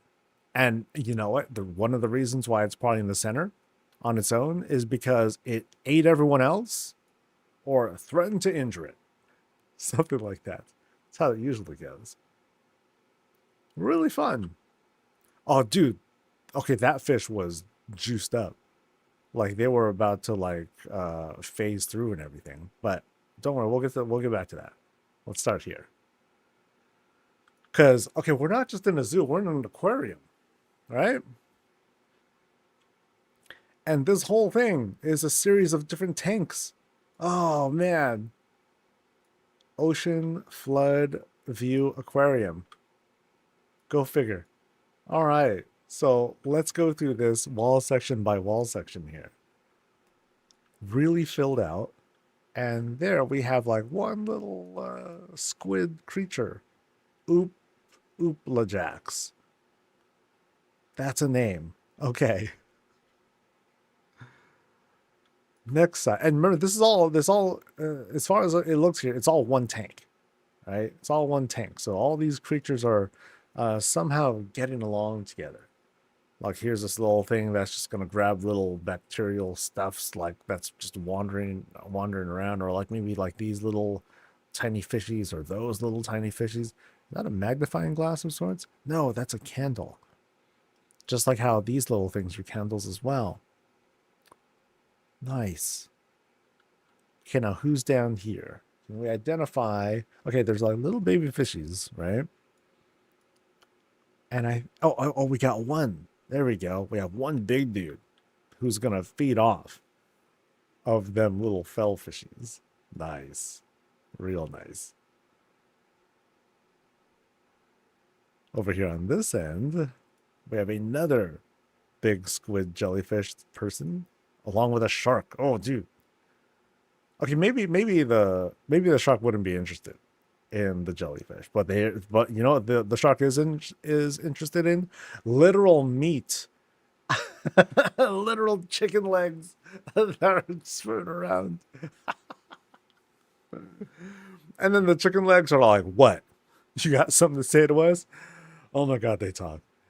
These are probably like the shark's like, I don't mess with those guys. Are you stupid? No way. I'm gonna have these little fish right here. These guys are freaking crazy. Yeah. So chicken fish. There you go.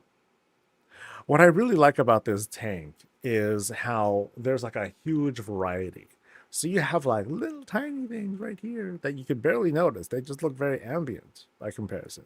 And then of course you got like this huge, like, I don't know, huge goldfish or whatnot that's been living for like, no, 200 years. It's all battle scarred and everything, but somehow it still continues to survive. That's sick. Yeah, lots of little things here. It's very neat.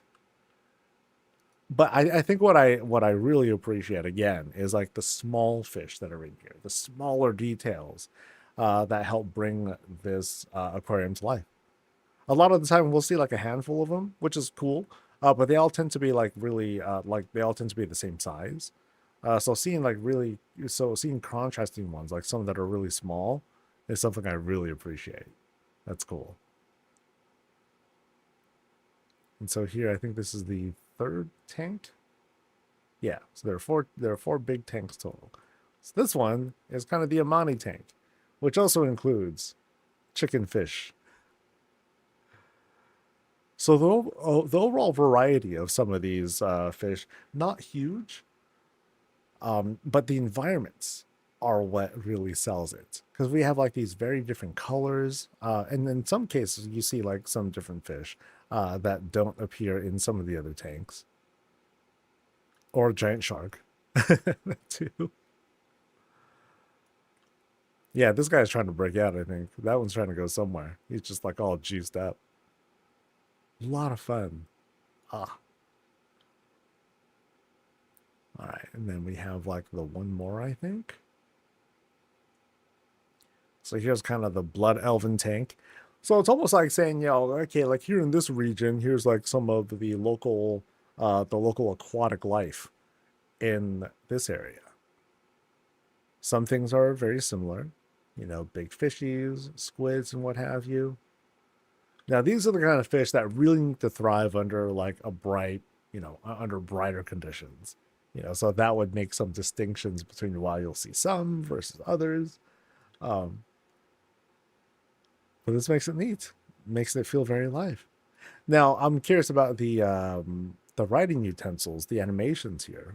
I don't know if that's supposed to be a fish or just additional movement that's happening. Oh, check these guys out. Okay, sharks won't want to mess with these guys. Literal metal knife fish. Like those guys will mess you up if you were to try to eat those. Oh, that's fun. So we have some paths. We got left, right, and center. We're going to start left, though. I see an opening that takes us outside. And then we'll be able to easily turn back. So now we're seeing some aminals that are no less aquatic, but they are land adaptable, such as, of course, Murgles. Little baby Murgles. Eggs of Murgles. It's like a whole village of them are like just hanging out here, doing their thing, having those a good time, living the best life. Ah, different species though. So here we saw, I believe, like the white Murgles that we saw. Now we have the void Murgles. Right? They have their own little environments, their own ways to enjoy things, and they're quite civilized too. They have furniture and everything. That's cool. That's hecka fun. But these guys fight, right? It's like, yo, lights turn off. all of a sudden there's like blood all over blood on the streets. There's shenanigans, drama, complaints here and there. But as we make our way past this spot, what's that there? Oh, it's a little creature. Yo, he's asleep. Yo, can I pet you? Nope, you don't wake up. You dance if I dance with you? Nope, he doesn't do that either. He's just asleep. Okay, buddy. So out here, what do we have? Oh, look. Little froggies, dude. Or at least they look like little froggies. That's cute. Now, once again, they're making great use of these different bottles for these depictions. So it's kind of interesting because, you have like the solid bottle texture that's right there. But also, since they're using them for feet as well, it looks kind of funny like this, right? But if you kind of come back here, so it's kind of a perspective shot, really. Here it looks great, right? You see like these kind of like odd looking shadows, but it's still like totally fine. So I feel like it is kind of a perspective shot. Oh, Toddle's up. Yeah. It is kind of a perspective shot. Over here, we resume with the kind of crystal turtle look, but this guy, okay, this one looks like the one that's like, 6,000 years old. This dude looks old, all pockmarked and all that, signs of age, but no signs of him slowing down. They just been around the block again and again and again. Like these dudes are feasting on whatever is being given to them right now. And then more turtles. Now this one is dressed, right? This one is super dressed. I mean, it's a literal tank. It's a literal light tank turtle. And he's protecting its little crystallized boss person. Now right over here, there's a pet bed, but I don't see a pet signed to it. Actually, yeah, there is. It's right there. It was the Eye of Inquisition who is calling that place a home. And then more turtle types. So this is one that's based on a big sack, I believe? Yeah, a big sack of stuff, right? That's kind of adorable that the bird just kind of crawled on top of it. And then here we have the very opulent Blood Elf regional turtle and their prince. So this dude looks very, very boss. But again, very inventive with what they did with simple things like the bottles. They're very adaptable. And that Pepe is huge. That's a big buddy right there. So we cut across. Okay, what's this guy? This guy is. It looks like, I guess it's a turtle. I wasn't sure if it's like this sort of amphibious sort of thing, but no, it's like a spiked turtle. You can see how it has like those little things that are jutting out there. Actually, it's this right here. Like this is a, yeah, that's a planter. And here the planter is being used as part of the base of its body, I think that is. It's a little hard to tell here. Oh, actually, no, it's the forge. I think it might just be the forge. Yeah, it is just the forge. Okay. And then that's just the head. That's, that's where the neck is. Then it comes out. Okay. Nice. Finally. Oh, we haven't. Okay, this guy's. So I don't know about this one. This one's got like, it's got the most innocent face, and yet it's like one of the biggest ones that we've seen. So it's like, you don't want to mess with this guy. They've been around for a long time for a reason, I think. So I wonder, like, if push comes to shove, will this thing just get totally yoked up and start annihilating things? Meanwhile, this Murgle is wearing a suit. This one I definitely don't know about, man. I feel like this Murgle's wearing a disguise. It's in a tank. And then in each of these things here is a like poof, it opens up and then more Murgles come out. And then here's like the viewports or vents or something like that. So yeah. I'd say this one is like a Murgle in a suit, and they're just trying to study the other the other turtles in their own environment while not looking too suspicious. And I think they're doing a terrible job of that. All right. So yeah, and then here's more of the same turtle types. So best seen from a certain angle, as you can see right there. That's great though. That's awesome. All right. Let's go into the next spot. Or the next wing. Actually, look, we got to make a sort of decision now. So we're either going that way or that way. We're going this way. Instinct. I don't know. Now things darken up for just a bit.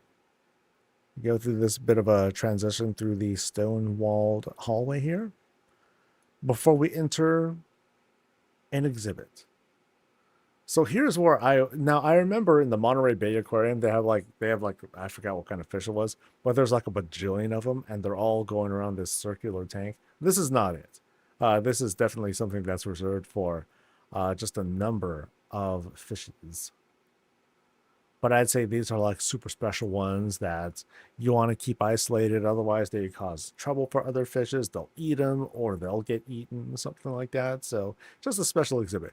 It's as if it's like, okay, yeah, guys, for the next 5 or 6 months, this exhibit is open. Come on and show up before we give it back to whatever country lent them to us and all that. So really nice. Now, really interesting thing that we have here, because here we have like a whole bunch of these pet beds that are being used to display different sorts of animals. So like all these things right here. So that really, really helps to bring things to life. So in here, while they're not pets, you have like these different sorts of exhibits. Neat. Like plant life, that's going to take us outside. Void life. And here we got some branding. Hellfire anarchists. Yeah. I don't know what it means, but very cool.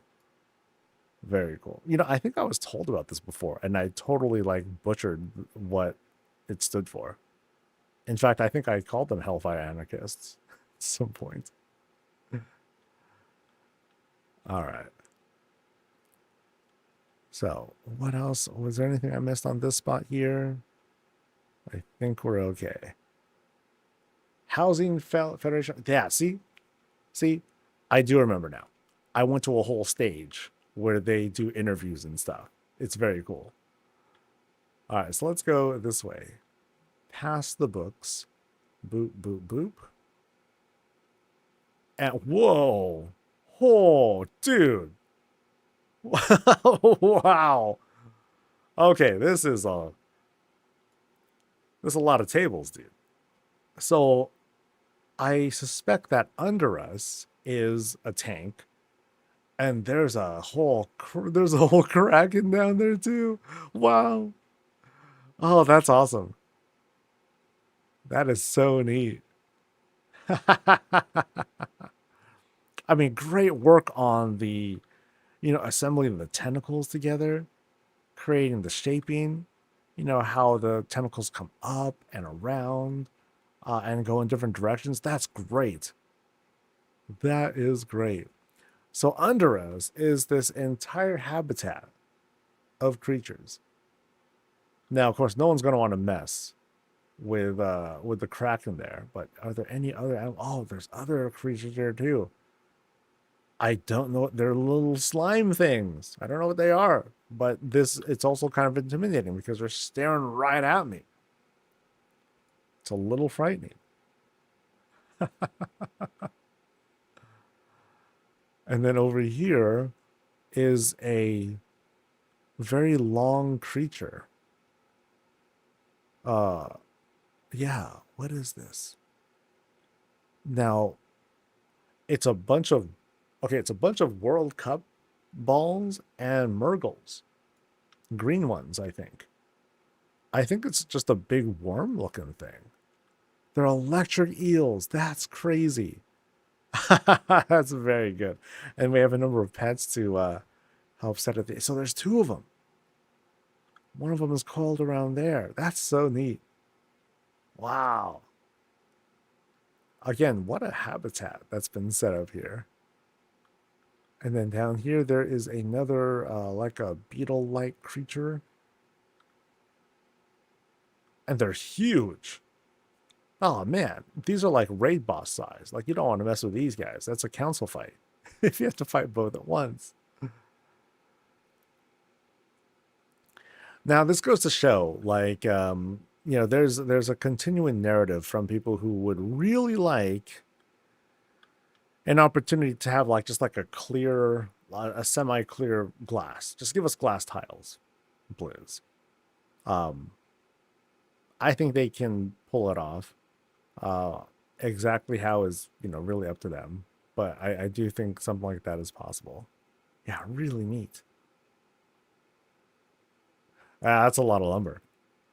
And then what are these for? So I can sit here, and I guess I just pose. Yeah.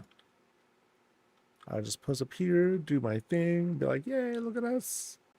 So this is Fish Council, where they meet up. Oh, and then there's more up here too. So there's a thing we can sort of climb if we wanted to. I'm not gonna. Okay, I'll try to do the climb here. So go higher and higher, and I think this is as high as we go. So then we can enjoy this view from here. But of course, I can just kind of zoom out too. That's a lot of tables, man. That's a whole lot of tables. It has this sort of like a hive kind of feel to it. I that's neat. That's hacker cool, dude. All right, so we're making our way back. We're back in this transition room here. There's the HFA thing. There's where we came from, and there is where we're going. So once again, we have Murgle exhibits. Now we saw the pearls and voids. Here we're seeing other ones, and these guys are vibing. So, is it really an exhibit, or is it a vacation for these Murgles? I think it's a vacation. That's amazing. Yeah, they're chilling. They're living their best life. Oh, they're having so much fun in here. Yeah, that is great. And then here, at first I thought, oh my god, everything is on fire. No, no, no. It's just like a different vibe. So here's green Murgles, ones who really thrive in the sun. So it's kind of cool. They're kind of like regional in a sense.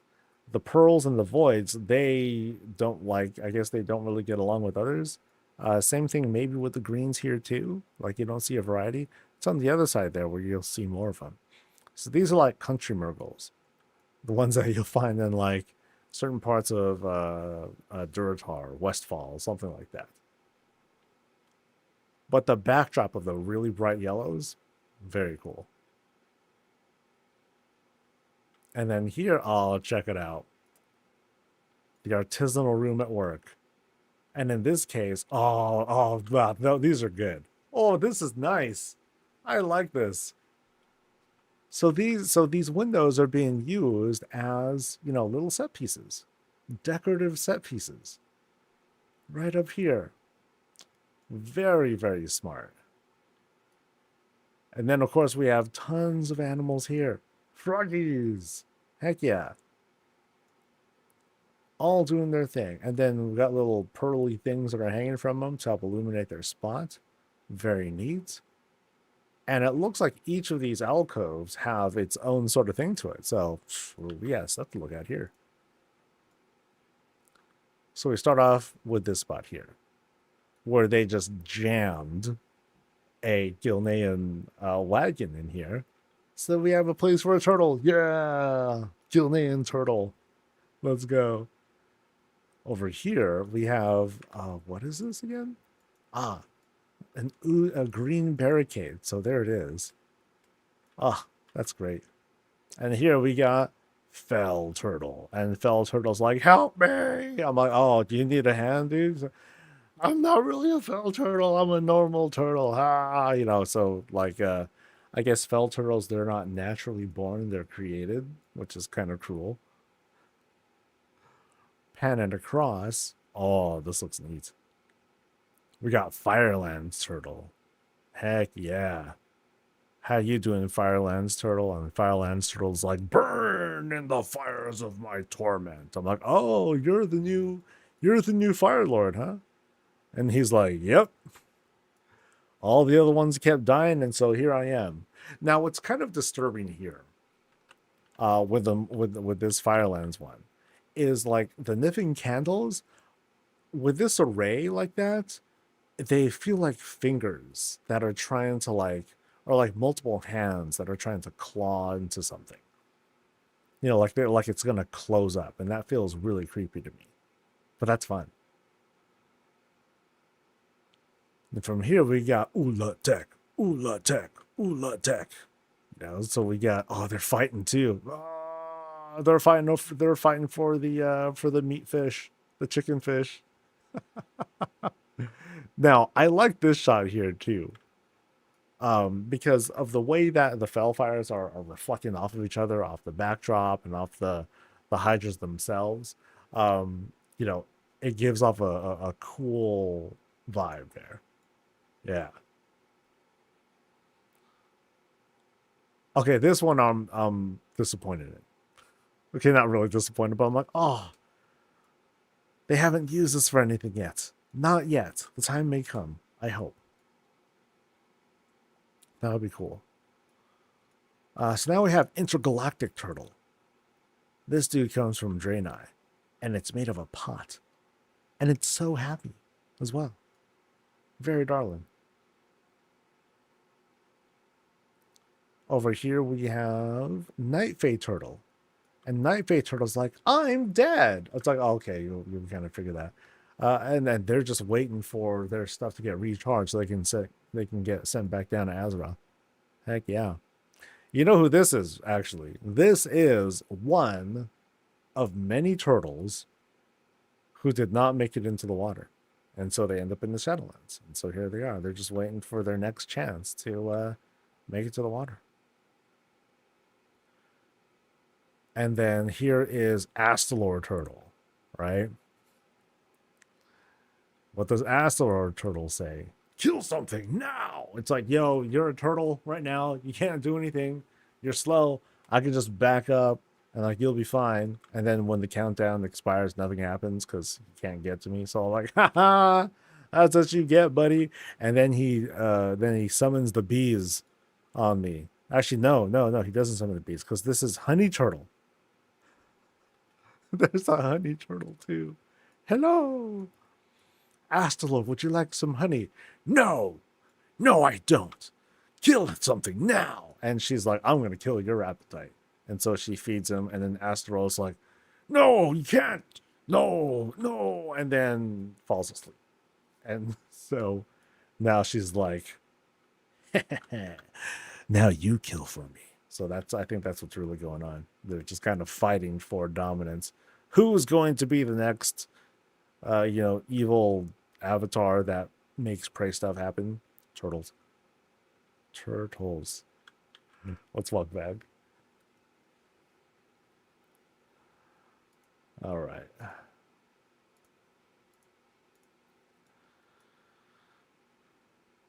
Yeah, don't you hear the laugh anymore?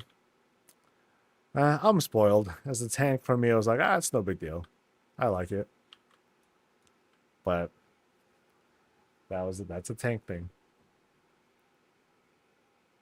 I have tried to do prey before on alts, and so I know the pain. I know the pain. At the same time, though, it's like, it felt like a game. All right, so we're going to go here now, into the Ocean Floor View Aquarium, and so here we have one more. Oh, interesting. Water snuffles, right? Water snuffles. Now they need to be kept in line. They straight up have guards to direct them from one spot to another, or they're there to protect us. So if I try to get close, if I'm like, oh, look, the Snuffles are so cute, and then I reach out, all of a sudden, shank, big old blade just impales you right through the wrist, like, oh my god. And then the void thing was like, do not touch the Snuffles. I'm like, oh my god, this place is insane. Do not disturb their habitat, that kind of thing. Yeah, so instead of Murgles, in this case, they're the Snuffles, and the Snuffles stand alone. No one messes with these guys. They're doing their own thing. All right, so look at oh wow, oh, very neat. So in this case, to pull off something like this, we have to just kind of settle with the fact that these big old round key things are just going to be present. And the best way they can hide it is to have them kiss. So you can see how some of these are sort of like kissing together. Kind of, sort of. But what we get here, and I'll sit in one of these many chairs, is this whole spectacle. Wow. This huge, huge tank that we're surrounded by. And I'm going to do a quick pan through, and then there's going to be more that we'll look at slowly. It's like, everything here is being used as fish. Anything you can think of, anything goes. The prisons, they help to obscure some of the obvious, like, wait, that's not a fish. It helps to obscure a lot of that. But let's take a look now. So here we have magic wands as fishies. Of course, you have the fell candles and everything. More wands are over there on the side. It's almost like a fish war is happening here. Like, I don't know what the painting is doing there, but then up above, you have like these octopus creatures that are coming in for nothing. It's not meant to. It's not like an invasion of some sort. Or maybe it is, but I doubt it. We even have wine glass fish. I am so amused by this build. So here's the whole kelp thing going on, as someone in chat had pointed out. Here in the middle, more blade fishies. No one messes with those guys. That's just bad news. And then here, these depictions of like, and it's not meant to like pump anything, but I'm kind of curious what those are supposed to be, like sea anemone or something like that. It could be something like that. Tube worms. Ooh.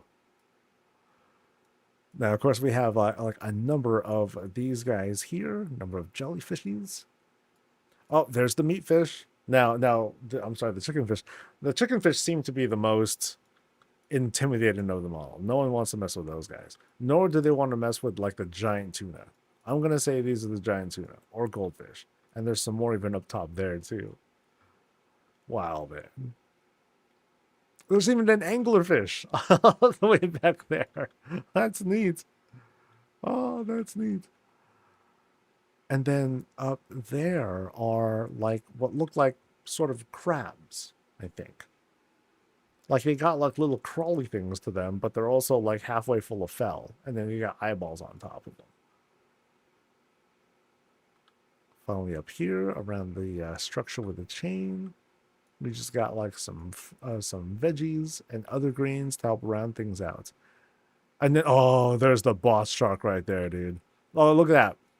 And the age is showing too. You can see like little scars and like blood stains and things like that. So, they've been around. We also have other things back here too. For some reason, the effects aren't showing up here. That's kind of odd. Yeah, see how they show up there?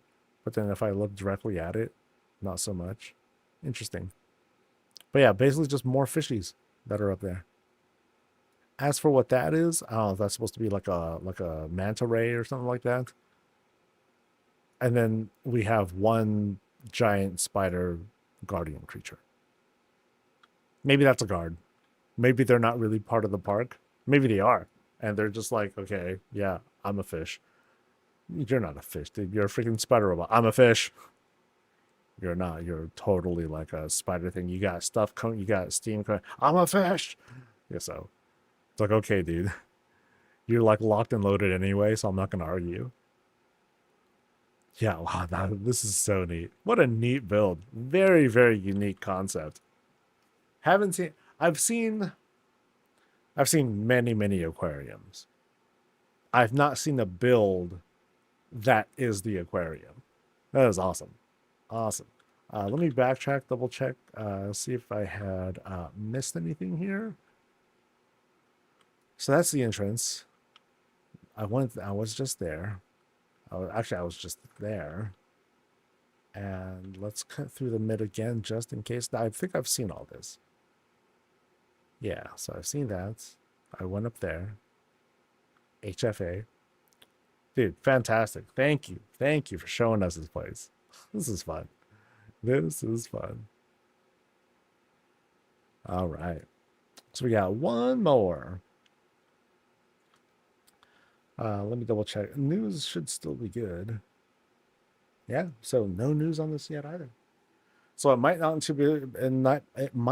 be until afternoon when we get, if we get a reveal of the patch. A lot of folks were expecting it today too.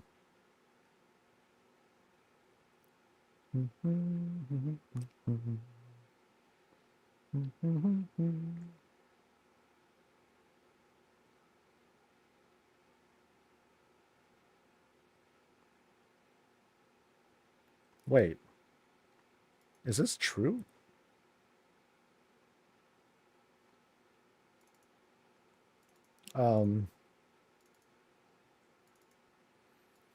This is an image from. Yeah, is this true? Really? That'd be kind of cool. Okay, I don't know some of these people, but I know some of them. And this is from Blizzard's official thing. So I mean, why? Okay, well, some of them I know they stream, but yeah, that's very interesting. Okay. All right. So we got one more place to go. I might need to sit down. Man. Look, I slept well last night, but apparently not that well.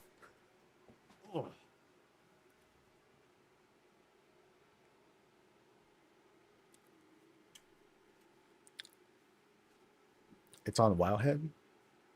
Oh, does Wowhead have like a different statement going? Because I mean, you can't get more official than the Blizzard Entertainment Twitter thing saying, "Hey, it's happening. Check this out."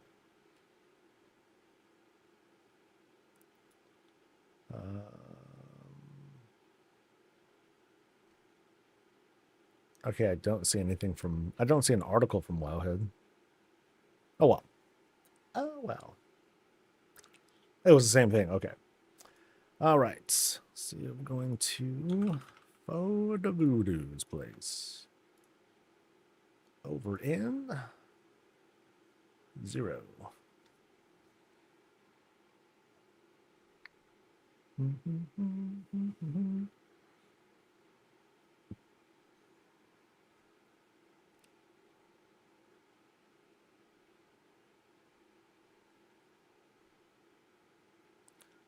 Saw two of the top players to play against each other. Do you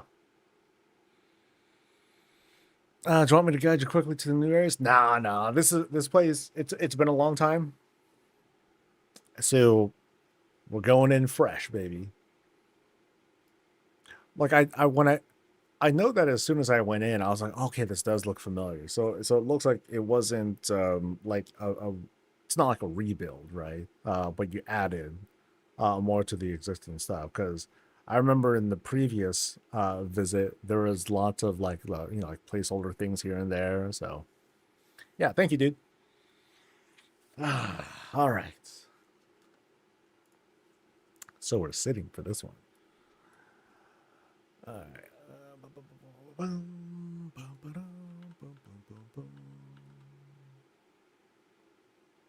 Where is it? I think it's somewhere back there. We'll be fine.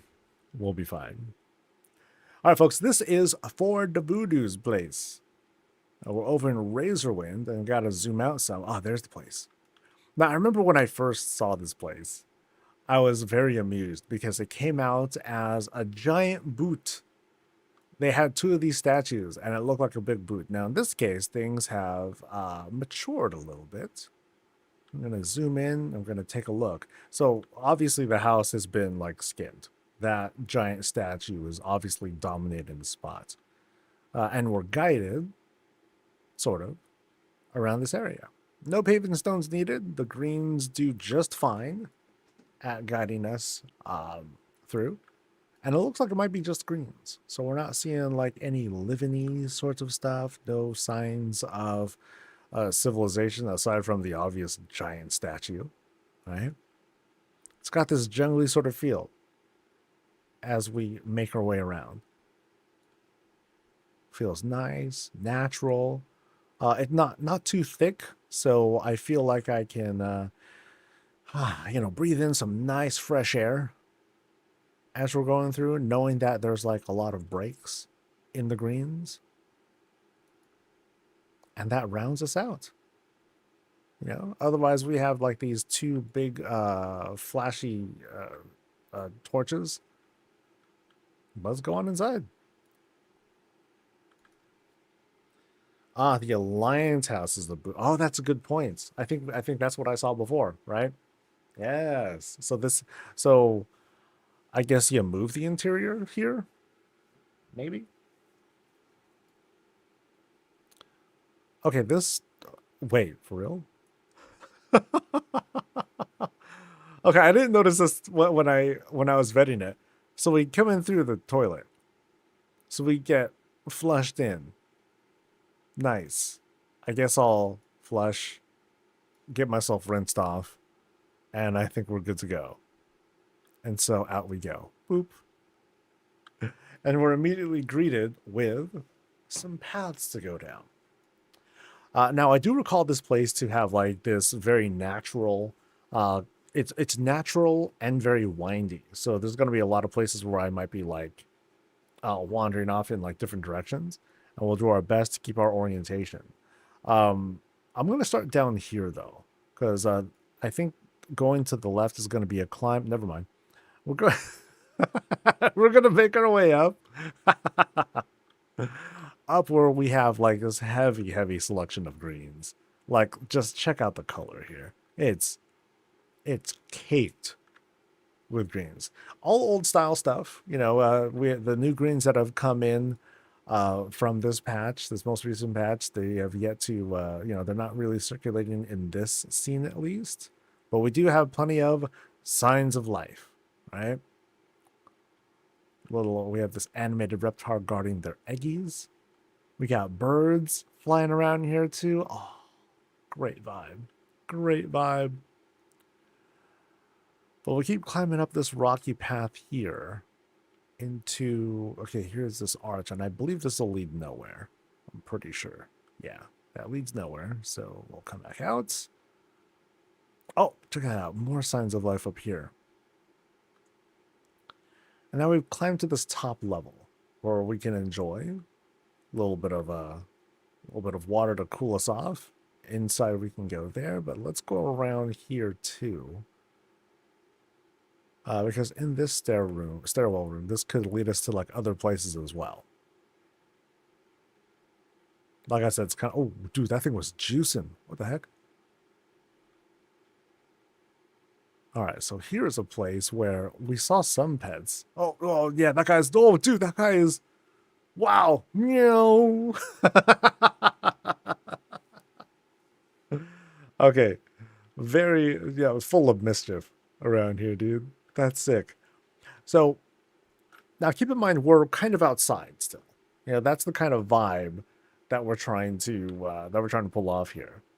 So let's come up here. Boom, boom, boom, boom, into this, nice little fountainy spot. Maybe this is made for bathing, cleansing, ritual stuff. Maybe it's where the pets get cleaned, which would be like, oh boy.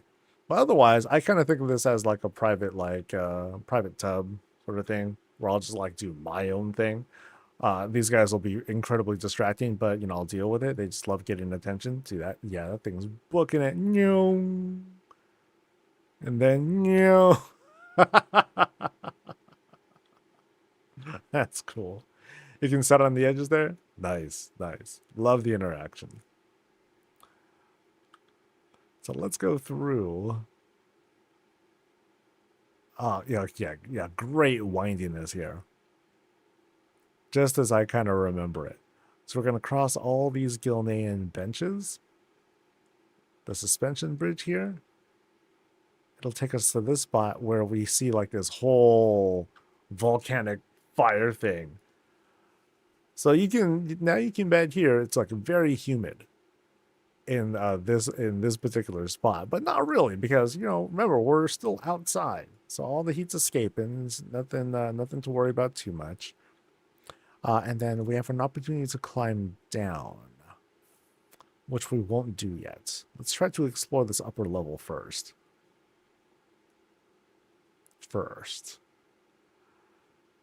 So from here, and already my sense of orientation is just shot. I remember there's like this kind of like a market area here. Yeah, let's go there first actually, and we'll observe all that's inside. So inside here we have like this huge tent for resting and relaxing. Very tribal look. Inside here we have like what I believe to be like the main kitchen for this build. Like a big pantry area, lots of places for prep. Um, you know, cook things, get everything together, and then have it distributed throughout the place. And then here, for example, would be a place for meals and everything. Nice dressed up spot.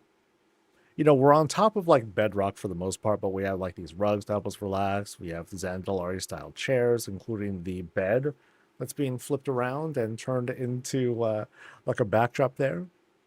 Beams, platforms. There you go. Platforms do the rest of the work, but not to say that this tent helps to do a lot of the shaping there. Yeah, real nice. That is a long hallway that I'm not familiar with, so we're going to wait on that. I want to make sure that we explore some of the windiness here, because, you know, lots of great sites here. So, like, for example, here, you know, a nice restful spot. I believe behind us is kind of the way out, or the way back to, like, one of the main areas we first passed by. But this is like I would say this is kind of like a sitting room, waiting room. But we kind of transition from one spot to the next. And then as we come out here, this is where we came from. So here's the path where we came from.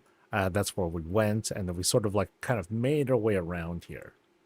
So we'll continue kind of observing here until we find the place where we sort of like meet up, which I believe is here.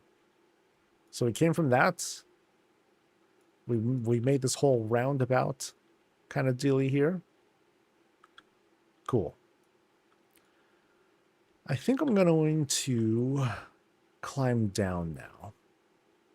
I'm sort of guessing which will be like a best route to go. So let's climb down. There's a lava waterfall here. Down these Zandalari fence posts. We keep going down, down, down. We finally get to the bottom of this where here is the Fire Lord. It's just called Fires. Is that really just called Fires? That's hella funny. And what else do we have down here in the immediate area? All right, so we have like another really, really nice spot for like sitting. Boop. Yeah, really cool scene. Is that, I think this is a single piece, right? Yeah, Westfall Harvest Lamp. So this is one of those things that's available with community coupons. Really nice. And it offers like these nice glows too. I don't think it offers lighting, but still very pretty. Yeah, dude, these greens are like everywhere. That's nuts.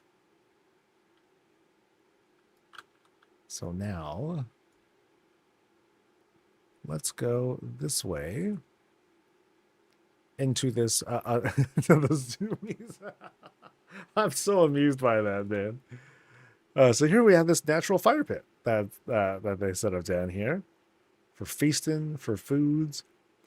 So like the kind of coherent build that I'm getting here is that like you have lots of different folks that are living here or like spending time here, and they're kind of independent. You know, it's not like there's like one, at least so far, there's not like this one place where everyone gathers and everyone eats, and there's no like, okay, here's where all the sleeping quarters are or something like that. For all I know, there's like just like one or two beds, like that's it. So let's explore more of what's down here, starting with this place, which seems to be like a weapons supply room of sorts. Oh, profession stuff. Yeah, there we go. So it's pretty heavy with the troll aesthetics, at least over here in the blacksmithing spot here. Here we're making rune blades. We're forging weapons to like hunt, maybe hold on to things that we've collected, enslaving the elementals to do the things that we need them to do, or maybe we're on good relations and they're just cool with helping us out. And future expansions, not a placeholder in this case, but it kind of gives us a sign that hey, there could be more of an expansion to this profession area. There may be more. So it looks like blacksmithing feels like a main profession of this place so far. Of course, we've seen a kitchen, and we might see plenty of other things here too. So let's wind through here. Looks like this will give us a climb up, but what's down here? Aside from a placeholder? God. The god of birds is here to tell us, yep, go up. So we will go up. Great shaping here, by the way. Absolutely great shaping. I love being able to do like these sorts of climbs, and they're not difficult, right? I'm not having trouble or getting lost or getting stuck in places. Now, of course, the windiness of this build, a different story, but that's kind of the point. Like this is a very natural spot we're going through, and so everything's been sort of carved out. So here is like that whole eating place that we saw earlier. It's just there happened to be like this really tight nook here that was hidden. I didn't notice this. That's cool. That's always a neat surprise. So what's going on in here? This looks like the Murgle section, and they're just, oh, that is cute. Check that out. That's adorable. They're doing the whole like sack race kind of thing. Now I feel bad for that one. That dude just ate it. Dude ate it, and it's on rock, and that's terrible. Meanwhile, these guys are playing. Oh, they're playing Nixesia's game. They're playing Reptars versus Snuffles. Nobody wins here. Nobody wins, but everyone has a great time. This is adorable. I love that. Right over here, we have trapped fishies or lobsters. Yeah, so the fishing happens here. And I kind of remember navigating through here. There's like a lot going on because they very cleverly before and probably now too employed fountain after fountain after fountain in this whole array that lets us have the illusion of going through this very watery area. And in this case, it's populated by Murgles. This is Murgle Town, baby. Woo.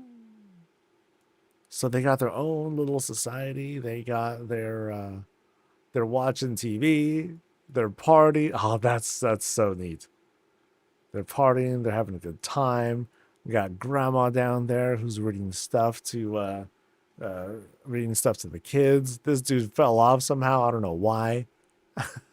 But they got small bodies. They're not going to get hurt that much if they happen to fall, right? Look at that. That's some teamwork right there. So one Murgle is doing the cooking and all that, but then they're passing it off to everyone else, so everyone can like enjoy their little party together. That's cute. That's hella cute. This dude is living his best life on the kite and be like, wee. That's hella fun. That is so fun. And then there's an opportunity to go down. Maybe we'll check that out. There's a lot to this build, man. That's crazy. Yeah, let's climb down. Let's see what's in this lower level area where we have more.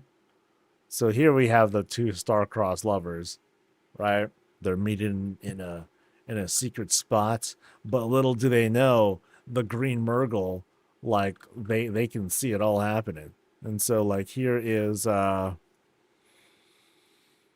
Rick right over here. Rick and Rita, they're secretly meeting up. But then Rita, she's being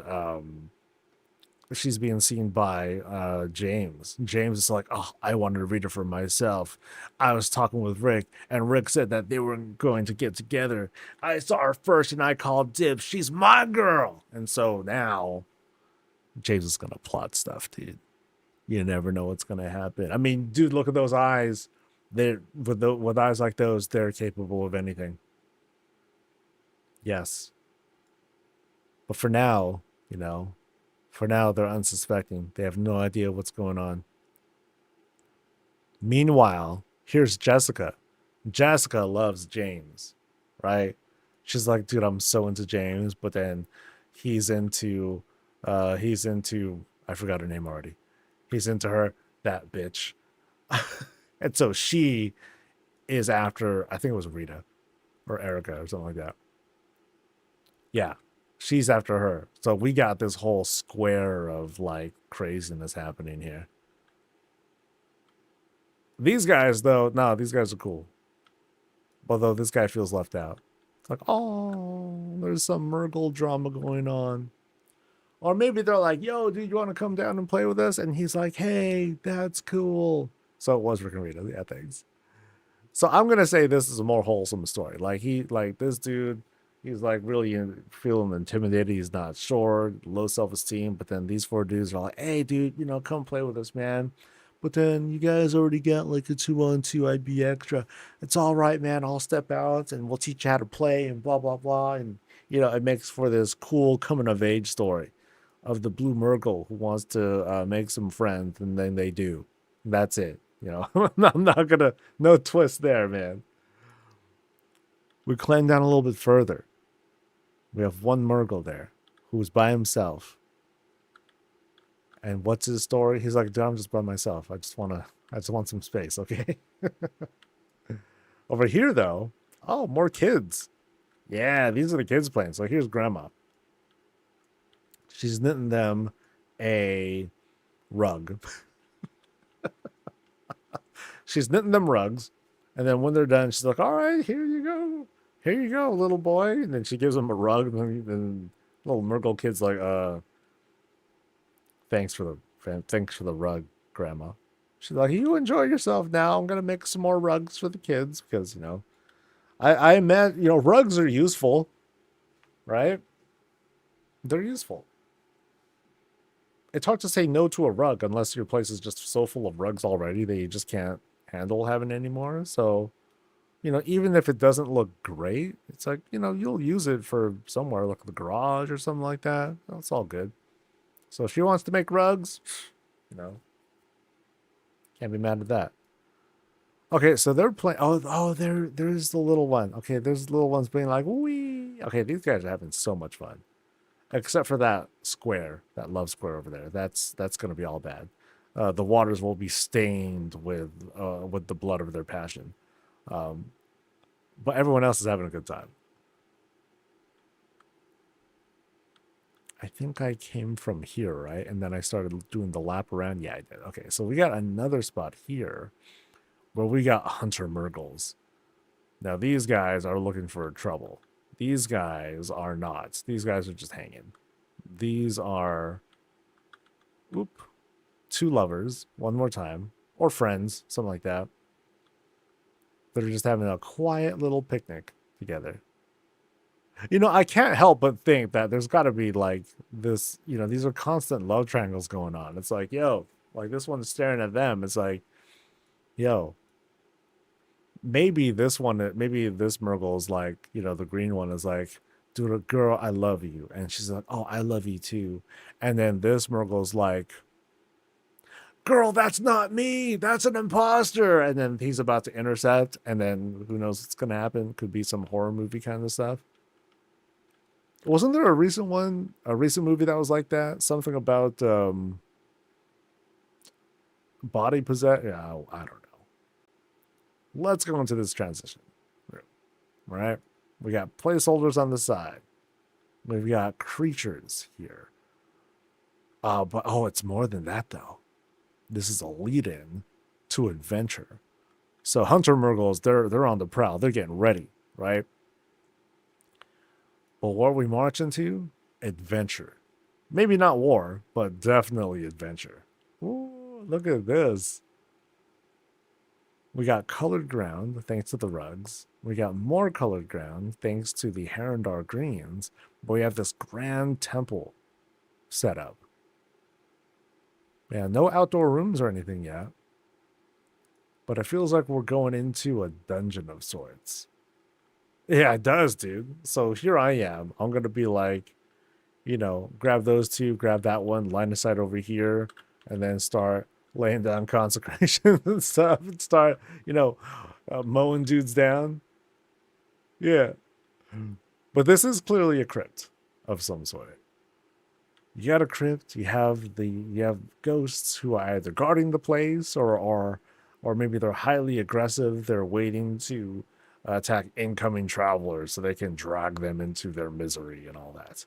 And then placeholder. To be continued. Huge build so far, and there's like so much more that I haven't covered yet.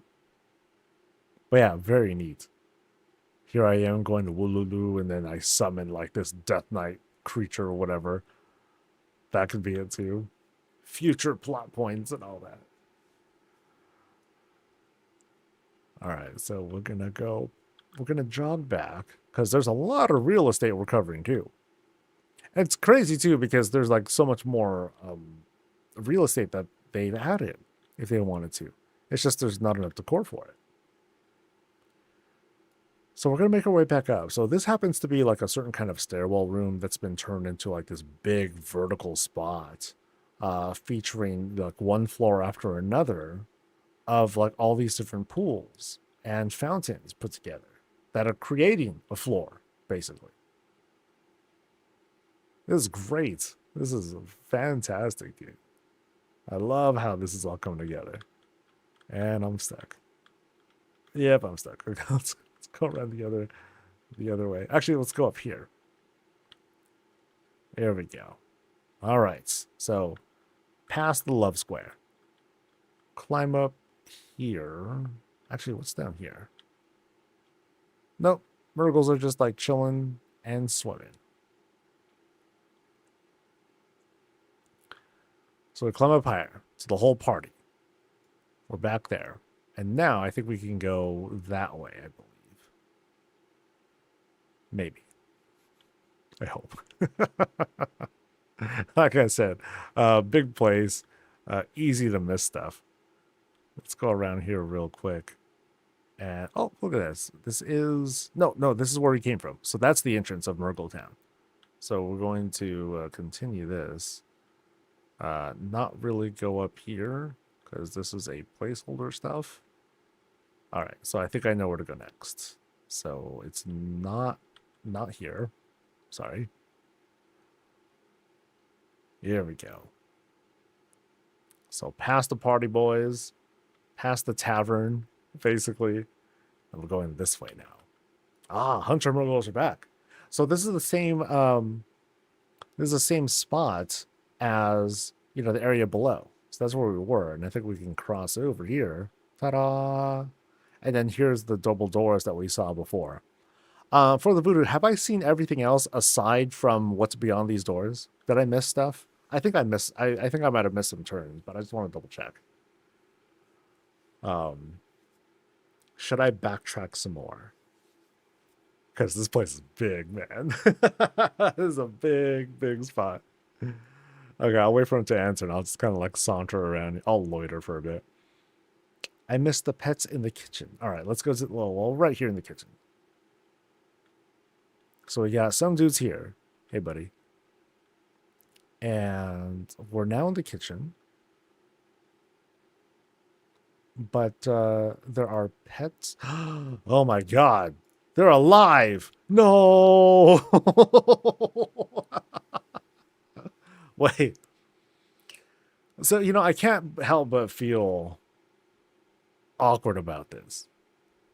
You know how some people became vegetarians or vegans because they saw things like, oh my god, we're slaughtering animals, and look at what's happening to them. They're being processed and blah blah blah blah. What if vegetables did the same thing? Then what do you do when they become like sentient, or if they scream when you cut through them or something like that? And that's good. That's good. I did maybe crush my emotions. Yeah. All right. So now we're entering the upper level of that kind of temple area that we were exploring. Which again, that was placeholder. We were only able to explore so much, but this looks cool, dude. Yeah. The trees do a great job of obscuring, but both one they obscure a little bit, but they help to add like this sort of vibe to it. This looks great, absolutely great. So we go through these double doors, all right, and then placeholder. Oh no, and then to be continued. All right.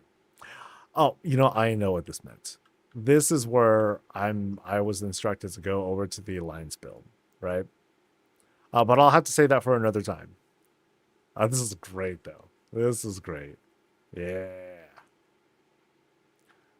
So it's a cool way of that'd be really neat. I Now that I'm thinking about that. Thank you by the way for the video. Excellent, excellent place. What if, all right? Yeah, hear me out. Someday, if they were to add like the ability to teleport, like paths that teleport you to other parts of the house, what if there was a way and the only way to do this is with your own houses? You can't just link yourself, to another house. What if there was like this little clickable thing or a pad or an alternate door that takes you immediately from one end here, and the other side of it could be like your other house? That could be kind of cool. So it would be like, it wouldn't even be like the same entrance either. It'll just take you to point B of that teleport doohickey mabobber. Like that would achieve exactly what Fort of Voodoo is trying to do. Take them to like this other door that leads to like the other house. That'd be neat. That would be neat. I've been asking for house entry to house entry portals. If I could connect my Horde and Lion's house, I would love that so much because my indoor neighborhood might actually be as close to as big as I could picture mentally for RP. Yeah, because that would make oh god, that would be insane though. I would I would need people to tag that or to hit a checkbox. You're looking at both houses at once, and then I'd be like, okay, so I need to space that out. I wouldn't be able to handle that, man. Like I would be at a single place for a minimum 1 hour. Oh boy, yeah, that would tire me out real quick if that were the case. But that would sound really neat too. That would sound really neat. Because the thing is, like, if you do have that instance where you are going to teleport to an entirely different house, it is specifically because you ran out of room budget, mostly room budget or decor budget or whatever, and you need that much more space to cram more stuff inside. So that'd be really nuts.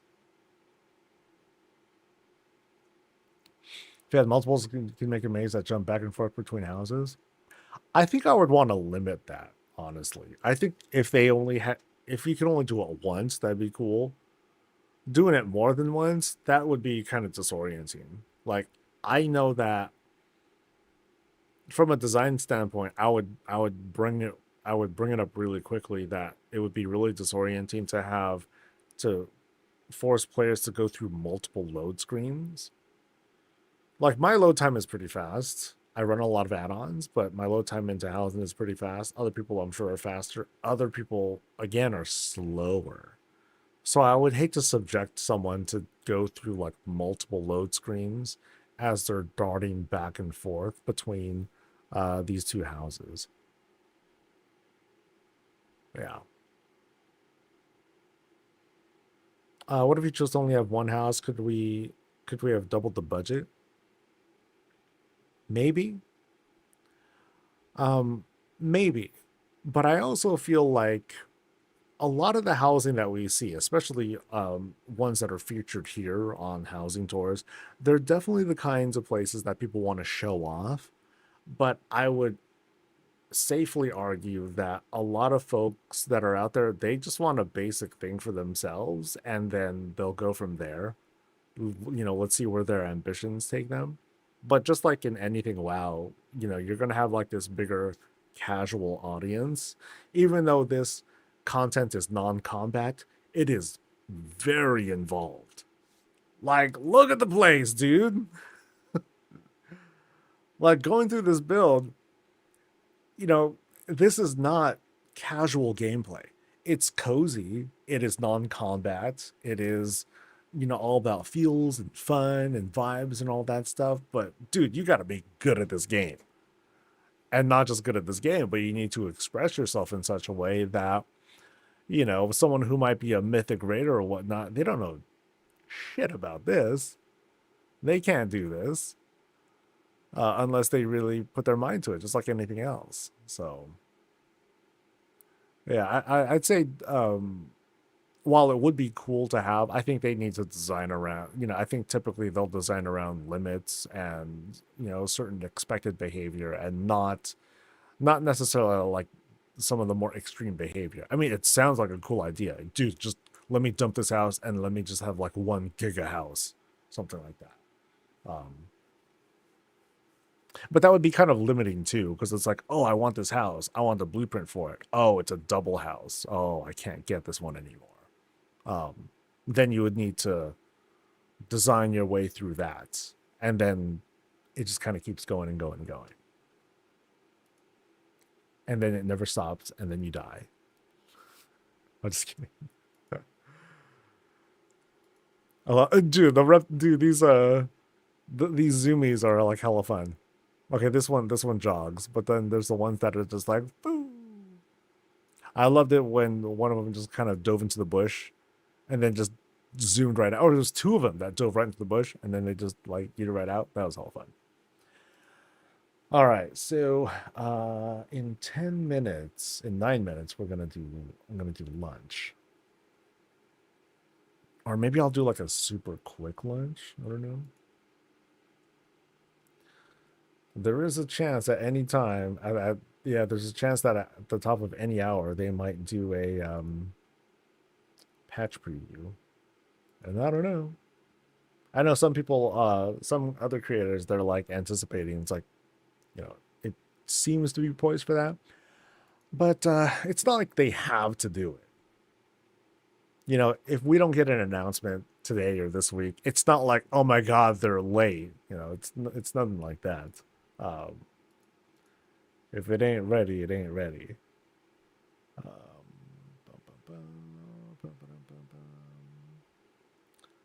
okay, so there's key things, yada yada yada.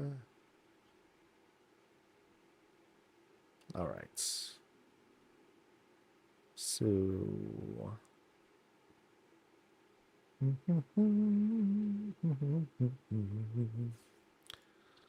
we're getting a rapid rate tonight. Yeah, that's the plan.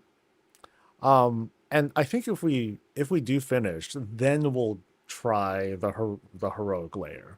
I thought about trying the heroic layer like at the start. I'm like, nah, we got some momentum. Let's go ahead and keep going with normal stuff, and then we'll, hopefully finish it and go for the layer. That'll be fun.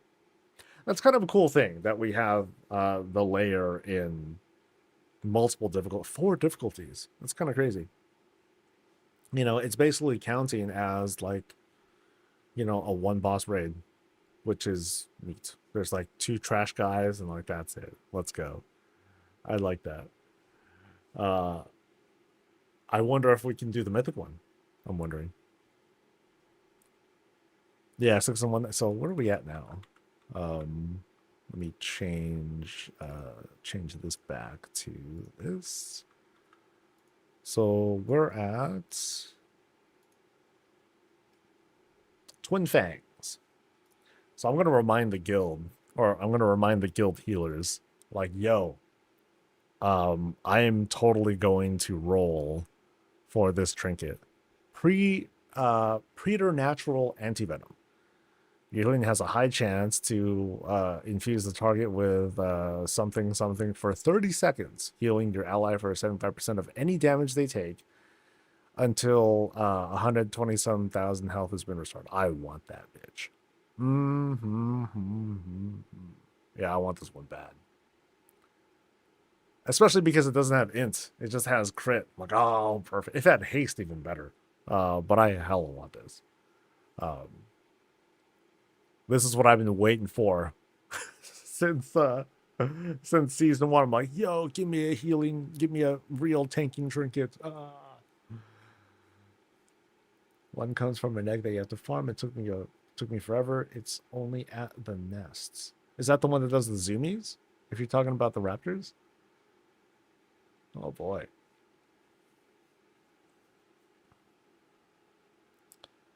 All right.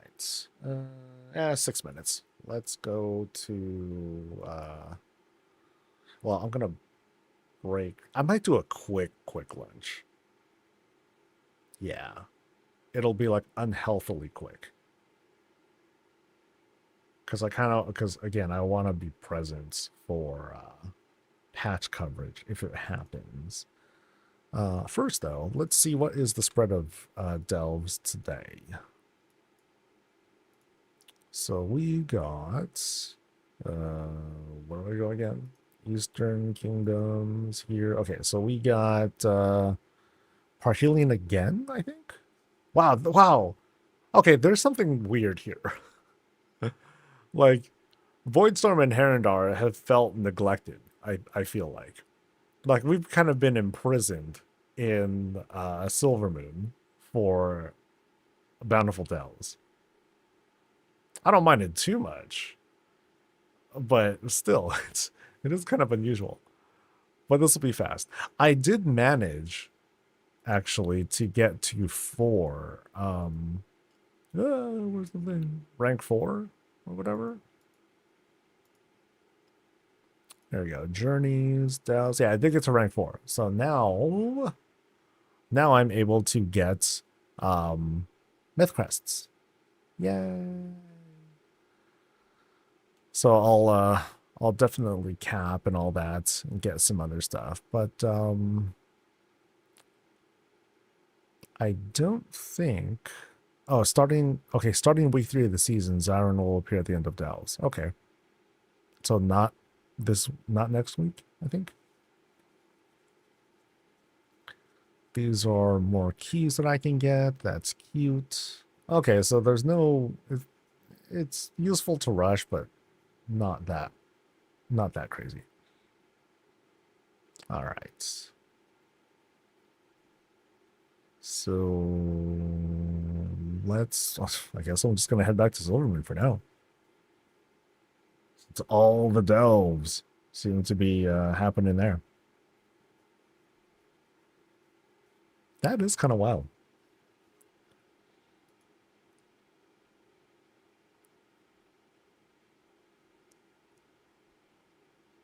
Like at the rate it's going to feel pretty bad if there are delves that we're not going to see for a while that are bountiful. But I guess no. Let me take that back.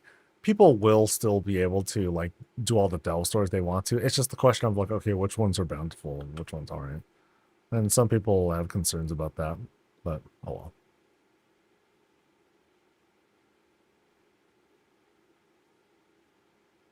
Oh, are people showing off their ranking? Oh, my ranking is going to be so late. I saw someone say 1532 or something like that on their when they managed to do it.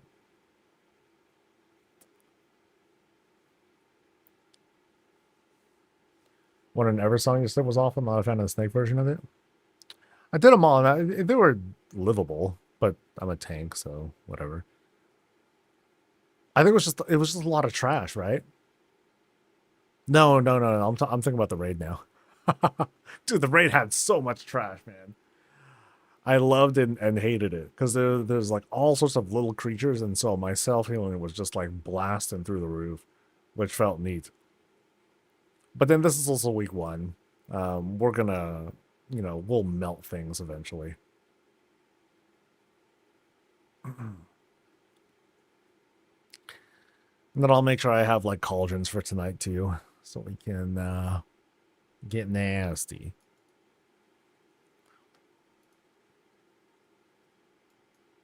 All right, so let's do. Can we do stuff? We can do stuff. Let's go.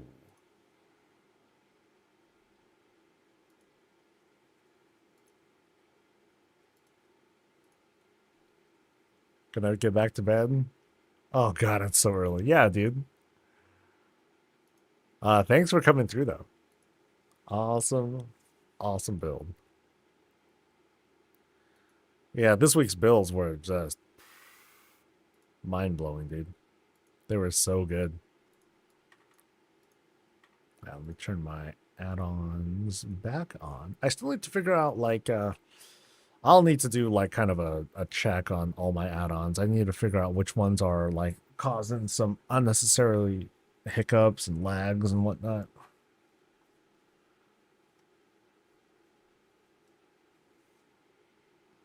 All right, it's almost one. Moment of truth, baby.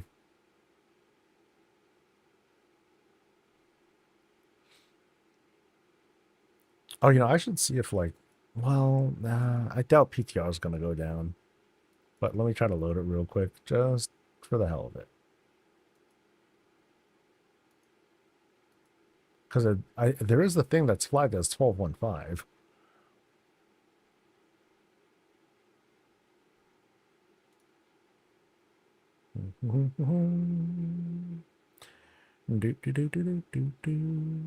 Anything worth doing? I can do this one. That looks easy.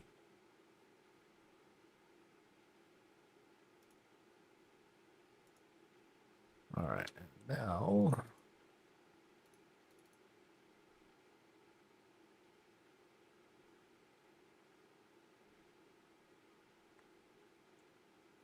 All right, let's see if realms are down or not. It looks like they might not be up. Let's see. Okay, it's 1 o'clock and we're waiting.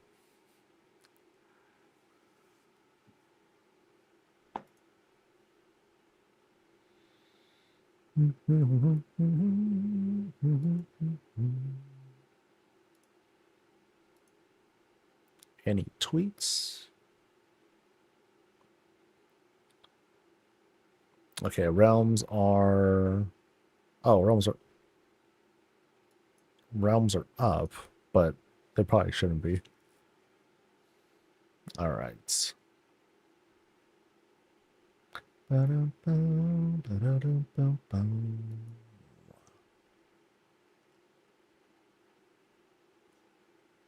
Yeah, I think we will not get news at the moment. Okay.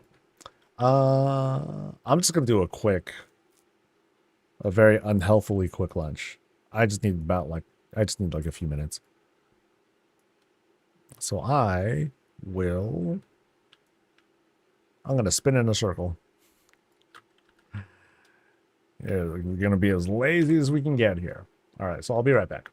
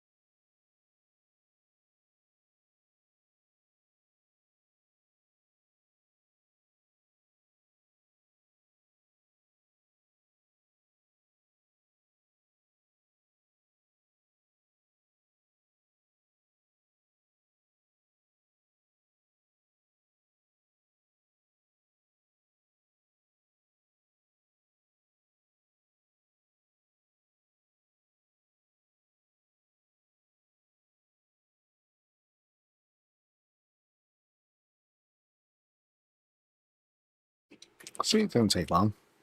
Yeah. All right. Boop, boop, boop, boop, boop. Boop, boop, boop, boop, boop. Boop, boop.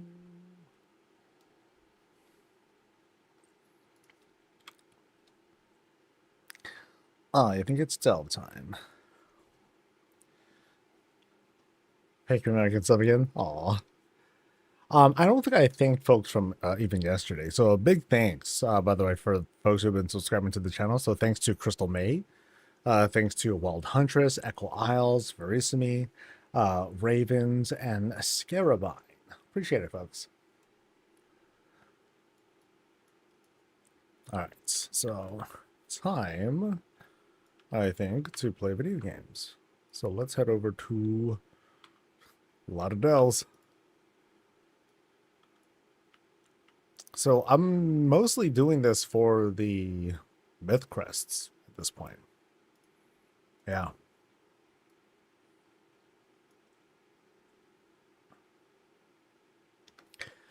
Guys, way too quick of lunch. My stomach won't be happy in the long run if you keep it up. I appreciate the concern, truly.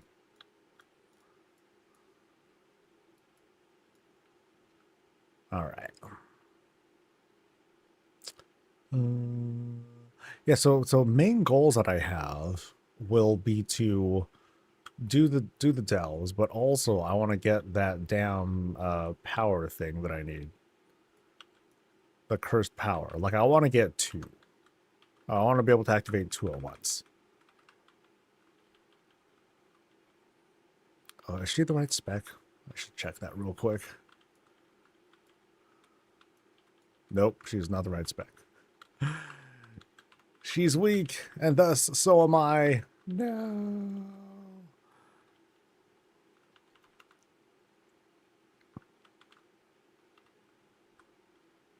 Yeah.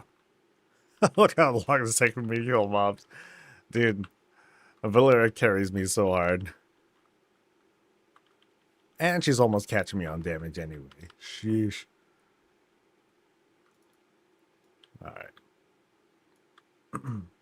I think we still have that lingering bug of when you swap characters, then her spec resets, and that's annoying.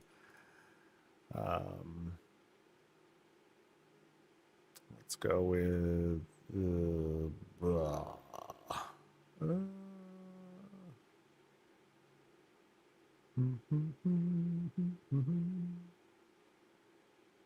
they burst with poison. Yeah, let's do Bursting Toad.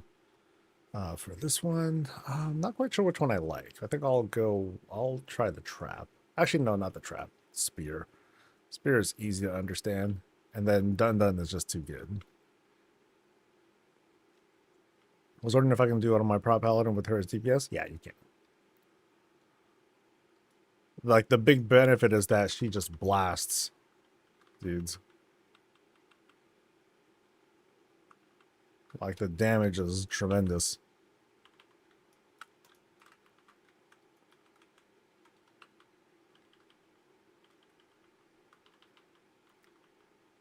Like, you can kind of see here, let me okay, I can't move that meter. Let me change this to damage.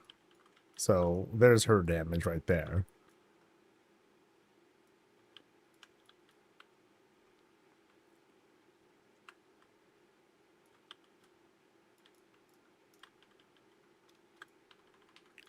So despite whatever efforts I can put in, I can never hope to exceed her.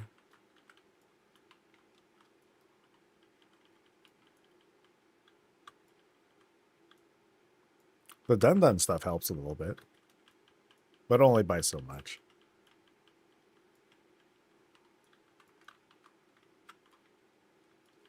Ultimately, like, you can see how little damage I'm doing compared to what she does.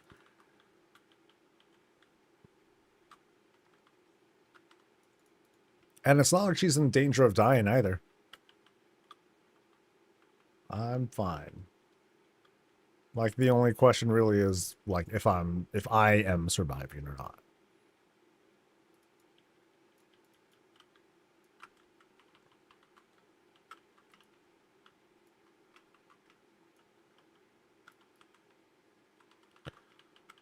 Oh, I think I need to find out if the dun dun thing is here too. I didn't see if there was a shit. I didn't see if there was an indicator that the dun.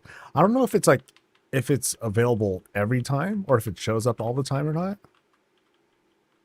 Now that I've unlocked it, I guess I'll just have to look around. What eye level am I? I'm 292 right now. But my whole thing is just stay alive. As long as I can stay alive, then the Valera will just take it home.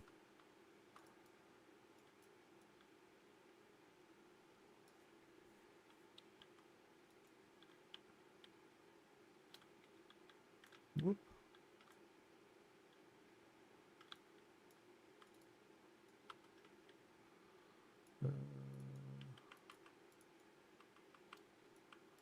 There it is. Is there another thing nearby? There's another one nearby. You.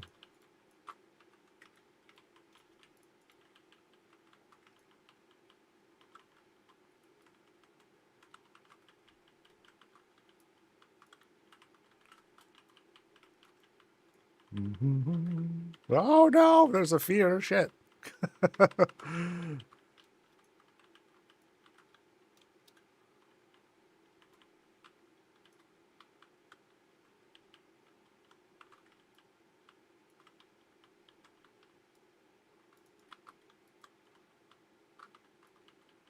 Such a difference from Brand. They just can't get used to it.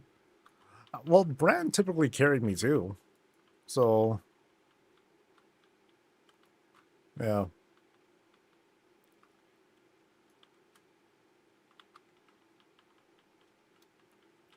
Like I'm a punk. Or I've been feeling like a punk in Dells for quite some time. Alright, so that is okay, that was a good chunk of the Nemesis. Oh no, I got them all. Yeah, look at that.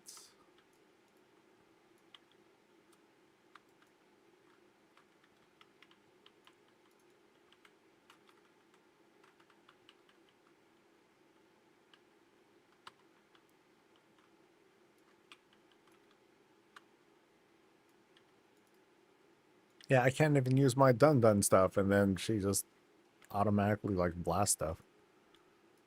So it's the bursting toe top. It's gonna get nerfed. So enjoy it while you can, everyone. Enjoy it while you can.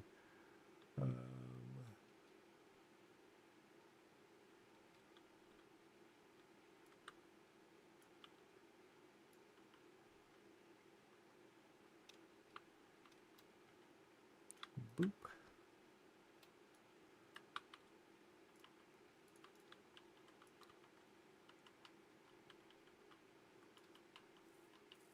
He was better as a tank. I enjoyed using him as a tank for a while. And then after a while, the you know, despite the healing buffs and everything, like I still enjoyed the control I had, being able to just have him DPS instead.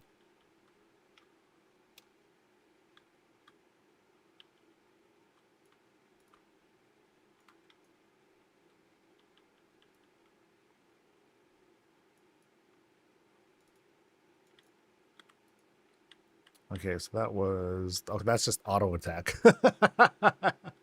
Jeez, man.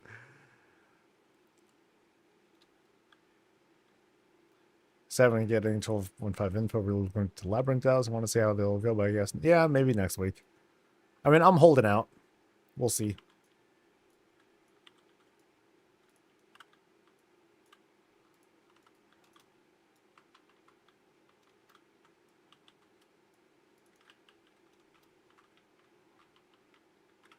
She has a weird time mechanic where she falls below half health. The spirit copy pops out that you have to DPS. So you heal her back to full. Oh, that's weird. Yeah. I don't quite understand that.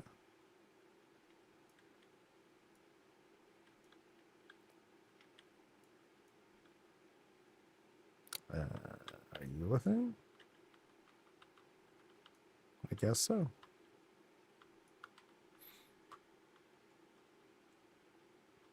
Yeah, DPS Valera is just violent, dude. She just, like, damn.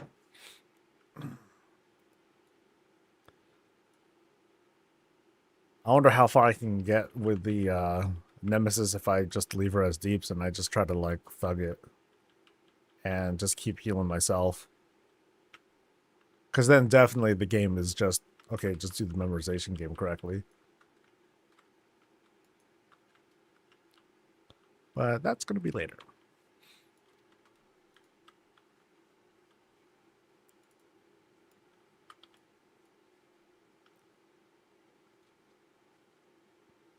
All right, give me more guys. More guys.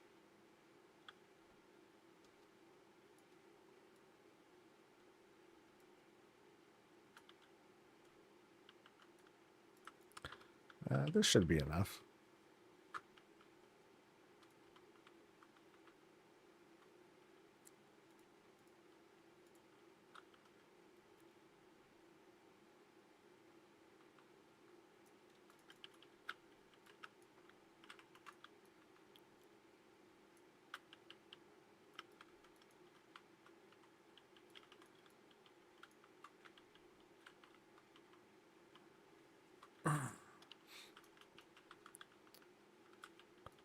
So I'm pretty sure I'm going to get the usual spread of hero and myth crests. So I'm capped on hero stuff. Whoop-de-doo. Surprise, surprise.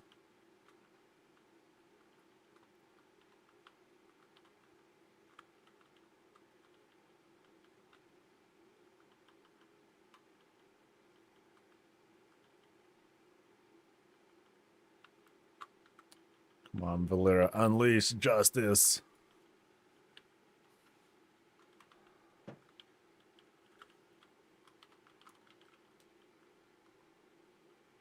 Have I gotten the Western War yet? Yeah, I got mine. I haven't gotten the you know, hey, do the whole month thing yet. But I'll get around to it. Oh yeah, I never found the dun dun thing. Damn. But I need to just pay attention to when I first come in. Whoop. Damn it. Valera, help. Alright.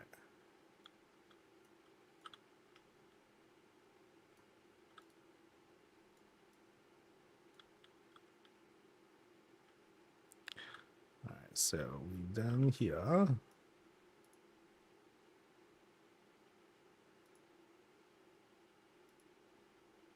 Oh god, is my inventory full again? Shit.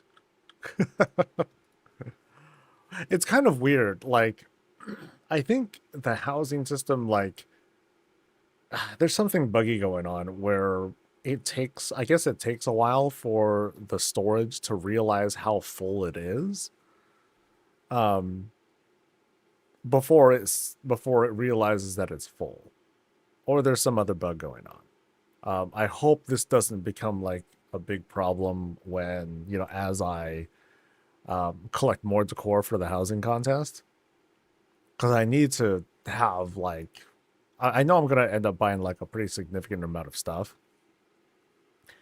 I just hope that I'll have, I hope I'll actually have enough storage for it. Because if I don't, then that's gonna, or if there's a storage bug that's preventing me from having as much storage as I should have, then that's gonna become a problem for me real quick, and that's gonna threaten to compromise how I do the contest, and I'll need to like figure something out.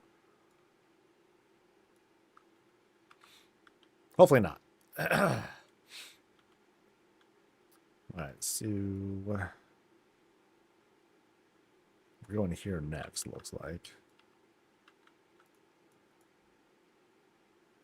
Oops.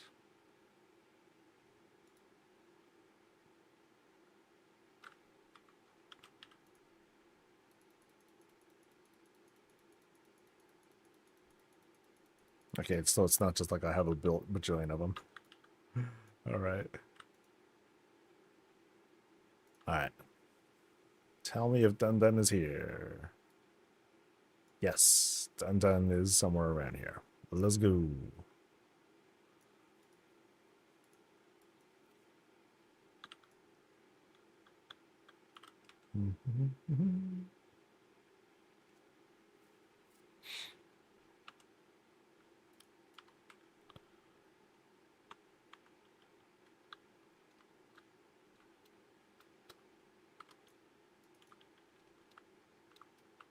It's one and hey, activate, buddy.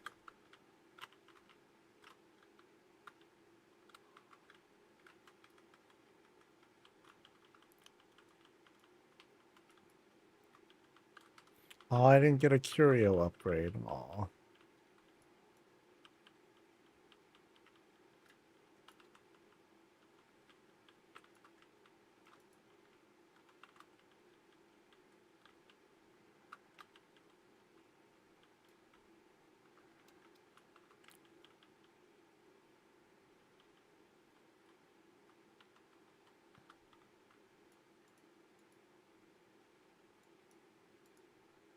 Yeah, that toxin. That's that's way too much, man.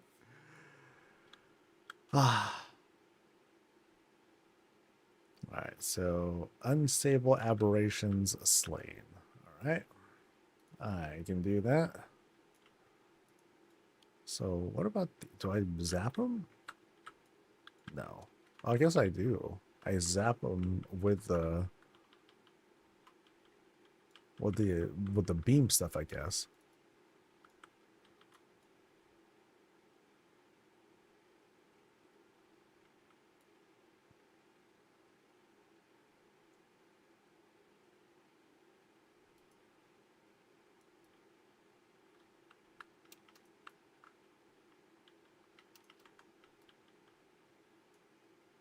So do I zap it and it wakes up? No, that's not. That doesn't do it.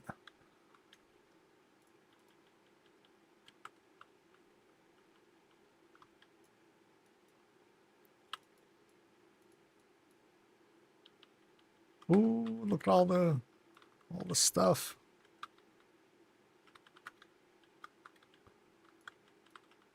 Okay, it's cool seeing all the abundant stuff like bounce around though. That's kind of neat. Too bad it doesn't do like Jack. Oh, okay. Sorry, correction. It doesn't do Jack compared to Valera. She just smokes dudes.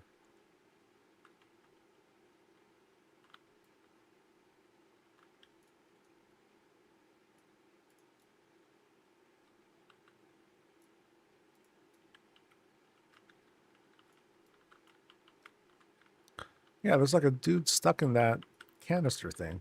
Hmm.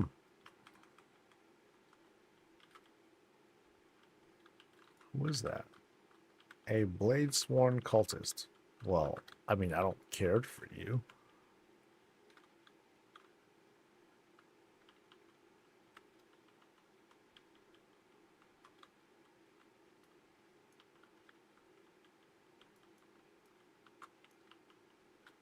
Yeah, and then there's the cultist. Hmm.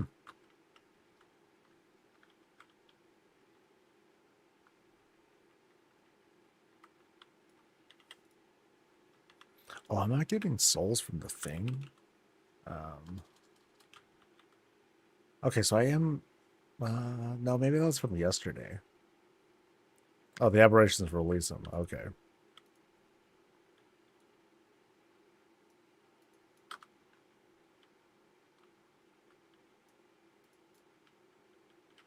Was not as exciting as I thought. Let's get this guy too.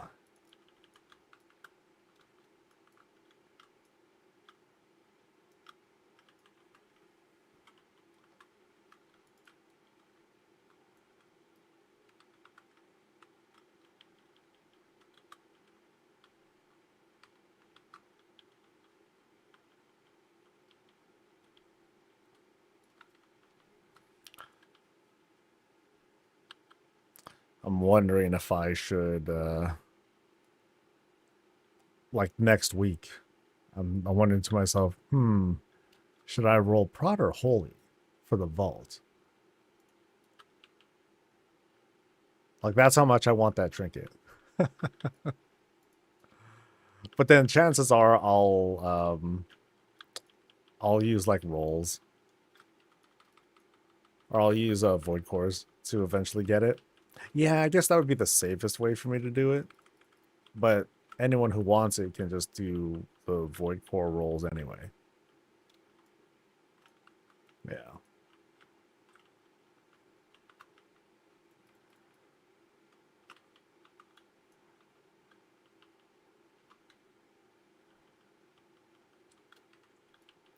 But I guess there's an argument to be made that you should just not use void cores at all until you do tens or heroics. That way you get myth gear when you use a void core, and that might be a fair way to do it too.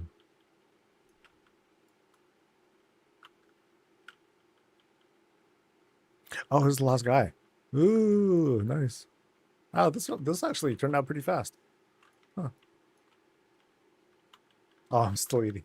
My bad. Thanks.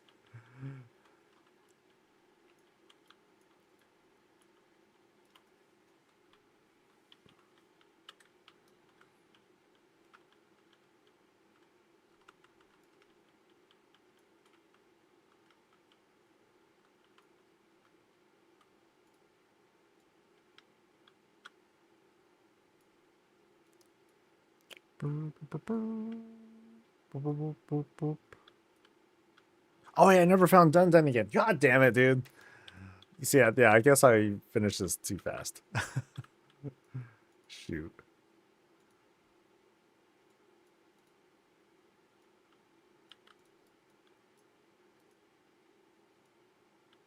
All right, so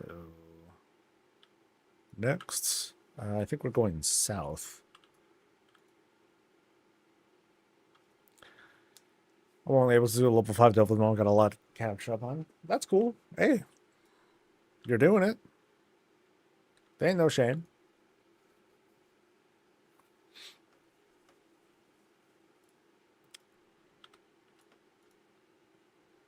You know, that's part of the point of delves and like the way the whole system is built around it. You know, you do what you can, and then you build your way up through skill, through gear, and whatnot, to eventually take on the greater challenges. That's it. A lot of the time, we compare ourselves to others, and we're like, "Oh, well, I'm not able to gear as fast as the other person, and I'm falling behind." You know, those are traps. Those are traps of mental anguish and that aren't necessary. It's a video game, dude. Relax. We'll be fine.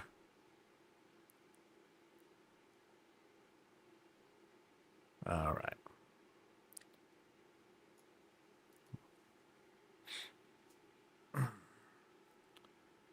Okay, so this time let's actually find the Dun Dun shit.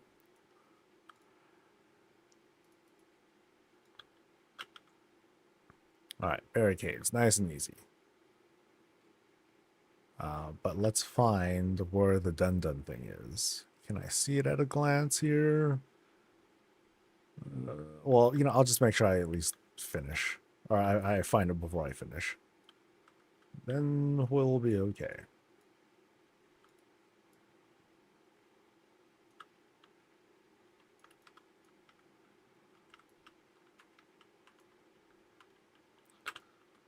I mean, it could be down here for all we know.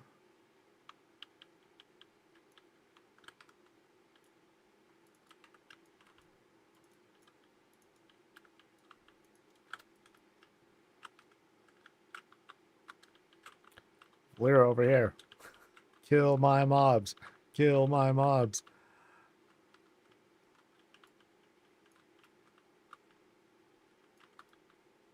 There we go. You just found it in my delve? Nice. I mean, it seems like it's been in every delve that I've seen. I just fail at finding it. Because I'm a dork ass. Oh, see, here it is. Ta-da! Just find the thing that seems really out of place. Oh, wait. So this is different. Found me again. To leave available abundant bounty over. Oh wait, hold on. Oh, so I'm not getting the extra treasure thing. Oh, so I guess that only happens like once a week or something like that. Or I think that happens only a couple times a week. So, grant Valeric XP. Okay. I mean, I'll take it still. Something, something, glorious abundance. And all that.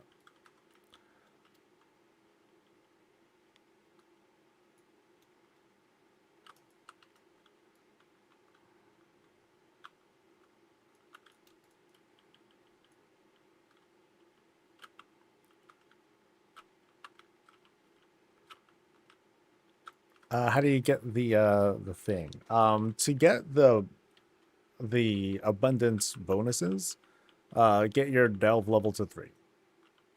So get on the reward track, get to level 3, and that's when the done thing will start appearing.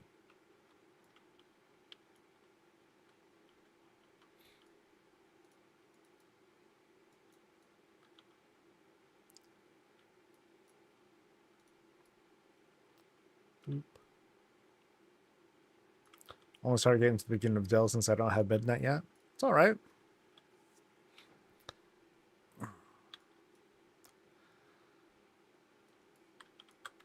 I always advise people to just stop believing in FOMO, and you show up, you show up.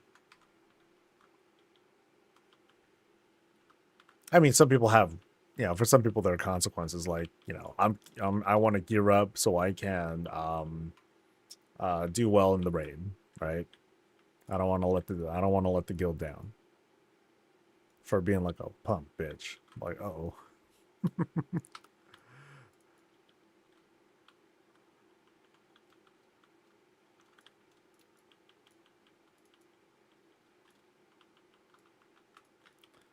But I also have this short-term goal of defeating the Delve Nemesis. So that's going to involve some pretty hard farming. I'm going to try to work hard so I can manage to do it before the first reset.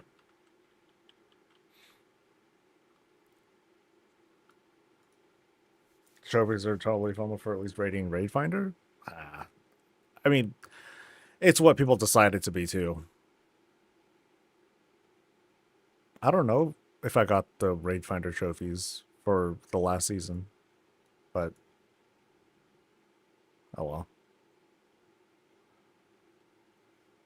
Honestly, those kind of trophies aren't even that big of a deal for me. It's more like, if when the time comes, we can have transmog as the core. That's when I'll start caring about that sort of the core.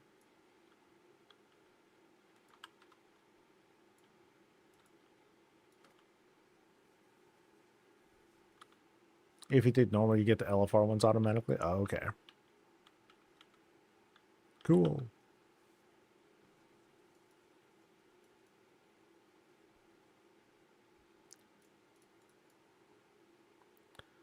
All right, so I did find the done stuff. So now I can just kill the boss. Yay. Oh, I'm sorry. Valeria can just kill the boss. I will stand back as the grateful side character. Thank you, Valeria. I'm so grateful.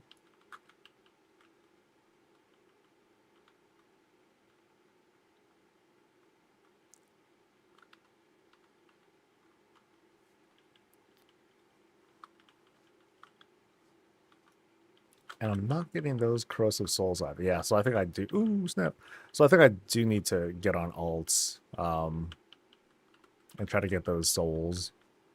That power is probably going to be pretty useful for damage and all that. My last guy had a lot of pressure put on me for DPS and I didn't like it. Ah, I get it. Most of the pressure that I might apply is going to be less on... It's usually less on performance. It's more on just live through the fight, please. And people can struggle through that too. I struggle through it sometimes. There's some mechanics that I'm just not good at.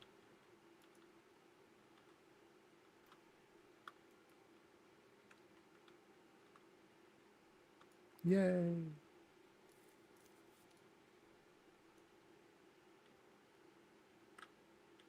Alright, so where's that extra delve XP, baby?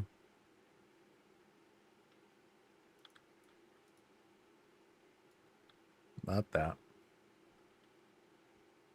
Oh, I've completed a set. Ah, I've completed this set. It's green. Woo.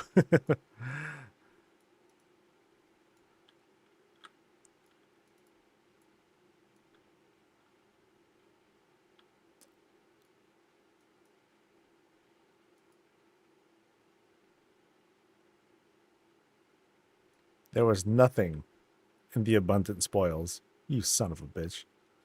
Don Don! Traitor! Alright, so a couple decors there. Yeah, I can't add that either. Shit. Alright, and then what's the last one? Last one I think is Cold Isle, right? Yes. Gnarled Door Isle. Alrighty. Let me see if I can teleport there yet. I doubt it, but let's find out. QT, okay. And no. Bummer. Oh well.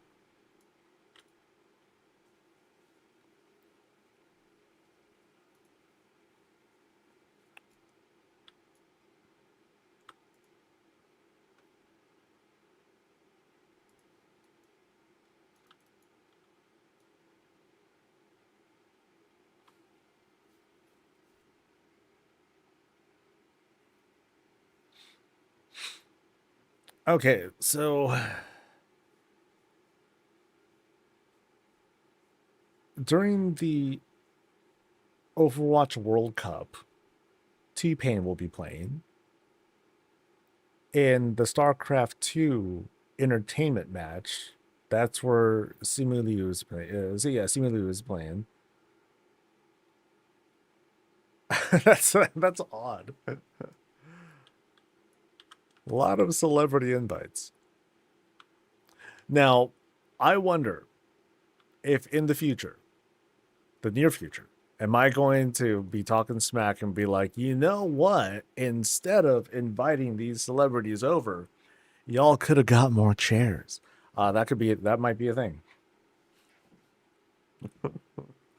That might be a real thing that I'll talk about.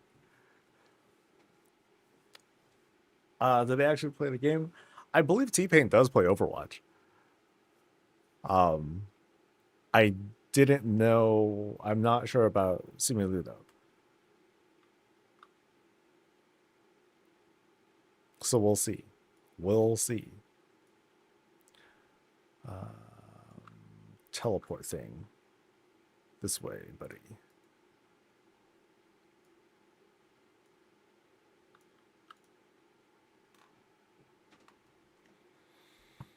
Yeah, so I mean, I have a feeling it's not going to be all pro status and all. But if it's like an exhibition match, that's cool. You know, it'd be a fun run, right?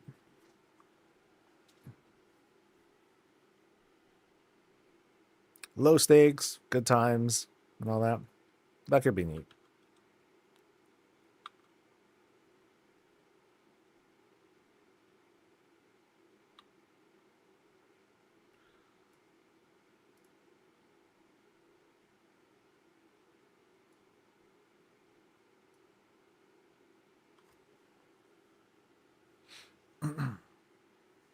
Yeah, if they have, I would expect at least, you know, reasonably good skill from them.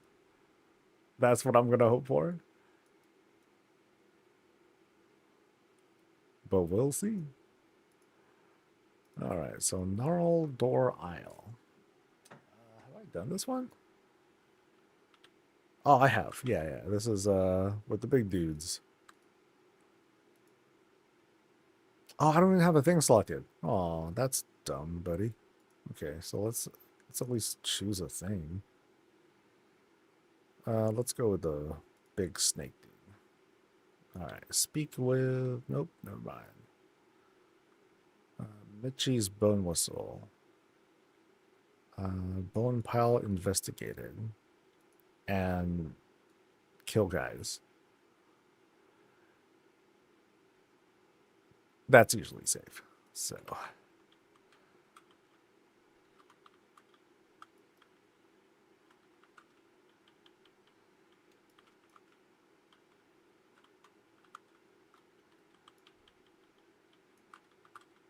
whoop, whoop, whoop, whoop, bouncing.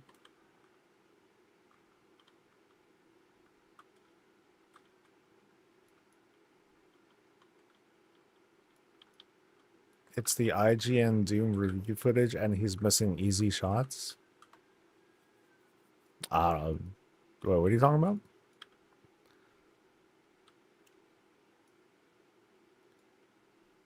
So I guess these are the bone piles we're looking for.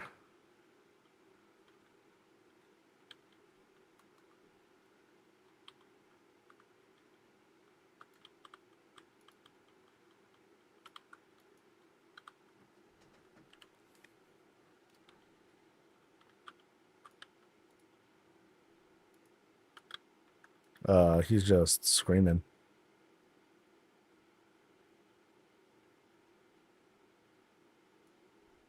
So, bone pile?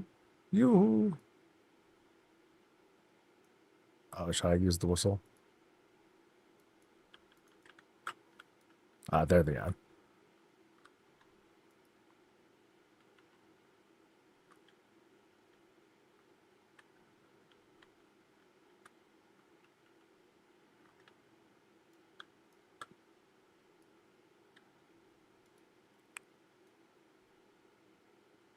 Whoop.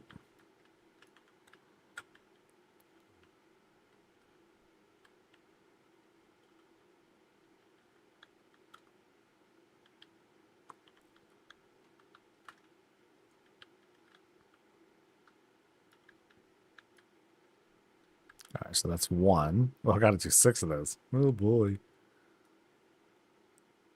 Oh, and I extract the okay. I extract the heart specifically from these guys.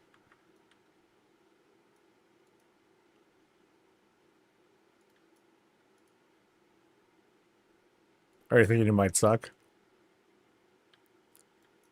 That would be it. That would blow if it turned out to be like that. They're just a bunch of they're just a bunch of scrubs that just wanted to get paid and all that.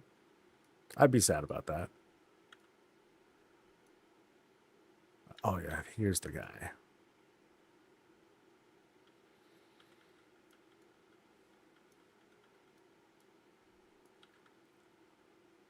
Now we can move on.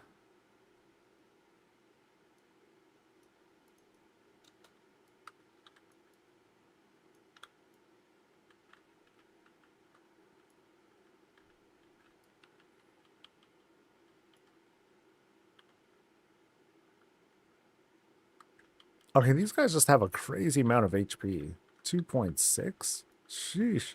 Actually, it was double that.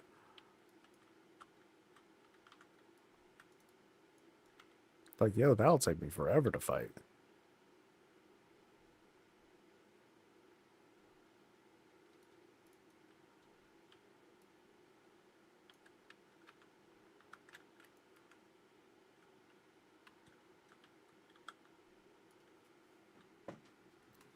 I saw more articles or more folks who were talking about that really disastrous um, Star Citizen stream.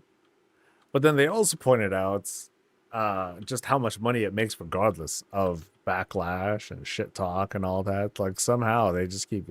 I think people are treating it kind of like Tesla or something, or like no matter just how bad it is, they're just gonna sink. People are gonna just sink more money into it anyway.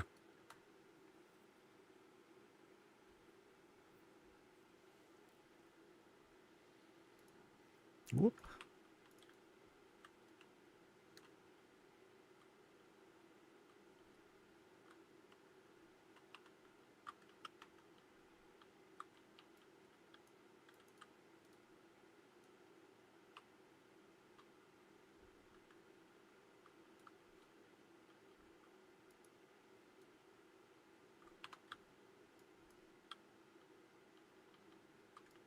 You can see it now.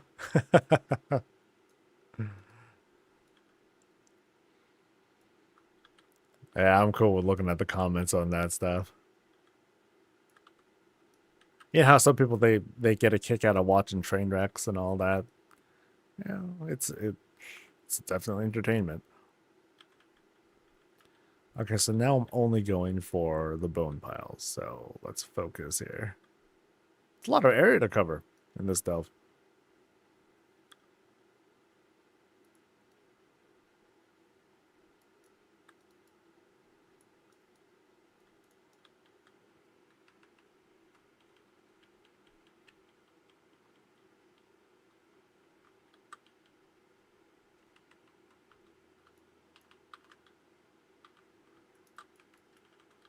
Ooh, lots of little creatures.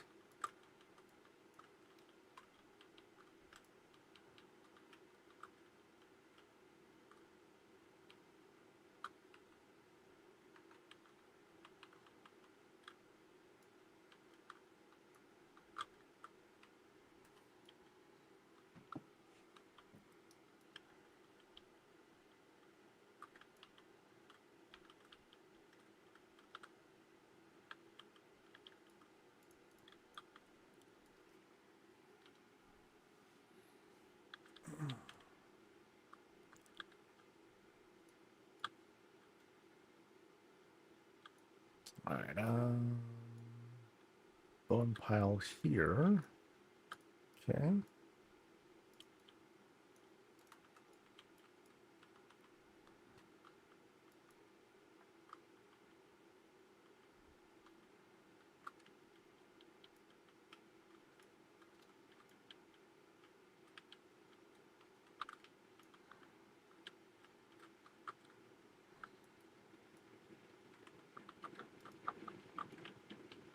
Yo, again with that bursting toad toxin. That stuff is insane.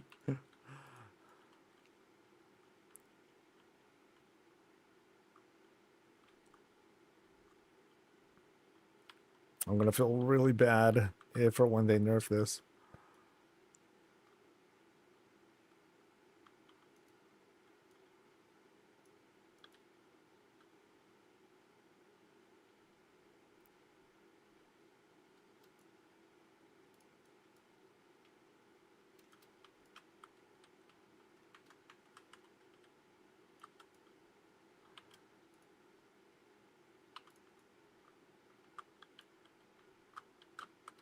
Oh, stuff back here too. Boop.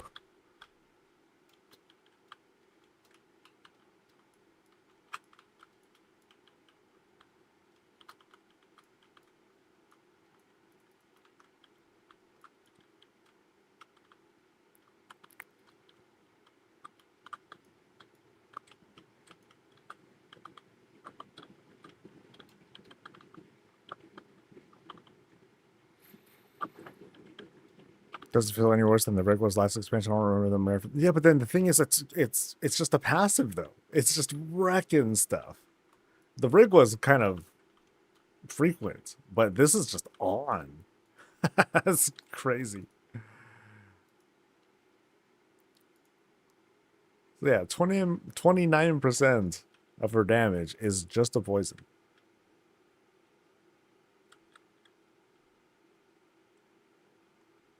Yeah, we'll see. But I won't be surprised. Not one bit.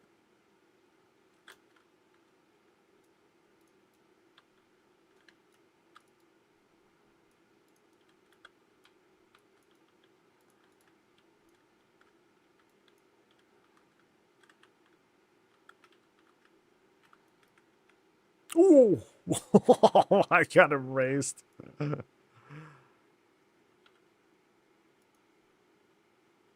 That was stone telekinesis. Wow. That hit me for 600k. That's that is very non-trivial. Okay, where was that Nemesis guy? Oh, there's two of them, two Nemesis guys still. Damn. All right, let's try this again. Let's try this again.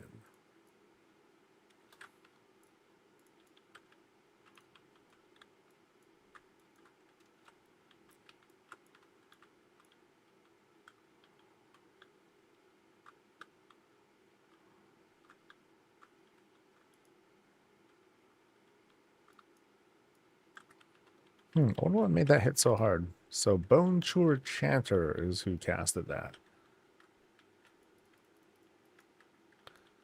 Maybe I didn't die from it before because Valera just kept killing him before anything bad would happen.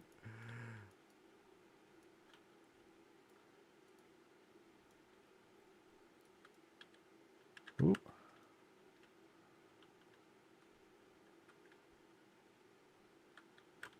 Let Dells be fun. I mean, that's the thing though. Like, for me, they feel less fun because they're too easy. But obviously, a very unpopular take.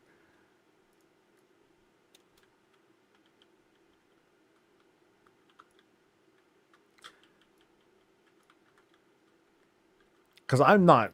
The only thing I'm doing is surviving. That's it. I am clearly not like contributing to this. Like I'm like these little dun dun things that I'm picking up. They're just placebos. It makes me feel, oh yeah, look, I'm contributing, yay. Valera's like, silly bitch. Yeah, no, you're not. Just sit down, dude.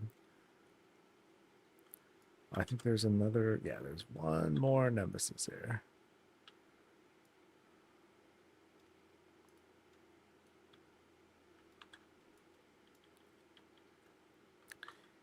You did a thing. Hell yeah, dude. Congrats on the thing.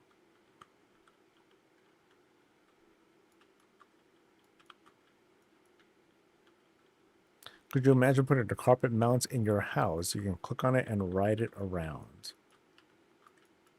I mean, I'm cool with the rocket thing. The rocket thing is pretty cool. I think the one thing that they ought to fix is the camera work. Like, I want to be able to hide my character. I want to be able to zoom in and obscure the rocket part.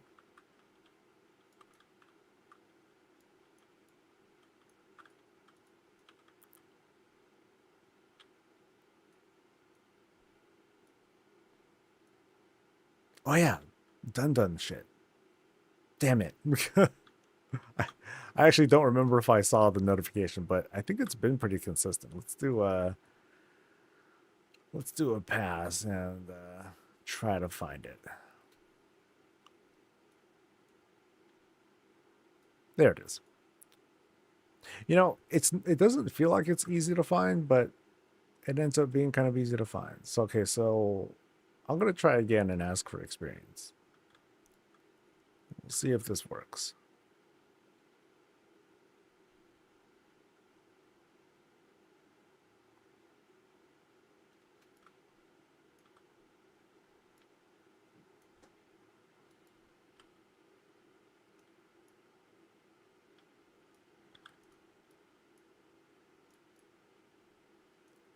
All right. Hearts. Totally not gruesome at all.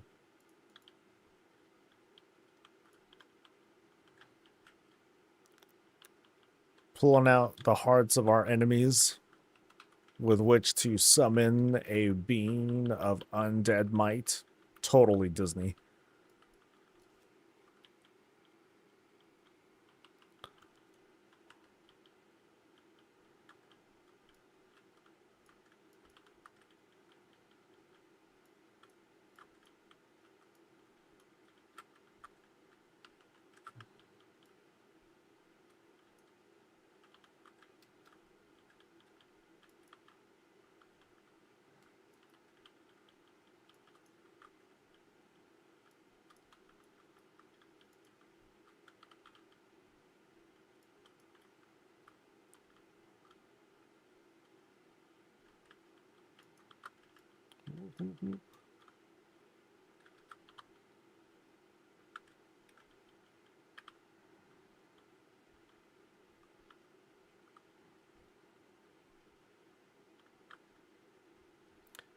All right, she did 6 times my damage. And Toad Toxin didn't do too much. I mean, it did a lot, but it definitely really shines in multi-target situations. All right, so that's right. The stuff is all the way over there.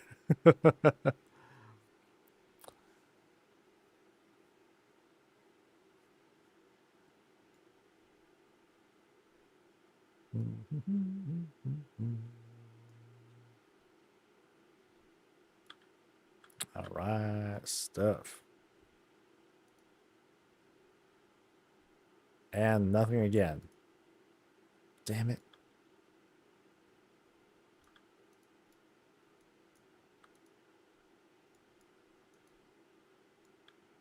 All right, Valera's thing was a lie. Or the extra XP lies. When are we doing keys? Probably uh sometime around Thanksgiving.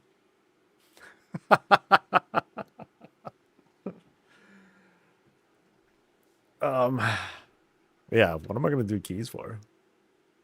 I'll do portals later. Oh, there's a thing there. Shit. Oh wait, no, that thing tricked me. I thought that was a thing I can open.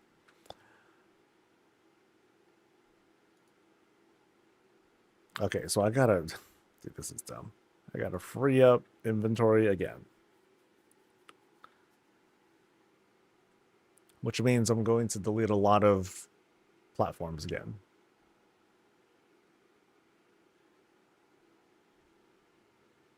Yeah, let's see what the numbers are at.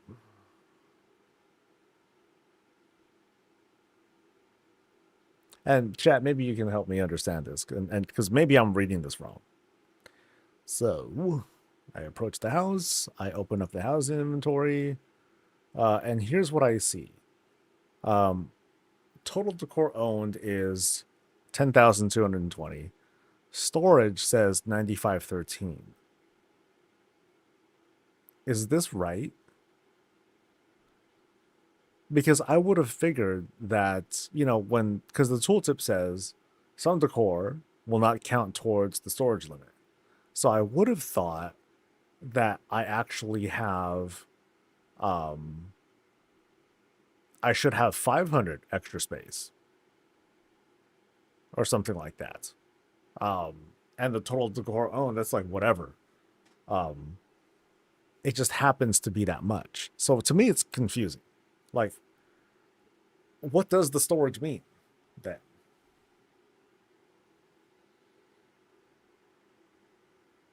Because I'm not at the limit, and yet I am at the limit. Or is this a bug? And I'm just seeing it in action.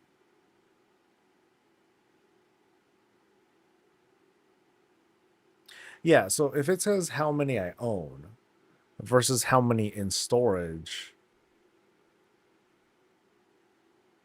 that counts. They do similar with pets. I'm not sure I get it still.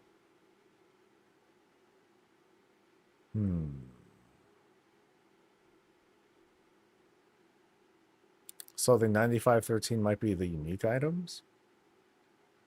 Nah, because I happen to have so I have 2,854 small wooden tiles.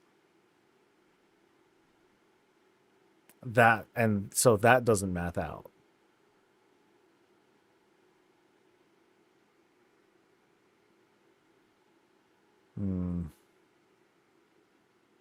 Because then I would be way over, you know?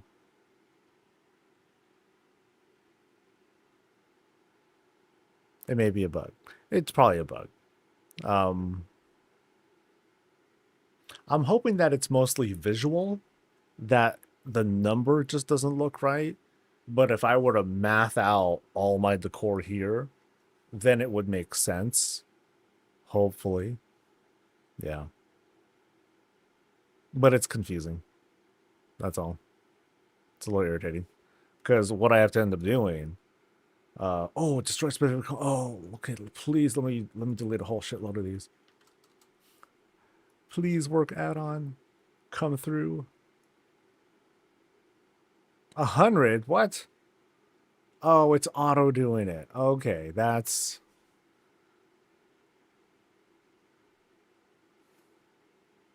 It's better than nothing.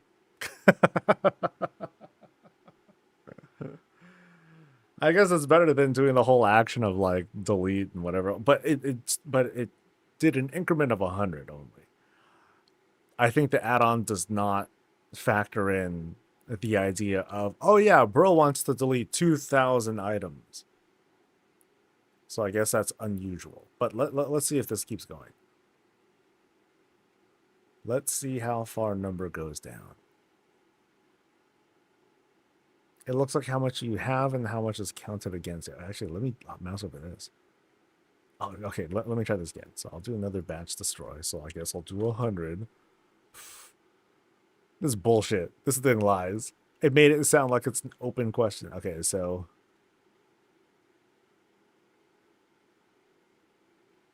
yeah, so both values are going down at the same rate, which is fine. But the fact that I have so many of these, that doesn't seem to math out. The fact that it only counts like counts things against me. Because otherwise the total decor owned would be way higher, right? But it seems like the limit of what the decor limit is based on total decor owned, and to me the storage number means nothing right now.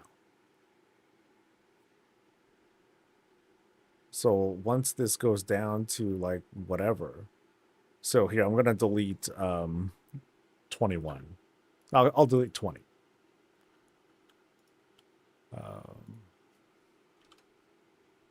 And the other thing too is, how did I go so much over the total in the first place?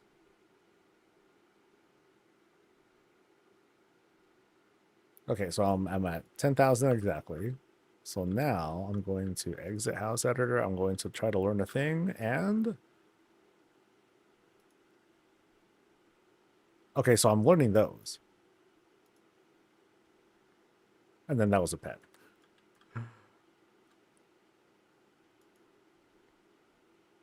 So now it's at 10. Yeah, I think it's just a visual bug. It's not showing the correct value. It ain't counting right. Internally, it might be counting fine, but you know what I mean? Hopefully that what I'm saying makes sense. Like internally, like the actual mechanics and what's being counted, it's working correctly. But what I see on the, so this is just the display bug. I hope. I mean, I ain't gonna go and count and catalog every damn thing I have. That's no, no, man, that's not happening. But I will do it for like other stuff, or you know, I'll do other stuff. All right. So at least I cleared that part up. Now I need to get myself more corrosive souls. What are other ways that I've missed? Because I don't have enough alts. I don't have enough alts to like just keep farming these. So I think I can do bountiful delves to get corrosive souls. And I just need 7 more. It could be always where it could be making out a hoping for a decor shop from just for doing dailies. Oh yeah, I'm those super RNG ones. No, I'm not a fan of those. I think folks should continue to campaign against that if they don't like it. Bountiful delves, bountiful delves. Let's do whatever bountiful delves I can. Oh, that's a cool gun. That's a freaking hand cannon. That's sick. That's a hell right now. I know for the most part, like I would rather work with more accessible decor for any of the builds that I want to put together. I don't want to go for really weird exotic stuff. I don't got that kind of I don't have that kind of patience. So like even the moral that I'm saving up, I'm getting my +1s, but that's about it. Outside of that though, I think I would just stick to like, you know, basic things, very, you know, really accessible stuff. Okay, so I need coffer keys. I have 34 right now, and I want more. So where do I get more? I'm gonna get them from that thing.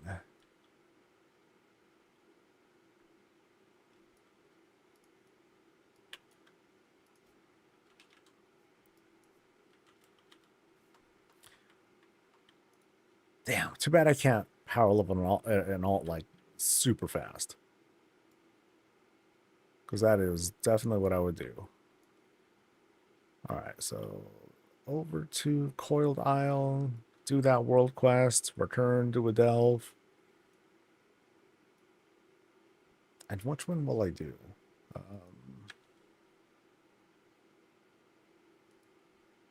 Actually, the one over in, excuse me, what's it called? Darkwell. Darkway. That seemed kind of fast. I want the crane. It'll cost you $80. Wait, crane? I thought there were multiple cranes. Yeah, I know there's a Founder's Point / Razorwind crane.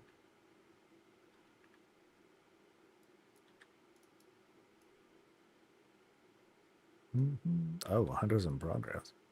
Where am I going? There. Let me abandon that. Can I hunt someone else? Nope, not really.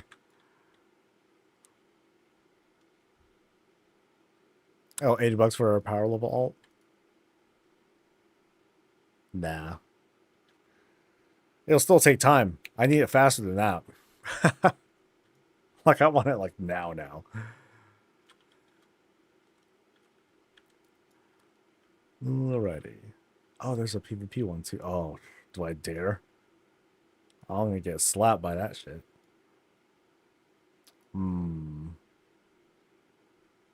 I'll take a peek inside.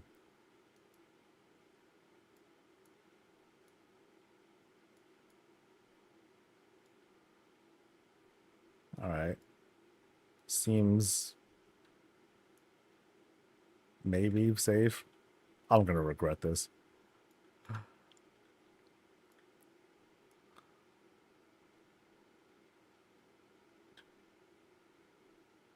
The gnome one that moves.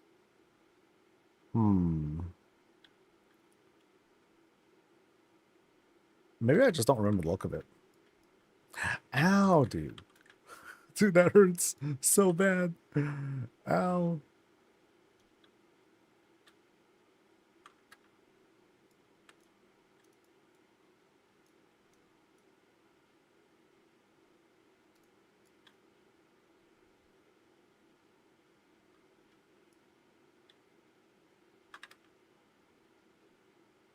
Oh, come on. No, it hurts.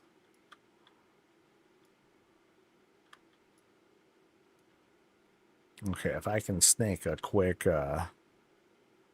35 copper keys, that'll be helpful. Ain't no one here. Shoot.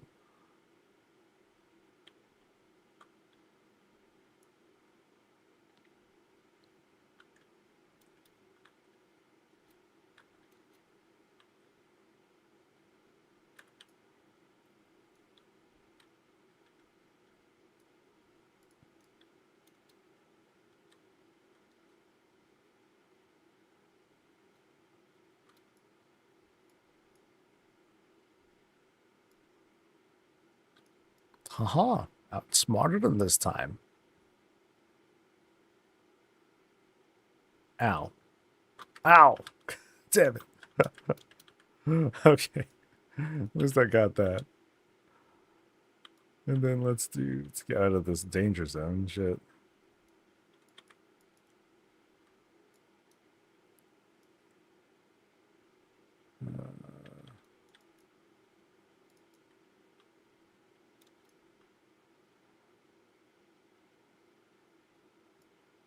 You'll look it up? Okay.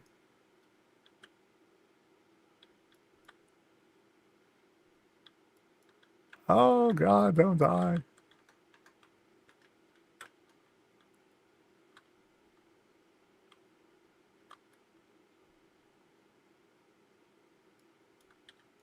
Ooh.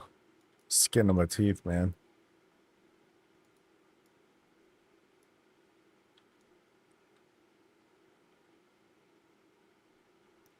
so what is the quest here? We are...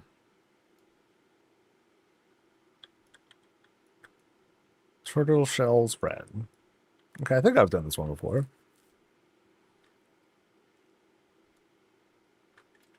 Retired industrial gnome grabber.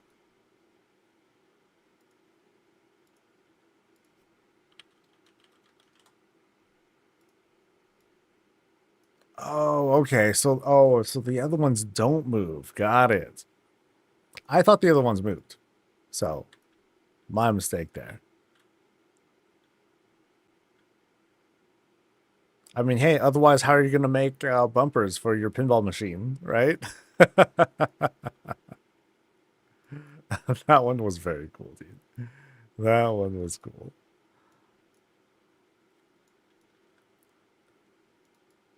All right. Oh, it's 2 something. Let me see if anything posted. And no, I'll wait till 3, and that'll be like my limit.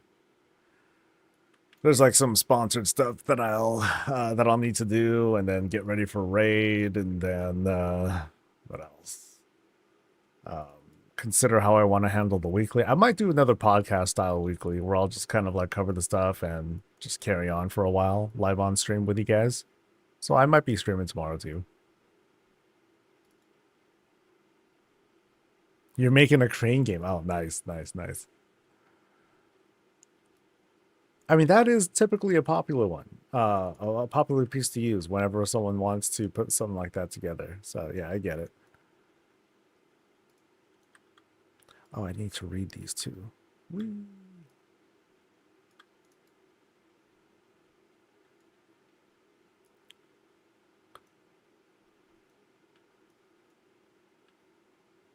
Can I read someone else's shell? I can. Look at that.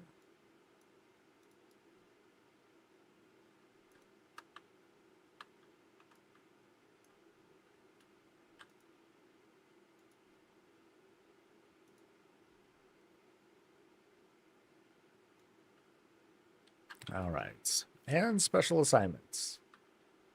Oh, let's see if this works, actually. Because I remember I was trying to do this on Tuesday. No chance. No chance of that.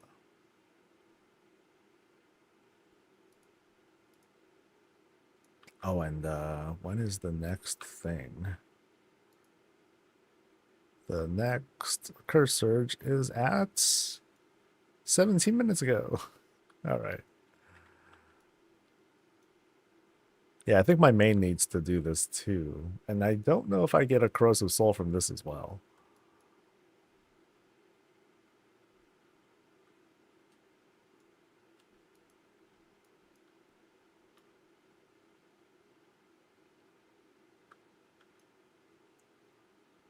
All right.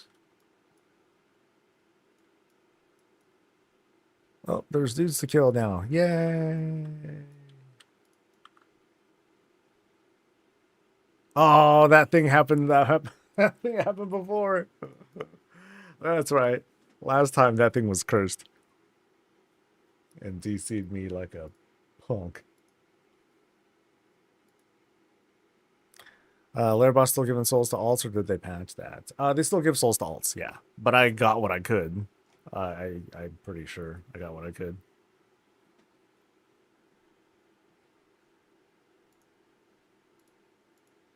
All right, come on, let me in.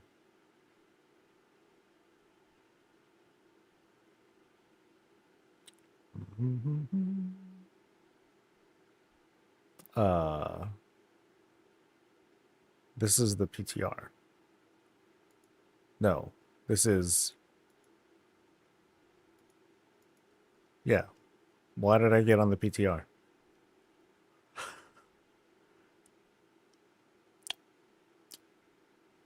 That was unexpected. Okay, let's try that again.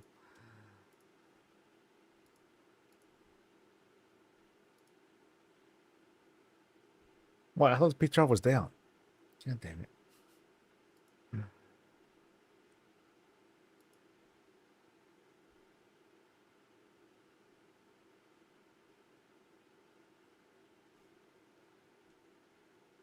All right, let's try that again.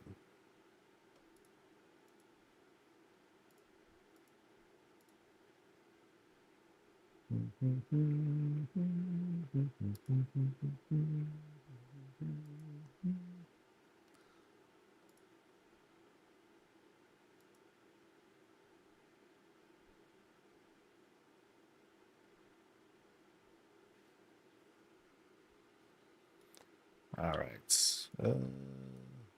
So what happened to me?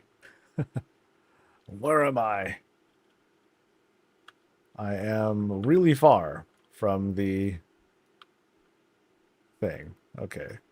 Wow.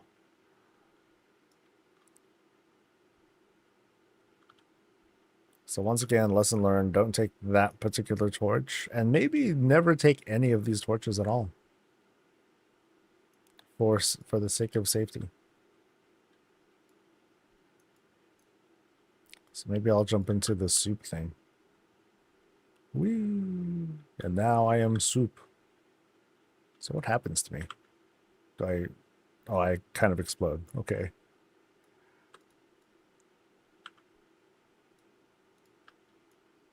Okay, at least there's a lot of dudes here. But...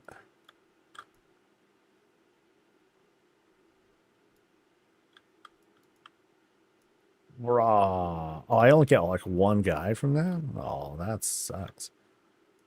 Alright, give me something with teeth, man.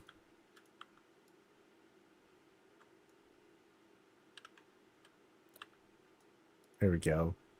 Bam! Wait, I missed! Dude. Okay, I'm gonna try this torch. Let's see if this is still cursed. If all torches are just bad. Okay, this one's fine.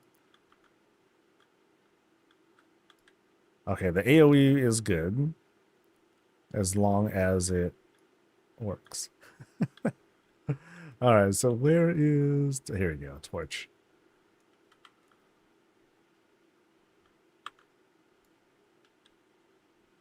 Oh, yeah, I know they got really low HP. I was just hoping I would hit them a little harder. Oh, no!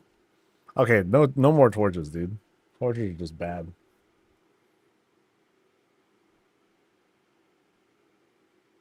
Let's see if this logs me into the PTR again. No, okay. Jeez, man.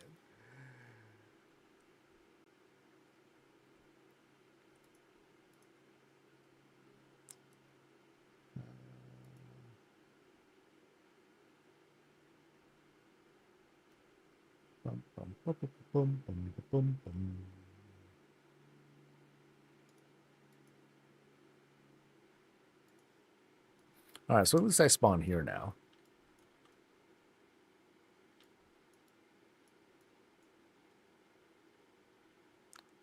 All right. So other people are grabbing torches, it looks like. I'm just very unlucky.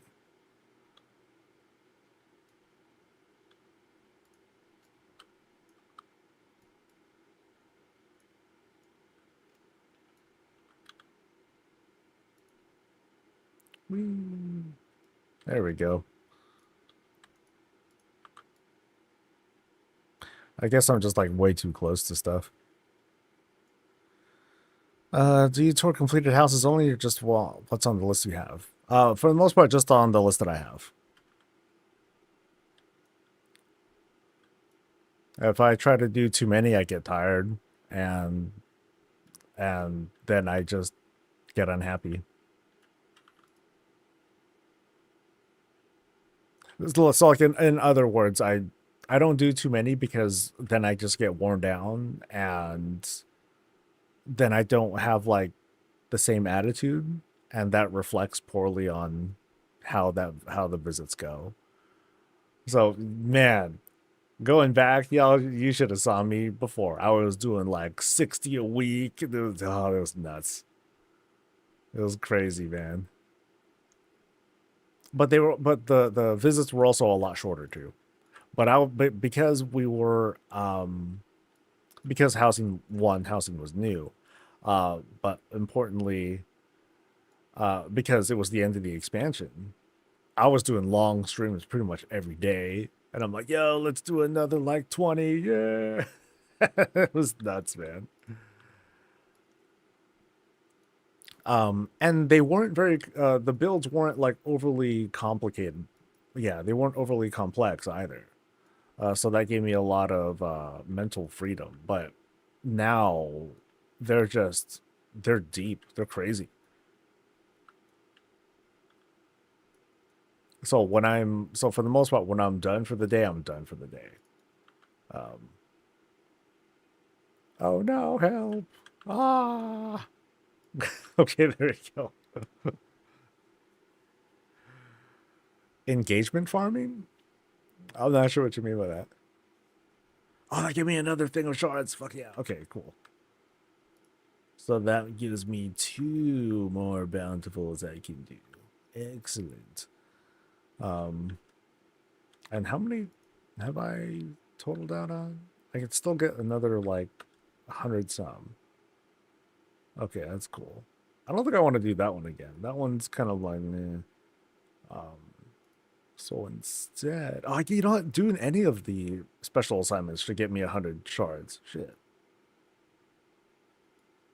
Okay.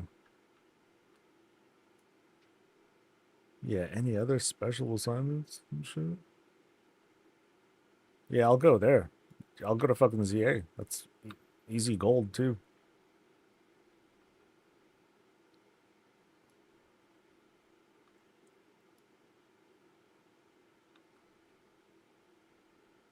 I mean, that was just fun. It was really fascinating seeing the early builds and what people were capable of doing, and it still is. It's just that nowadays builds are so intense that it's really hard for me to process that many places at once. Um, I think some other folks that do tours, I think they go like pretty long. Um, at the moment, the current me has like this mental limit. So 6 a day, I think that's good. I, you know, no. Let me backtrack that. It's good for me, right? I shouldn't be comparing myself to like what other people do. I am curious, but I really shouldn't try to compare like that because if I try to push and that reflects poorly, then that's that's just not good.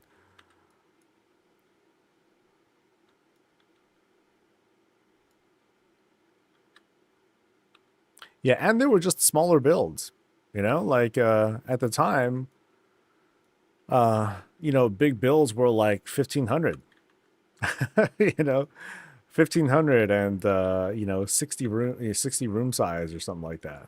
I forgot what the numbers were back then, but yeah, they weren't nearly as high as they are now.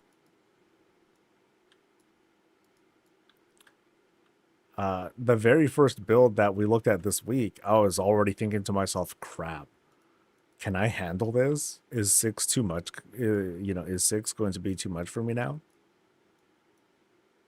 So at the now that the week's over, I'm considering dropping it down to 5 again after this. Or 5 a day, that is.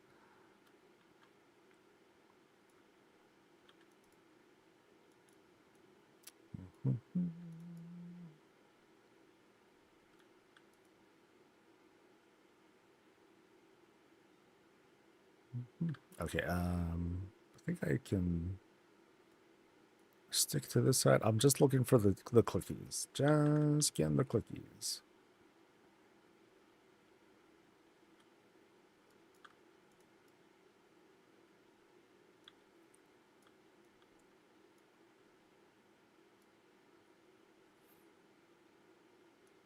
I kind of like this green. It's a very deep bluish, greenish kind of thing.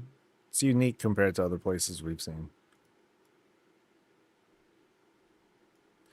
I wonder how the increased interior budget would end up impacting the tours.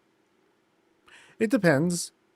You know, like some builds are they might be large and sprawling and might have a lot of huge pieces, but nothing that's like overly complex. The build today from Dude, all the builds they were nuts. Um, and the whole week's builds were nuts. What am I talking about? Um, Ones that have a lot of kit bashing to them, those are, they can be tougher to break down. And I try to do that where I can. And maybe I can't anymore. Maybe it's just too hard for me to do it. I would love my time my exterior limit increased instead of more internal room limit going out. I mean, I'd say internally, like the team, they have more flexibility to expand on that because it's instance, it's inside.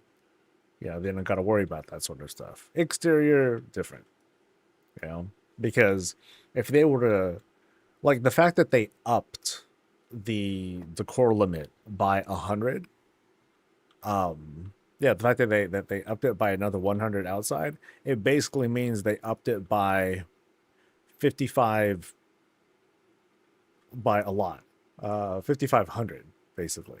They have to buy 5,500 for the whole neighborhood. Not to say that everything is visible all at once, but that just kind of, I'm just trying to illustrate that a little differently.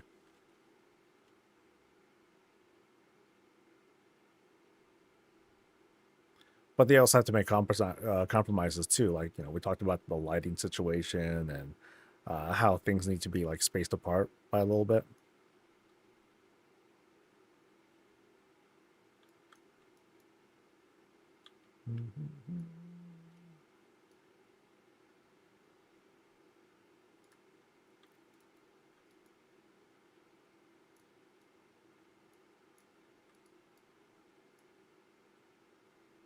And we're cooking.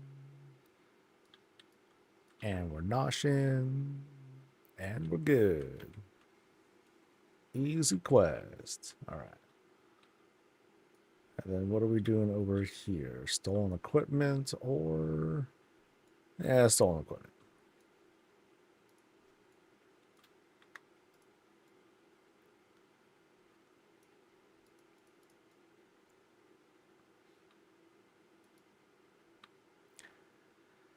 But it would be nice to continue increasing the exterior storage or exterior decor limit.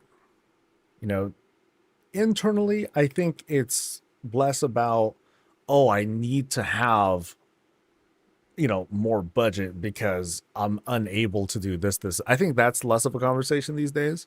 It's still very present for exterior decor, though. There's still a lot of compromises people have to make in order for their exterior builds to work.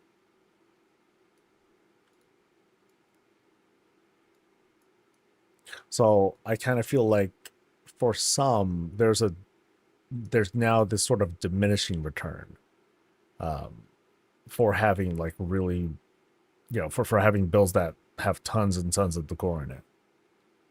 Like at some point, you just kind of like run out of not things to put in, but you start running out of ideas. It's like, okay, I got room to put in more stuff. What do I put in? Oh, I don't know. Which isn't a bad thing either.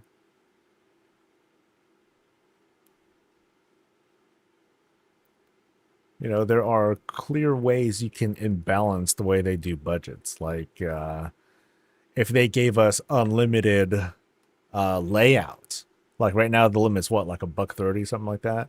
Like if they let it be like 500, but they kept the core count the way it is, then you're gonna have these kind of like weird sprawling builds that are like very wide, but not very dense.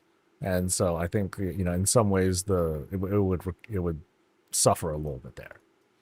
Experienced designers are never going to run into that issue, but in particular, it's always going to be, okay, I just ran out of budget, or I do want more stuff because they know exactly what they want to do.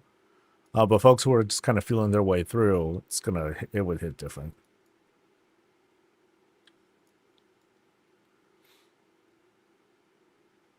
But what I still want to see though are like just different things that we can do with housing. Um, right now it's a big gallery, which is great. but what's going to be in the future? And I think there's going to be like this continuing debate or demand for different stuff. Obviously, people want functionality to a certain degree. Um, when I think of functionality, I'm not thinking of, some people they want something that benefits them elsewhere in the game. I'm more thinking of functionality in terms of like, okay, what can we do with housing that can entertain us? Is there a gameplay thing we can introduce with housing? So imagine if we can turn housing into a dungeon maker of some sort. We can spawn mobs and then create our own like little PVE experiences. Um, Imagine if they gave us the different tools necessary to create triggers and program this and that, and then all of a sudden we have like this kind of functioning arena where people walk in. Someone can start a match. They've set off a timer. All of a sudden, the two participants they get flagged for PvP, like a duel style thing. People can watch, and you can see a scoreboard. And there could be, you know, obviously I'm reaching really really far because we still should be talking about basements, the core limits, and stuff like that. But those are things that I'm thinking about, like in the future, of course.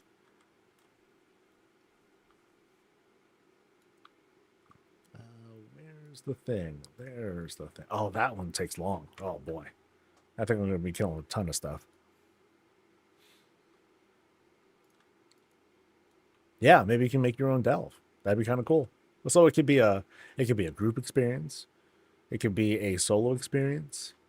You know, so I wonder to myself, okay, what kind of mobs can we spawn? Can we spawn anything? Can we choose between like the entire battery of things? And I don't know if and I think having some variety would be good, but I'm not sure if it would be a great idea to just let us spawn anything. Like, oh, I want to spawn Brutosaurs or something like that. Or I want to spawn children. Now I want to fight children. I don't think that would sit well. Um, I don't think just having like a very generic like let's say there's like this universal dummy NPC that's always used for everything. If they were to make housing PVE content, that'd be really boring too. So I think a little variety would be cool. Like Horde or Alliance grunts, something like that. And then you would have your variety of caster, melee dude, tank, and all of that stuff. And then you can give them abilities, or maybe they'll just have generic abilities that they might not have the flash that we'll see out here, but it'll just get the job done. So there could be mobs that are okay. Here's a caster NPC, and it does a big nuke, things like that. So you can spawn that, and that's how you would customize mob packs or something like that. Okay, what am I doing? I am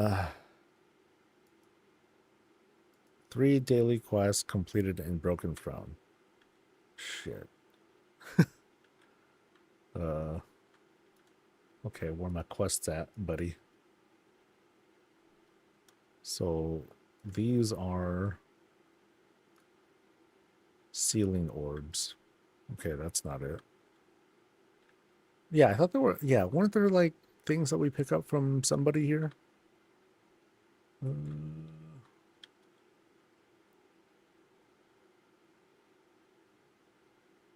I don't know.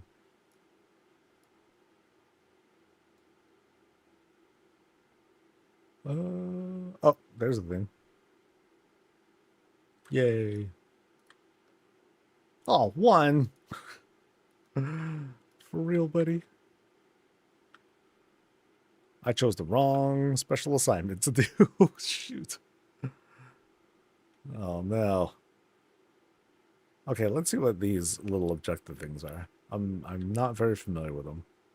So this is a sealing orb. Hello, orb. Whoop. Oh. Okay, it's the funnest thing in the game. Okay, I'm down for this.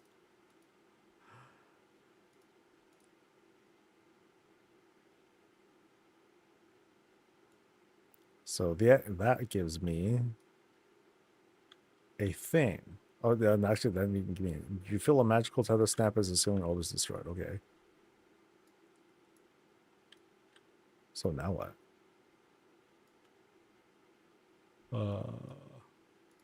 Nope. Oh, here's daily though. Yay.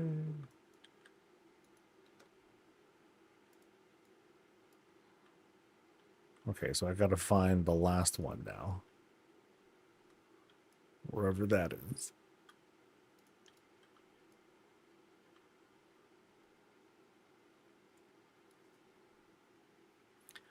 Big thanks to Zenmancer. Thank you very much for the Prime, dude.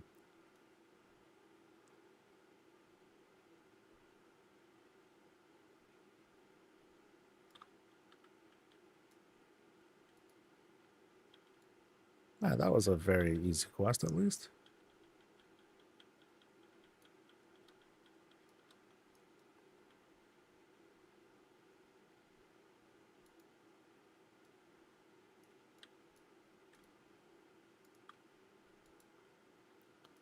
Now, where's the third quest?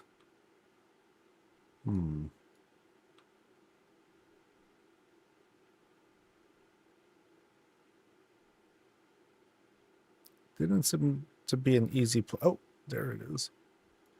Hello. All right. I have tasks now. So, void ashes. Oh, God, this is a general task. No.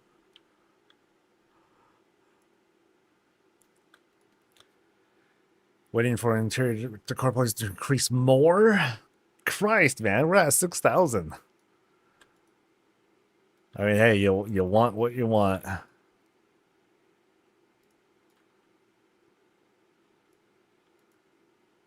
More.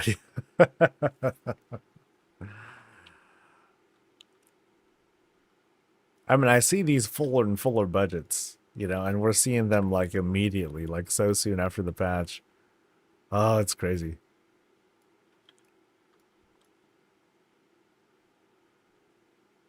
You can use some more? Damn. So I was wrong. You know, I was thinking to myself that people were going to take some of their sprawling builds and then start to carve them apart because it's like, okay, this theme is different from that one. This theme is different from that one. I'd rather, you know, and now people have the opportunity to take these builds that have been smushed together that are like all like one complete piece and then split them apart so that way they can do separate projects where they can have like, okay, let me go all in with this theme and now I can just go nuts with it, and that's not happening, or at least it hasn't happened yet.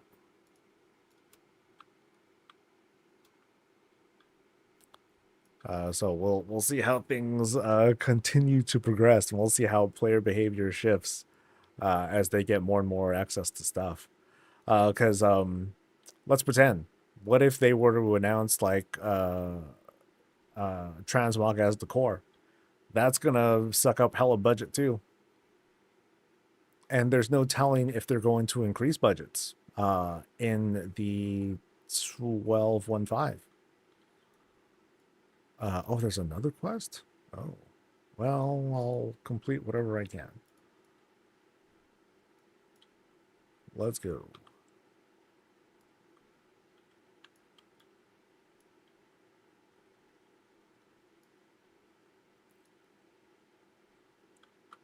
Woo. I work on one big work fortress. The architecture features a longer 3,000 budget. Damn, that's a lot.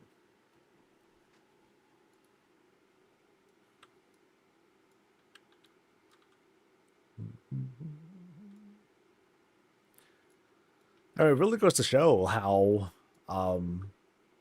housing has become a certain, you know, is carving itself out as endgame for people. Because I'm sure getting all the parts that you need ain't easy. Or if it is, you know, great if it happens to be neighborhood stuff. Am I streaming tomorrow? It's likely, yes. Because I don't really have anything written for the weekly. And so far, I seem kind of content with the podcast style. of weekly that I've been doing for, the past couple months or past month or so. Writing the weekly is very, very time consuming. And people seem to have responded well to the more candid talk. One of the reasons why I do scripted stuff for like the weekly and commentary and stuff is mostly because of the stutter. I'm very, very self conscious about the stuttering that I do, and I struggle with it all the time. Sometimes it becomes a big struggle during a visit where, I'll stammer and try to get something out, and I'll fail to do that. And, again, it's something that I just struggle with, but try not to get too frustrated over. But early on, I was like, you know what? Screw this. Um, I'm just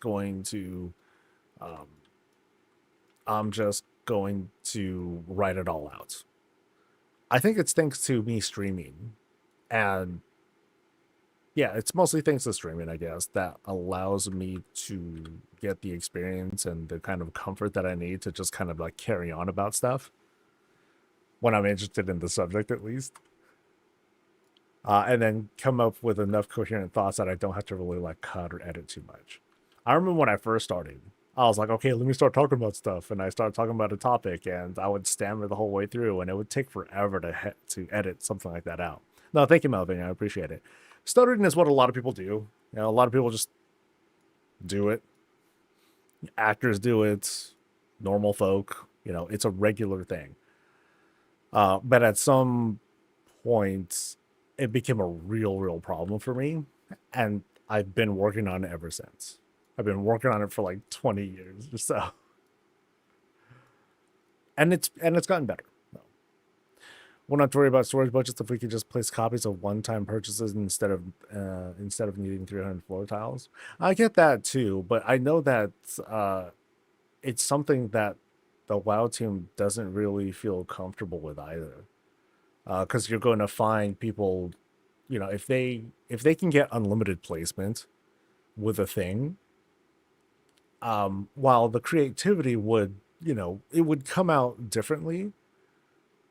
I wonder what the monkey's paw would do. Like, would budgets change?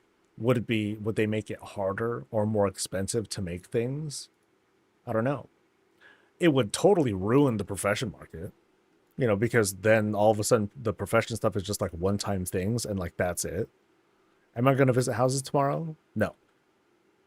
I don't intend to now.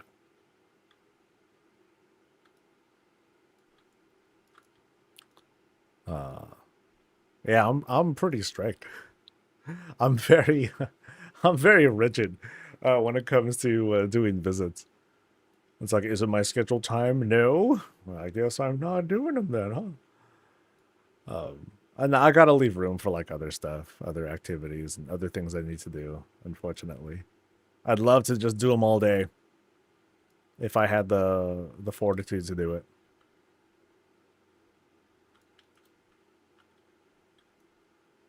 Checkered flooring in every build. I mean, obviously, budgets would still come into play. But there is an argument to be made, and maybe this is cope, where limitations breed creativity. Working with what you've got, as opposed to just having like way too much. I've seen in builds people, people's builds where it's a reflection of people having too much to work with and they don't know what to do with it. I see that a lot with rooms. When people have a really big room size and it's, only maybe like a quarter of it is taken up. One, there may be potential for more stuff. They might be working on more things. But when it looks like that's the intent and that's what they came up with, then I think to myself, well, they didn't really need that much room budget at all, did they? Um, but it's also kind of a practiced thing too. So I can't just be that judgmental about it and be like, oh, well, clearly it's like this and this. No.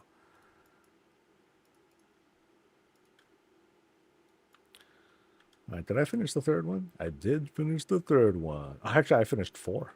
Haha. Well, I'm not doing this special assignment again. This one just takes a while, man.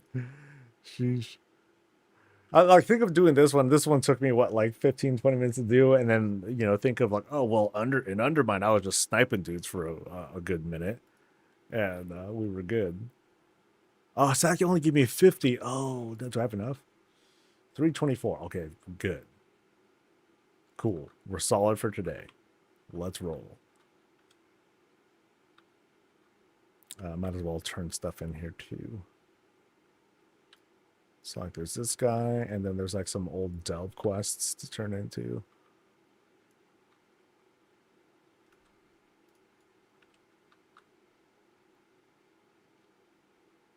Anytime for activity. Yeah. There's a lot. There's let's see, what's in the list of stuff. There's BlizzCon prep. There is possible interview stuff. Wink, wink. There is I don't know if I'm gonna be doing a dev interview, but I'm trying to like start prepping things in advance just in case. There's a shirt design. There's a sticker design. There's a scheduling. There's ordering some of these supplies. There is um getting ready for the judging, clearing out inventory in game so I can have enough core storage to suit the entire contest. There is vetting through more videos and tagging those for the Around Azeroth channel. There is prepping this week's videos for the rerun stream, and then prepping those to like upload onto the other computer when the time comes. There's the weekly reminder video on Monday. There's the podcast style weekly that I'm going to be doing tomorrow morning. There's stuff. I can always have something more to do. Yeah. Did I mention the sponsored stuff? Yeah, there's like sponsored stuff that might be due pretty soon. Yeah. But that's the job, you know. So it's not. It sounds like I'm complaining, so I'm sorry. But that's just work, you know. All right, so I'm here, and I'm going to go back up to, yeah, I'm going back up here. I am not going to do that one there. That one sucks. But I will do the others. Yay. I always make the joke of WoW being the second job, housing is my third. Nice.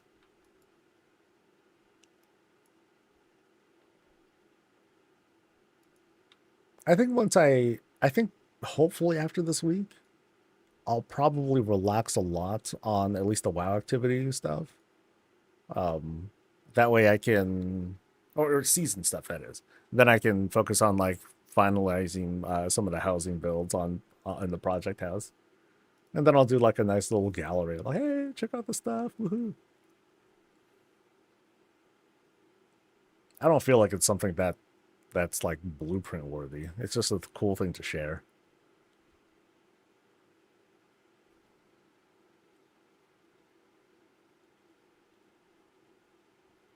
All right, so college one, dark way, okay.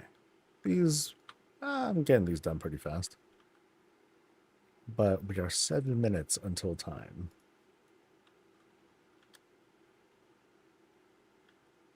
Can I get it done in 7 minutes? I'll finish it at least. Then I'll cut out for the day.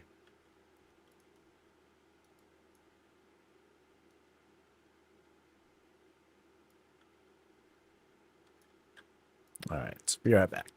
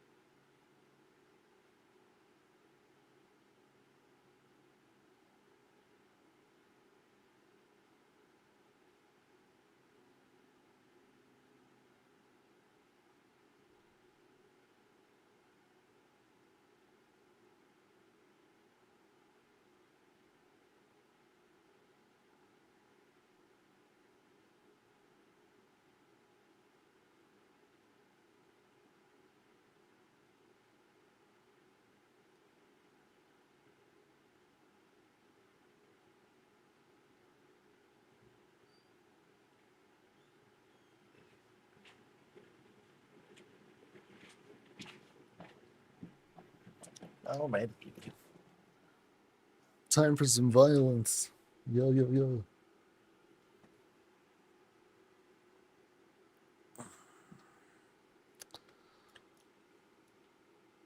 All right. So, once again, did Valera reset? No, actually. Yay. Actually, let me change that to the healing one. When health goes below 50%, then I get a lot more leech avoidance and speed. Killing poison enemies? Nah, let's do Bile Spear. Let's just do violence. Actually, no. Let's change. I think I like the trap one. Yeah. And then Bursting Toad is like the thing to use.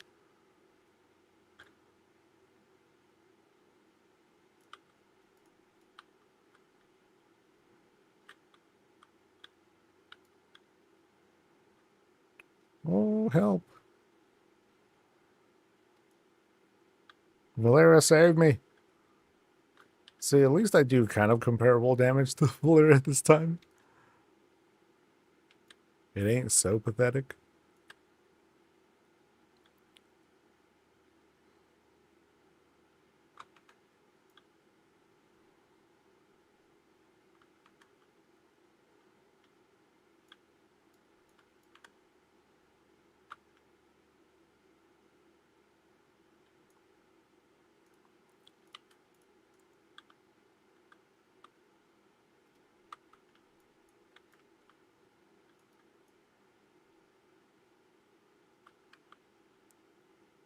Okay, now she's smoking me on damage. God damn, girl. Stop being such a badass.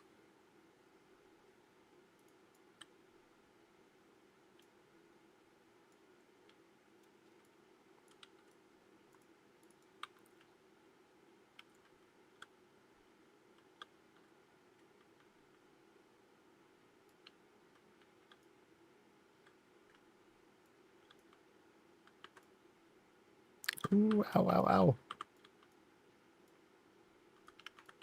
Damn, and she's set for healing. Sheesh, dude.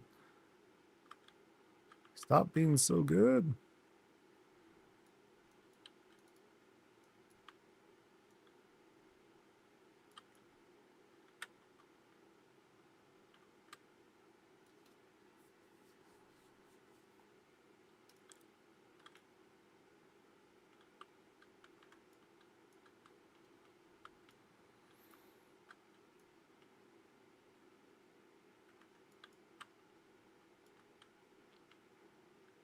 Okay, will it hit all the way here?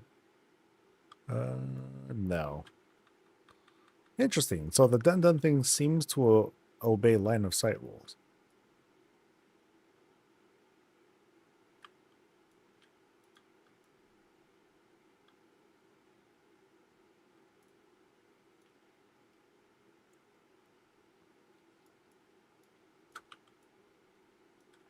Okay, so reminder, I am doing an 11. Gotta be careful.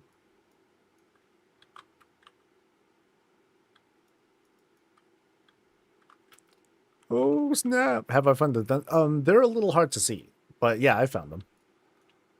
They look like cardboard cutouts of stuff. So you gotta kind of be on the lookout for that sort of thing. So yeah, it's a little hard to see.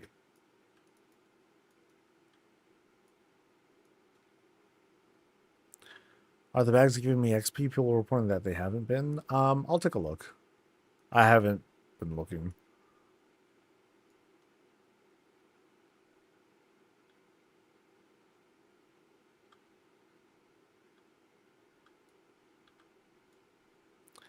Do do do do do. Yeah, so let me see if I can find a weird thing. I think I might have seen it over here somewhere. So let's take a look. That's not it. That's not it. Actually, it might be down somewhere.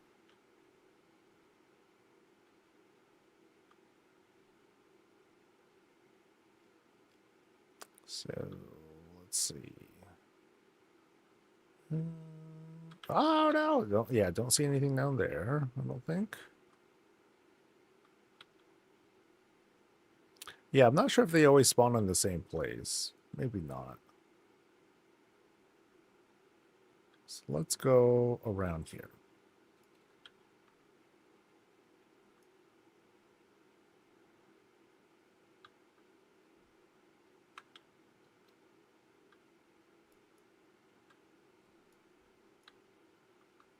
Here's a curiosity thing. So I will click this one manually.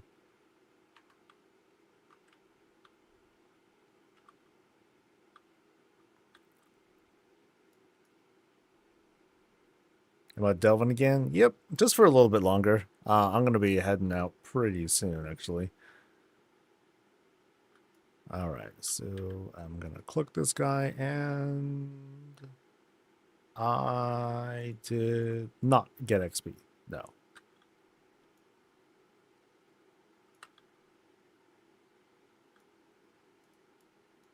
Oh, well. See what I mean about the folks who farmed up the XP hella fast during that first week? Well done.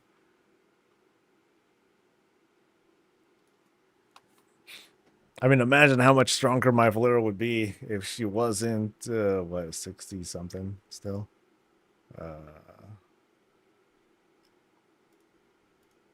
67. Oh, okay.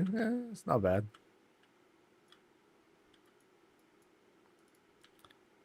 All right, where's my dun stuff? Oh, there it is. See that tree looking thing over there?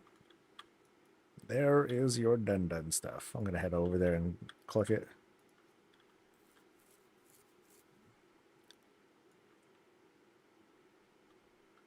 I'm getting XP from kills. Hey.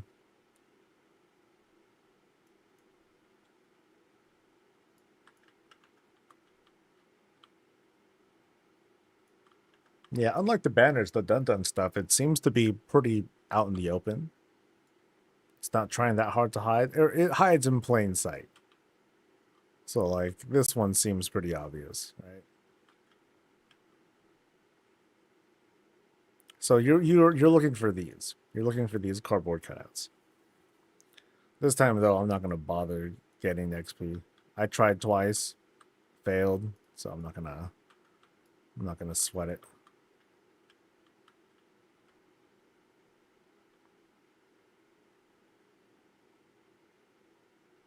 Dun stuff is random.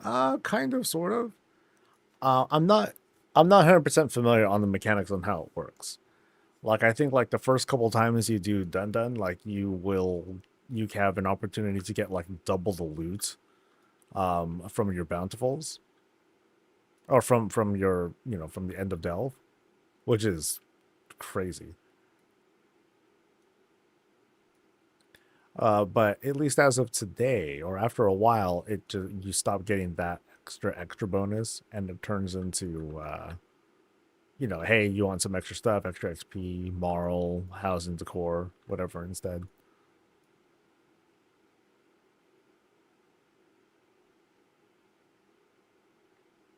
Like, I'll take the moral, for sure.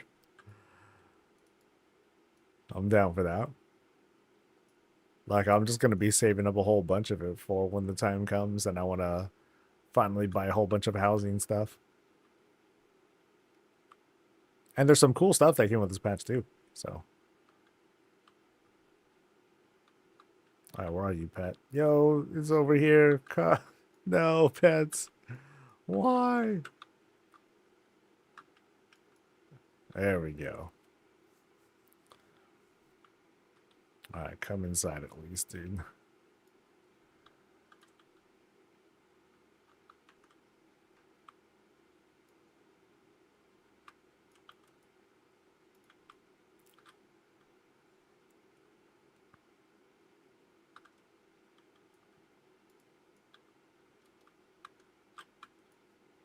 Oh shit, I'm dead. Oh no. Oh. That's what I get.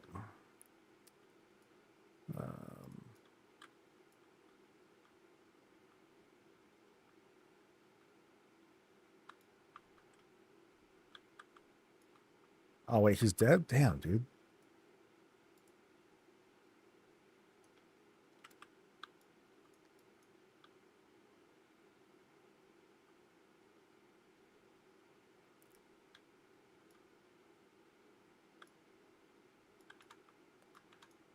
Woo-hoo-hoo.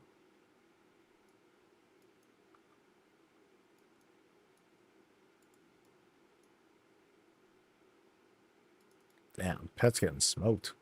Feel bad for my puppy.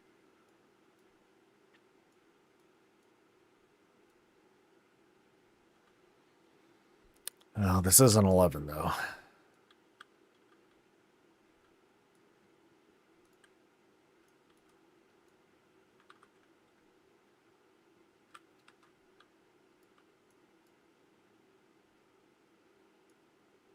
Oh, Fox, get him off me.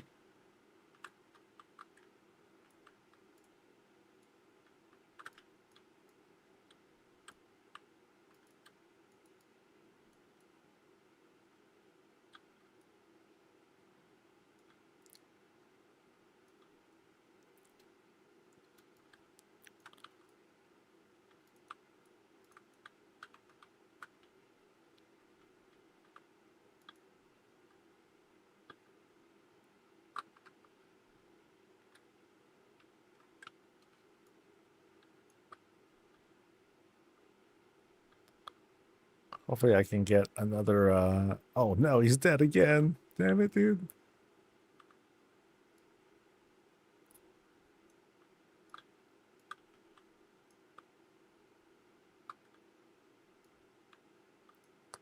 Like, yo, stop getting dropped, buddy.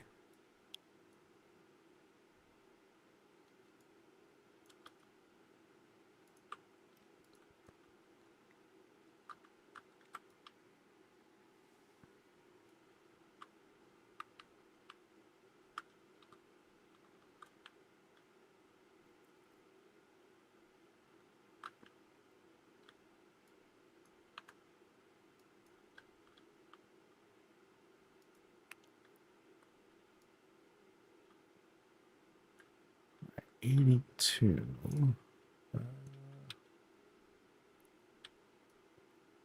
Oh, one guy here.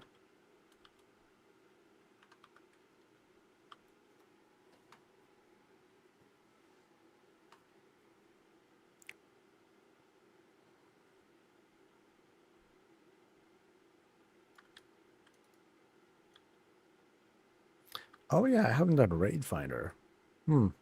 We don't get Corrosive Souls in Raid Finder, do we? I doubt it. I think it's mostly world content stuff that gets us those things.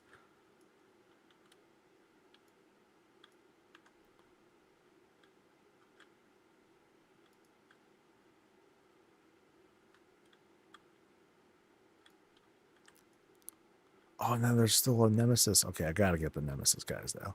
There is. Oh, no, I haven't killed any. Oh, shit. Oh, no. Okay.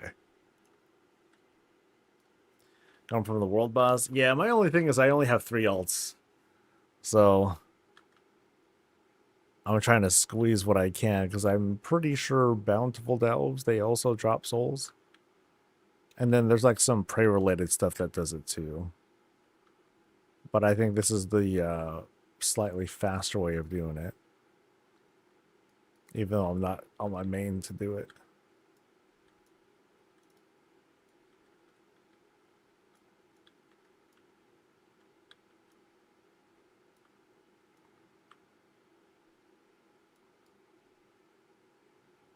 All right, I'm gonna pull that next. I'm just loading up on abundant stuff.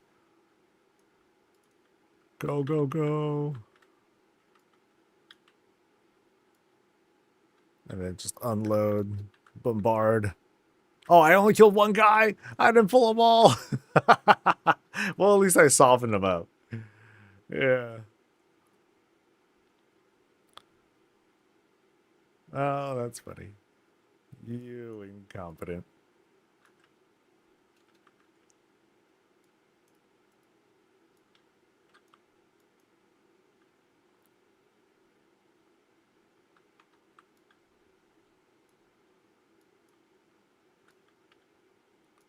All right. All right, the hunt for more nemesises. Oh, yeah, I'm aware of that. But I need more. So, but the cool thing is that they're warband. So that's why this is another case of serfs and the master.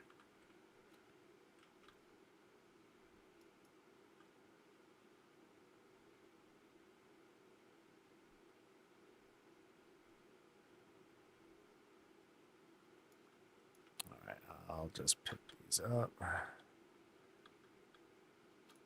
And here's Nemesis number 2.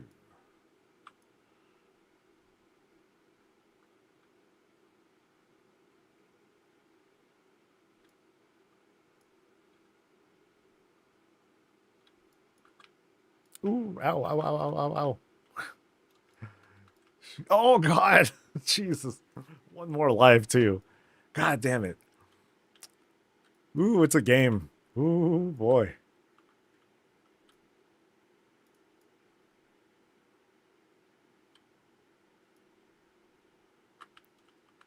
Okay, gotta be real careful now.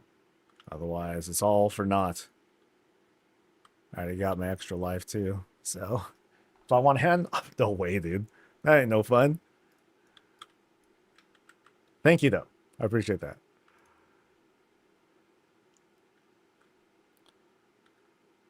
So, I gotta watch this bastard's health. Because he's getting dropped.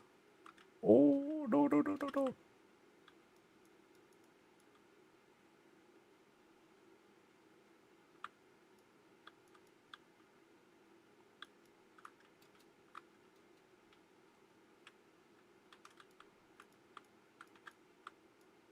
Ooh. Ow, ow, ow, ow, ow. Ow, ow, ow, ow, ow. Yeah.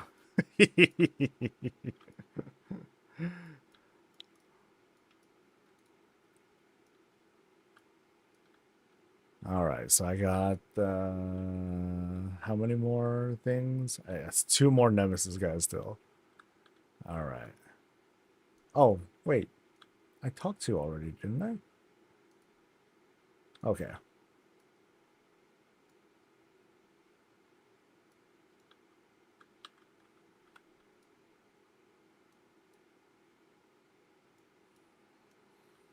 All right, so where are the Nemesis guys? They are down south. All right.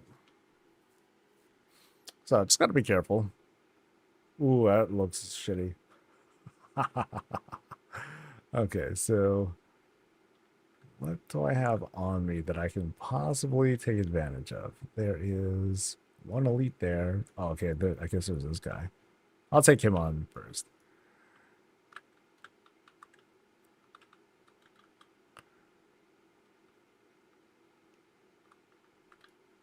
Whoop, heal up. Don't die, buddy. I need your ass.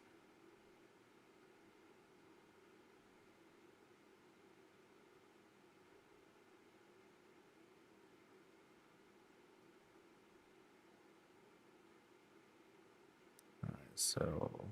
Oh, damn. That hurt him.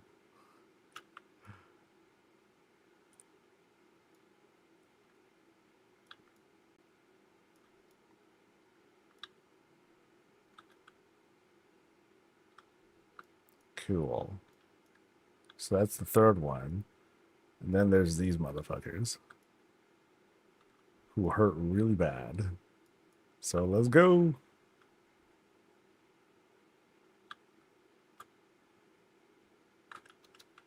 Oh, they got dropped so fast. Ooh, move it.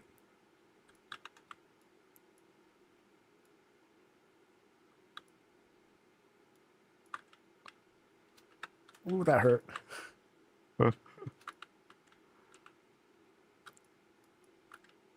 Oh, yeah. Oh, that was close.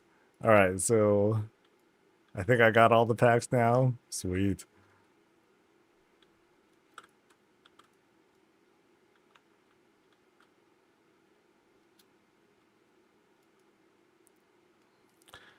All right. Now to just not die to the last guy. Well, as long as I don't pull any extra shit, then I should be fine.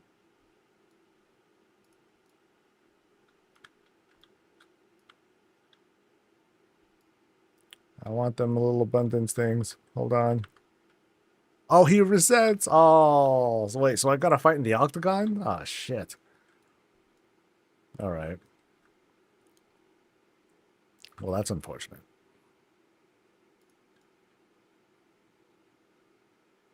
Do I have any cool power-ups handy nearby? Nope. All right, game time, baby.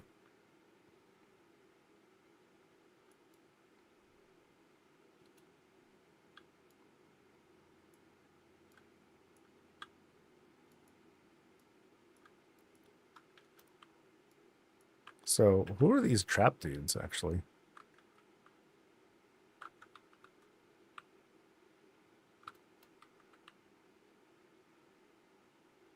Like, do I hit it? Oh. Well, oh, they help. So, ow. Oh, no, they don't help. Shit. Wait. Oh, shit. Pet down, pet down. Ooh. Oh, no. Oh, no. Shit. Oh, it's going to hurt me. Shit. It reset, right? Okay. We're good. Damn. What's this? Oh, Boon of Power. Okay. Oh, but I reset him though. That sucks. Okay, so don't hit that damn things around me. That was dumb.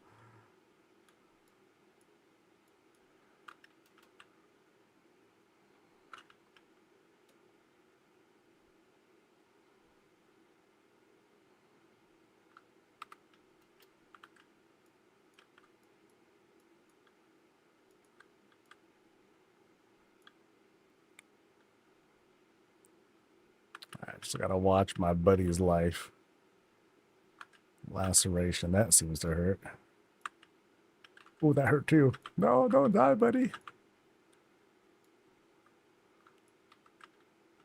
And then I got one exhilaration handy. Now we got health back. Cool.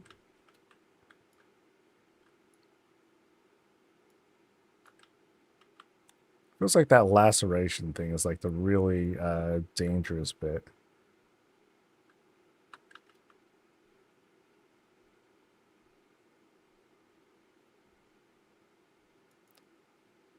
Oh, don't die. Oh, he's down. Shit.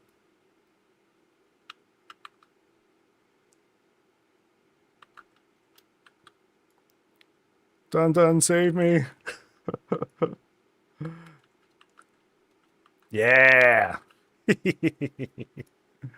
Oh, that's excessive work, man. Oh, give me my shit.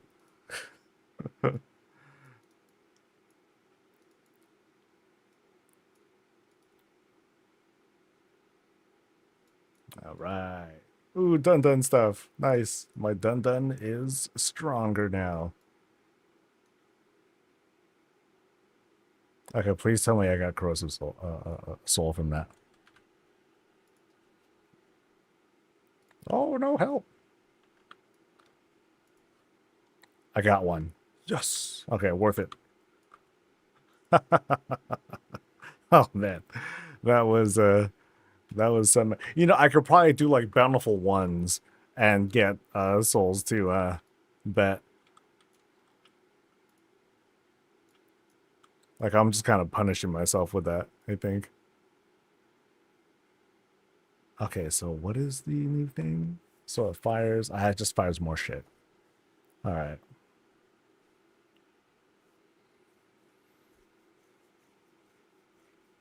There's a fun day. I know. That's why I'm doing 11s. So, oh, that was kind of tough though. Uh, more skills though needed. All right. So I didn't do it yesterday. I feel kind of bad. Let me raid another channel.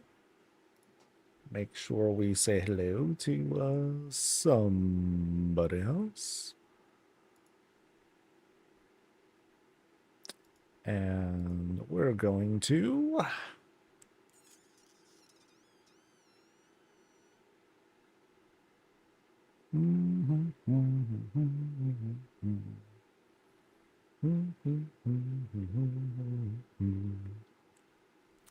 Oh, did I take you to Macros yesterday? Oh, I did. Oh man, dude, time is whack right now. Rivendell just got started. Let's go. Let's go. He's playing video games right now, so sounds good to me.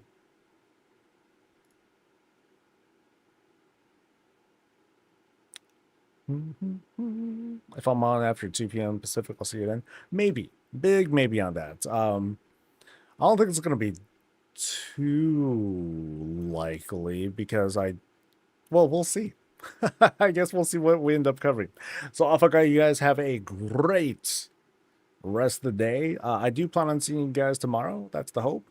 And if I do, great. So, I'll see you guys for the next thing. Until then, stay safe, stay healthy, and as always, stay breezy. Bye.